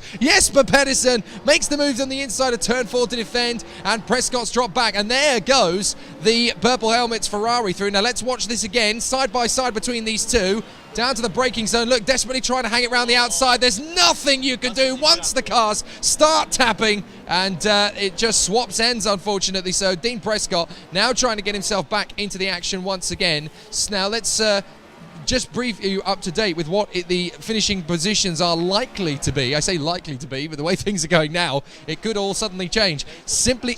Yes, well, we have a potential maybe of second place if these guys keep bashing. Simply Ace in first position, 9 laps clear of Friction Racing in second place. 2 laps further back are the Downforce Racing boys, and I'm really ruddy proud of them in third place.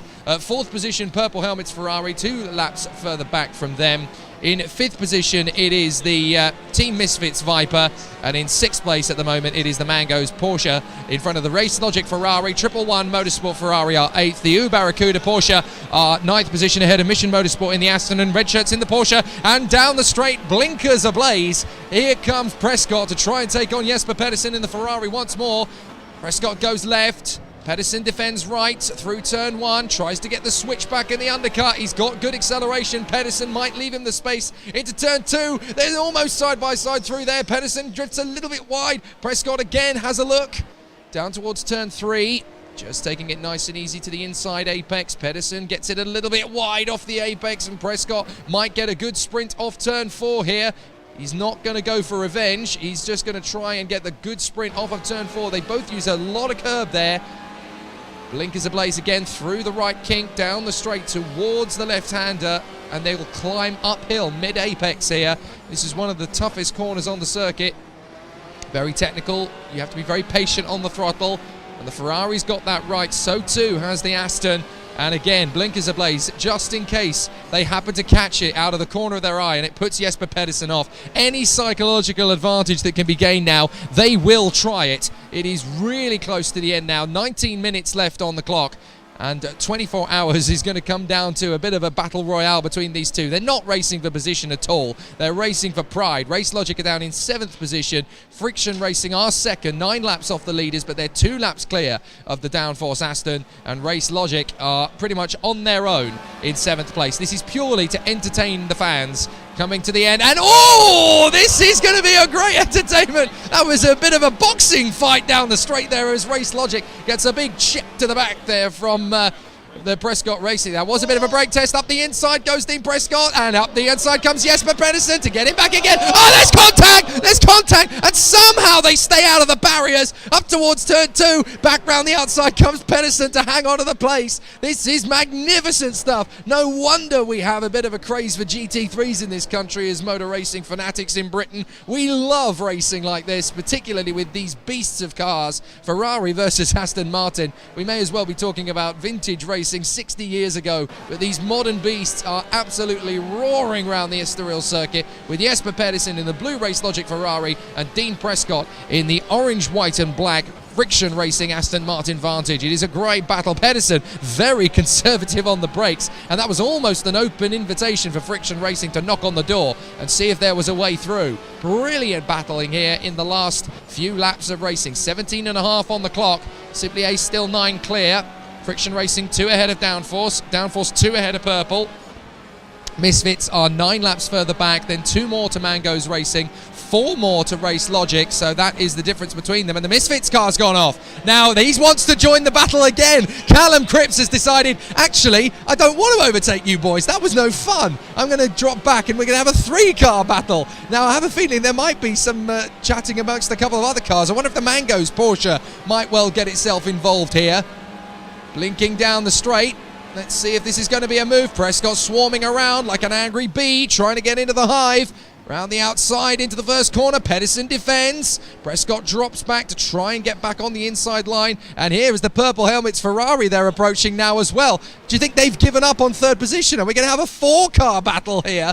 This is going to be a really exciting... Oh! Banzai to the inside! Prescott slams it up the inside line. And here comes Callum Cripps. He wants to play too. He's on the inside of Prescott while Prescott's around the outside of Pedersen. And there's a little bit of a tussle there as it was very close indeed between Cripps and Prescott, but Prescott manages to hang on to the position down the back straight once again through the right flick and up towards the braking zone for the left-hander. Now, is Cripps going to throw this up the inside of Prescott? No, he's come too far back, but Prescott dives for Pedersen. That was almost gung-ho and yee-haw as he came towards the braking zone. And now Misfits has got the best view of the house here. Callum Cripps just watching these two at play. Purple Helmets in 4th position, just watching what happens with them. I think the Purple Helmets car is now being driven by Jack Ashton, so he is out in front of that little battle.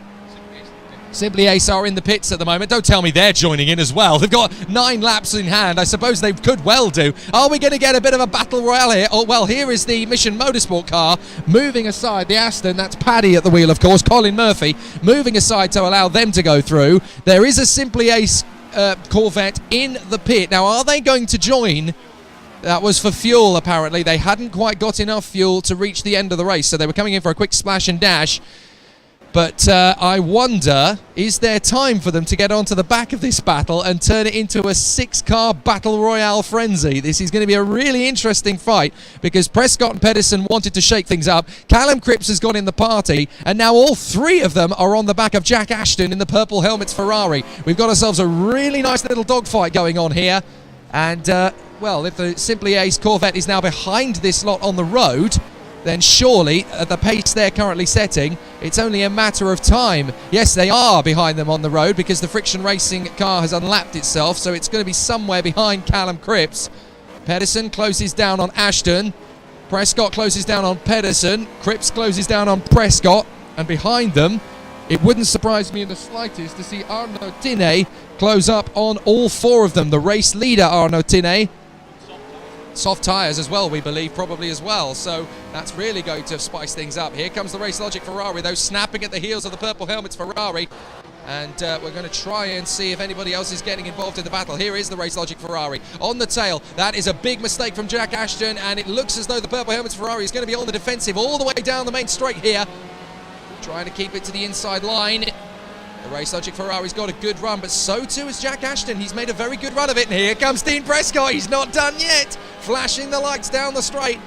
How about this for defensive? Almost hugging the pit wall on the way down. Prescott's going to try and throw it up the inside, and Pedersen's going to try and throw it around the outside of the Ferrari in front. Here we go. This is exactly what we were after. Prescott's going to go to the inside of Ashton and Pedersen. Down around the outside. Pedersen's through. Pedersen's through and gets past Ashton. Ashton drifts wide. Prescott across the line of him. Absolutely beautiful battling here. And Pedersen emerges in the front of this train with second position in the queue. Now Ashton and Friction Racing. They're in third with Callum Cripps in the Viper. Still very much a presence. A brilliant end to this race. LJ Garnett comments, whoever said 11 cars wouldn't be interesting. We haven't even got all 11 of them in a line here. And Mission Motorsport has decided to go grass tracking all on his own just to spice things up. Whoa! A tank slapper from Ashton. And that has allowed Prescott and Cripps to come through. Although Cripps, the door gets slammed firmly shut in his face there. That was a big moment from Jack Ashton. The pressure really on here as they try to battle this all the way to the death. It's not going to change the positions in the slightest as far as we can tell, because they're too far away from each other in terms of laps. But it's incredibly entertaining in the final 15 minutes of this race. They are putting on a brilliant show. I don't even think Le Mans would spice things up like this towards the end of a race. So through these four cars come Ferrari, Aston, Ferrari, Viper, and a big tank slapper for Jack Ashton again. And that's going to put Callum Cripps right on the tail out of the final turn. These are going to be the two cars to watch down the main straight this time by. Callum Cripps, there he is in the Viper, chasing down the Ferrari. That's the gap between them. Is he going to sling it up the inside? Defending from Jack Ashton, but he's going to have it really tough on the inside line. He has to use a lot of curb. Callum Cripps, he's right on him on acceleration. This could be the opportunity into turn two. He is going to go for it. Jack Ashton slams the door shut. He's a bit slippy on the exit. Callum Cripps could throw it to the inside of turn three. There's not a lot of room. And again, both of them drift wide. Ashton is going to have to shut the door firmly here for Callum Cripps. Cripps is still there to the right. And as he got through, there's contact. He's barging back to the inside line. Ashton is going to hold the position back and shut the door firmly in the Viper's face. Beautiful battling. Oh, he's off! Off goes the Viper. Off goes the Viper of Callum Cripps on the curb, and he's lost the machine. That is such a shame. Callum Cripps worked so hard there with Jack Ashton. Brilliant battling between the two, but one of them had to be spat out the side, and unfortunately on this occasion it was Callum Cripps who came a cropper. Absolutely amazing. Now we're back to this battle again between the Race Logic Ferrari and Prescott in the Aston. This is the battle that started it all, don't forget. And Prescott, I think, has not had enough of Jesper Pedersen. He wants more, and he's going to be reeling him in for a little bit more action. 11 minutes left, so we've still got some absolutely magnificent showdown grandstand action to come, I'm sure. So, great battling in the latter stages of this race just to get a little bit of action in there. Barracuda has made a pit stop, by the way. I wonder if that's because they want their best driver to get involved in the action as well and try and bring them out around the same sort of point on the circuit. No, because they've already gone straight past. One thing I can guarantee, you're not going to catch any downforce racing drivers do this. We're too protective of our third place. We don't want to get involved. We're not going to get involved. We're going to hang on for that third position on the podium, thanks. Pierce Pryor's instructions are clear. Bring it home. Don't do anything silly. So we're going to keep it in position. But Friction Racing is second position.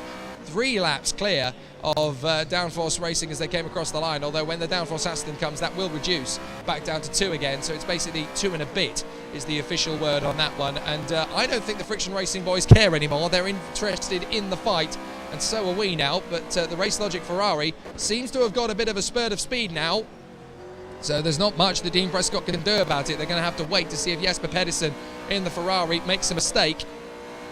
They've had a good little battle, but we've got 10 minutes to go. And I wonder, is there a trick or two up the sleeves now? Because we've had some absolutely magnificent grandstand stuff in the last half hour or so. And I have a feeling there might be more to come. Prescott, a lot of curb there. Up on the top of the curbs there on the right-hand side. And Prescott pushing it to the limit. Still blinkers ablaze. But Pedersen seems to have got a real advantage on this Aston now. The Ferrari has pulled out a little bit of a gap. And I would find it very difficult to believe that Jesper Pedersen is just going to allow him to come through now that he's got that advantage. But there's still more battling, because here's Arnaud Tinet, the Frenchman, leading the way in the Corvette C7, trying to lap the purple helmets Ferrari with Jack Ashton at the wheel, as we know. And he's going to find that very difficult to cope with. Oh, Ashton gets a little bit wide there, and that's going to allow the Corvette through. But is there going to be some vengeance here from Jack Ashton? He may not be too happy about that, and he may want to go back on the inside of the Corvette. Down the straight. Apparently, the reason that Dean Prescott has fallen away is that little battle has killed the tyres in the Aston. They are absolutely shot. So he's having to play very, very safe indeed just to bring the car home. So it was a lot of fun to watch, but apparently the tyres are now shot as a result of that. So he's literally tiptoeing around. But surely there might be a percentage to come in and change them rather than lose second position altogether. But he's got the time on the Downforce Racing Aston to do that, so he may as well do it and see if he can have a bit more of a play. And with fresher tyres, he might actually have a bit more to say in this little battle. But here is the Corvette out in front, and the Porsche moves well aside. Well, better late than never, I suppose. They could have been doing that for the last 23 hours and 45 minutes, but never mind. They've decided to move over now, at least. The Corvette out in front. The purple helmets Ferrari is there, going well. 8 minutes to go in the race action then. And it is going to be very tight indeed as the drivers make their way through the final few minutes of this race. But the Corvette, large and in charge, out in front with Michael Epps, Bradley Philpott and Arnaud Tinet, the man who is at the wheel of the car right now. Oh, the Ferrari's gone! The Ferrari's gone! Jack Ashton has absolutely binned it on the way out of the right-hander towards the penultimate turn. Jack Ashton loses it. Now we can see a replay. This is on board with Jack Ashton. He certainly lost it on his own. There was nobody around him, but what did he do to do that? A lot of curb. Into the wall, too much acceleration off the curb, bang, into the barrier. Nothing you can do about it once you start to snap away. Jay Scott demands of the drivers, I want more on the YouTube feed. Well, I think they're trying to divide it, and Jack Ashton's gone off again. Now, maybe he's got issues with the tyres now. He's losing it at the back end of the circuit. Well, that has pretty much sown the seeds of the podium for these boys, Downforce Racing. Because he's gone off twice now in the same lap, and it's not going to happen now, if ever it was before. The Downforce Racing Aston, this team, their first ever attempt at a 24-hour race of any kind, and it's going to end in some silverware. That's very, very nice indeed for them, and as the team manager of that squad, I'm struggling to stay impartial. That's all I'm going to say. Moving up to the 111 Ferrari they go, though, but the U Barracuda Porsche is not far away, and we have to give full credit to them. They're racing to raise money for Sport Relief, the U Barracuda boys, and they've already raised near on £300 just from this race alone. So fantastic work for them. If you do want to donate in the last few minutes of the race, by the way, for Sport Relief, just head to justgiving.com/U-Barracuda. U is spelt with O-O-H, by the way, I should point out. So you can have a pound or two and try and get them up to £300 by the end of the race. You've got 6 minutes to do it. There's the 111 Ferrari just snaking around in front of Piers Pryor in the Aston. That is Ian Henderson at the wheel. A lot of curb being taken. He runs wide, but Piers Pryor's got very strict instruction here. Just take it easy, bring it home. Unlike Friction Racing and Purple Helmets, who have both got themselves into battles and killed their tyres in the process of running around like headless chickens, but we really enjoyed it. So we're kind of hoping there's more where that came from to a certain degree. Well, from a sporting point of view, I certainly want them to do it. If they lose 2 laps out of it, we get second out of it, not third. So up the inside goes Piers Pryor to lap the Ferrari, the 111 Motorsport Ferrari. I don't think any of the drivers realised just how quickly the tyres would deteriorate from that battling. I thought they could go for 20 minutes with that kind of battle with the last end of the race, but those 5-10 minutes worth of battling has really killed the tyres. Dean and Jesper apparently have just pitted for new tyres. Here we go again. They're up for more, and we're going to get another 10 minutes of great, well, 5 minutes now of great action, so we could get 2 of the best laps that we have ever seen in the 24 hours. So it's going to be interesting. I'm not entirely sure it's going to beat that majestic battle we saw right in the first hour of the race either, between Jesper Pedersen and Michael Epps. That was absolutely superb, because there was a lot more at stake. That was the lead of the race, and bragging rights going into the end of the first hour, and now it's just for playtime more than anything else, but we're loving it still. There is the Purple Helmets Ferrari, 4th position, having lost a bit of time there, Jack Ashton, but now it's he's lost even more time going off onto the grass. I wonder if his tyres have been killed. Jonathan Provost says, I finally got back on the stream. Quick rundown of what's happened. In 4 minutes? In 4 minutes, you're going to need a bit more time than that, John. It's been an incredible battle, particularly since since you left us, which was in the nighttime stages when it started raining. The Ferraris came good. The Astons started to depreciate, but not the friction racing boys. They pretty much had the measure of the rain all the way throughout. Their strategy was pretty crisp throughout. The Purple Helmets Ferrari team, they were the ones who really took the bull by the horns and moved up into 3rd position overnight, and it was then up to a 4-hour drive. Oh, there's great battles into the first corner by the look of it. Barracuda taking on Mango's Racing Porsche, taking on the 111 Ferrari, I should say, and that's the battle for 8th and 9th throughout the Battle of Racing, and let's have a replay of that. This is the Barracuda car making a clean overtake on the 111 Ferrari, and it's one of the most clean overtakes they've made in the last hour or so. Let's have a look. Banzai up the inside, beautifully done. And that was very nice indeed. They'll be happy with that, and that's a very nice replay for them. But yes, the Aston Martin of the Downforce Racing team lost a bit of time due to someone called Jake Sanson at the wheel, and then it was up to John Monroe even to do a 4-hour straight shift to get the team back into 3rd position, which is where they've been ever since, thanks to the great work of drivers such as Scott Woodwis, who was very, very strong just after John Monroe was in the car, and then they gave the car over to someone called Jake Sanson for about 45 minutes, and then handed it to Dan Blake for 2 hours, who's consolidated that 3rd position and stretched out the advantage to the Purple Helmets. And now Piers Pryor, who for the majority of the last 2 hours has actually been the fastest car on circuit to maintain that 3rd position. There's been great battles behind them as well. The Misfits, oh, hang on a minute, Prescott has waited for Pedersen. He's waited and let him go through. So I have a feeling we could get another ding-dong fight with 2.5 minutes to go. But the 111 Motorsport Ferrari and Barracuda have been basically swapping the rights for best of the worst behind, just in front of the Mission and Red Shirts cars, who have pretty much been tagging along beautifully. But in terms of the most improved team of the race, you have to say that is Mission Motorsport, who came from about 17 laps behind Team Red Shirts. They are now 17 laps ahead of them. So they've... yeah, we think there's been some lap records being set here by the Simply Ace boys. They're pushing it.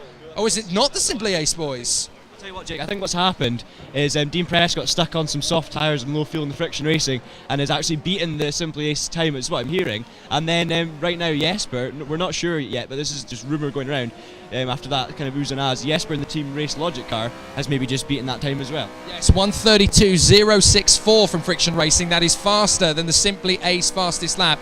And the Race Logic has just done a 1:32.057. They're no longer competing with each other on the race circuit. They're now battling to get the fastest lap of Simply Ace, and both cars have managed it, with the Race Logic Ferrari now the fastest car of the race on a 1:32.057. So Arnaud Tinet dig deep and find something special to get it back again, basically.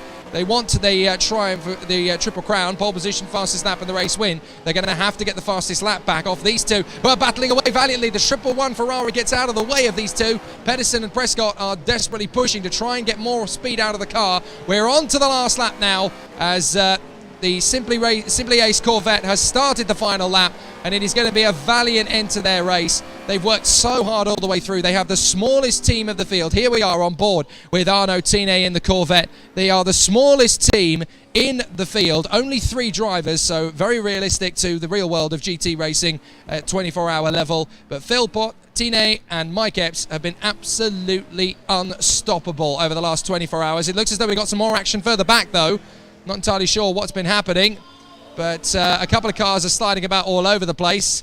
It's very odd to hear this "oh no" from the background and not actually know what we're on about.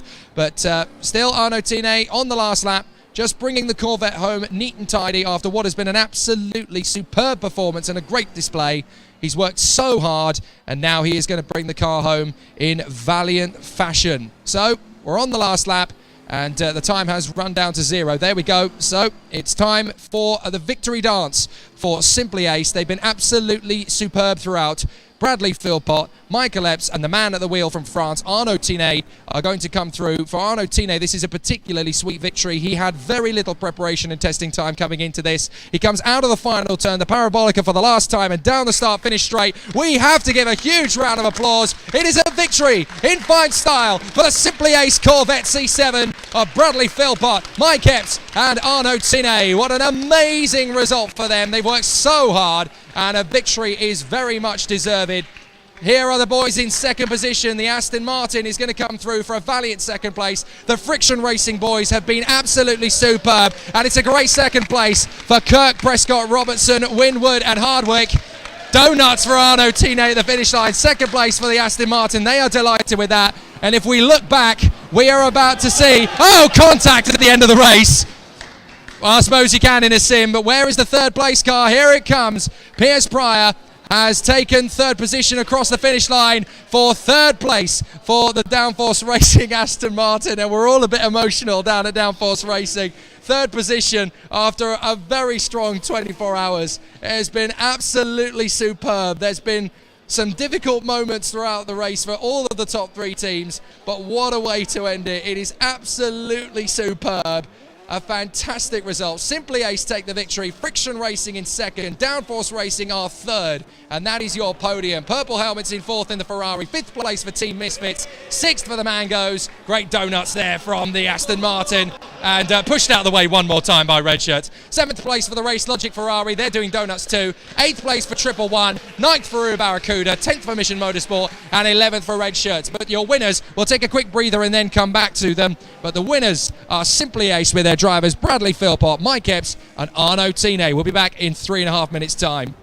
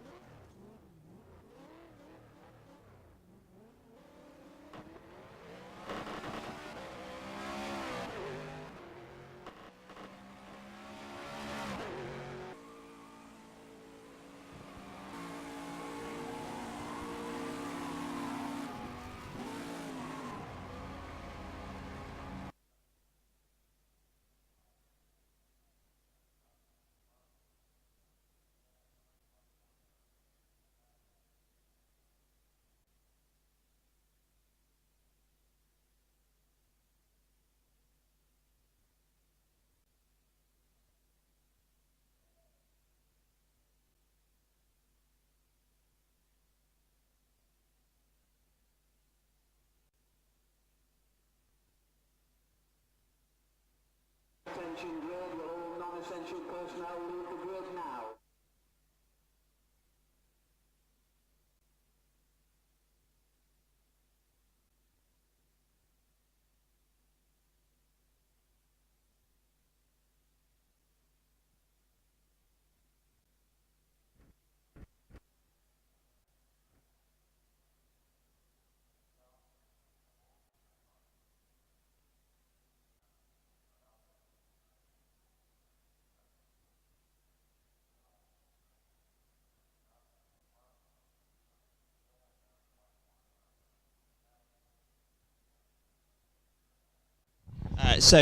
Stream, guys watching, do stick around with us. We're just going to do a quick podium presentation with all of the prizes. We'll be really grateful if you stick with us. We'll be switching to a separate camera in a second, so bear with us a second and we'll give you the live feed from the podium ceremony.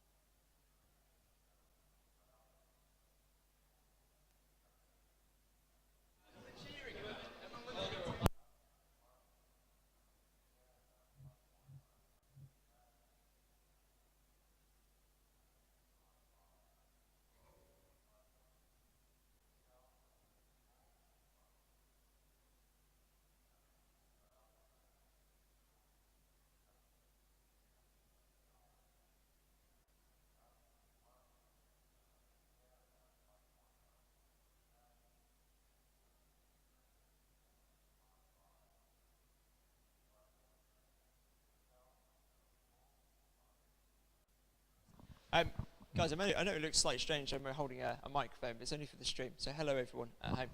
Guys, I want to say a really big thank you to all the participants, all the supporters that have come to the Thrustmaster 24 Hours here at Simply Race. It's been a fantastic event. Thank you very much for attending. I hope you all enjoyed it as much as we did. Well, we were going to need some sleep. I'm sure you guys are too. So I won't hold you around for too long. We're going to start off with our fastest lap prize. So, that was a bit interesting, wasn't it? Right at the death then, two drivers come in for softs, super softs, with no fuel to go for the prize. It's a DTM remote control car. Oh, don't drop it. I think more people would have picked for softs if you told them. Big round of applause. How's he going to get home? A big round of applause to Jesper Pedersen, please. Well done, man. Very good. Well, take a photo. So, guys, we're just going to take a quick photo of Jesper. Really fantastic. 131.9. Right at the death in the middle of all that. Excellent, fantastic racing with Dean Prescott and the purple helmets, guys.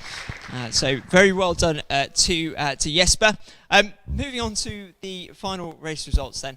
We're just going to do the top three. You will obviously know which positions you've ended up in, and I'll post the full online later. But mainly because I forgot to charge the camera because I was too busy watching you guys race, I should say. Words now escape after so many hours awake. So, in third position, a very heroic battle between our fourth position guys. I want to say big commiserations to Purple Helmets, but you did a fantastic job and kept it exciting. So give a round of applause.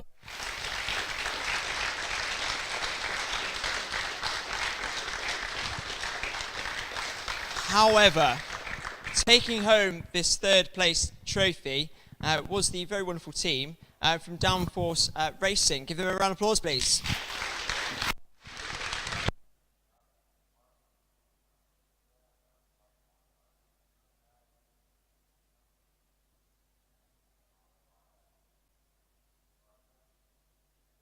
Obviously, we want to thank the Downforce team as well, not only for their fantastic racing throughout the event, but also for the commentary. We've got some photos going on. I'll try and get out of the way of that. No one wants to see my face.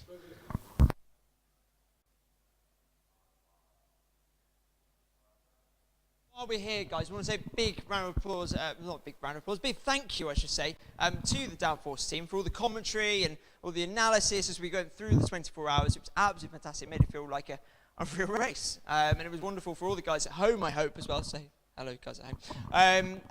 If you guys give another big round of applause for all of that, we're really grateful. And make sure you tune in to watch... to listen to Downforce Radio regularly on their website. Okay, in second place, a big round of applause to the team with the orange shirts, Friction Racing.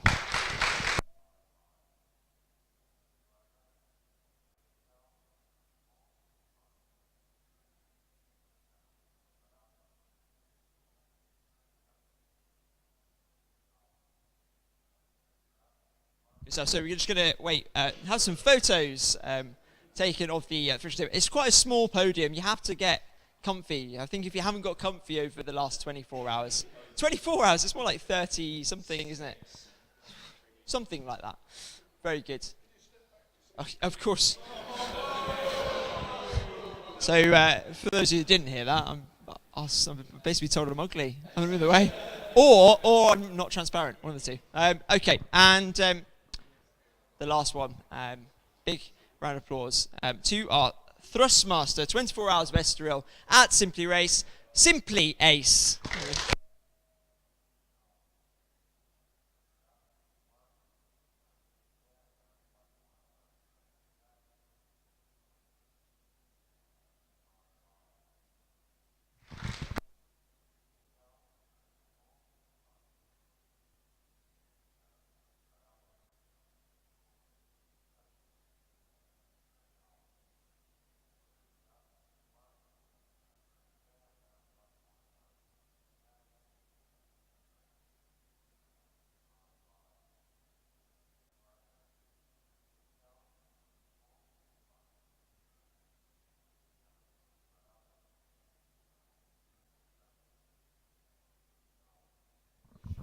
Okay, oh, I'm totally in the way of more photos. Okay, so thank you very much to everyone at home. Thank you very much to everyone at the venue.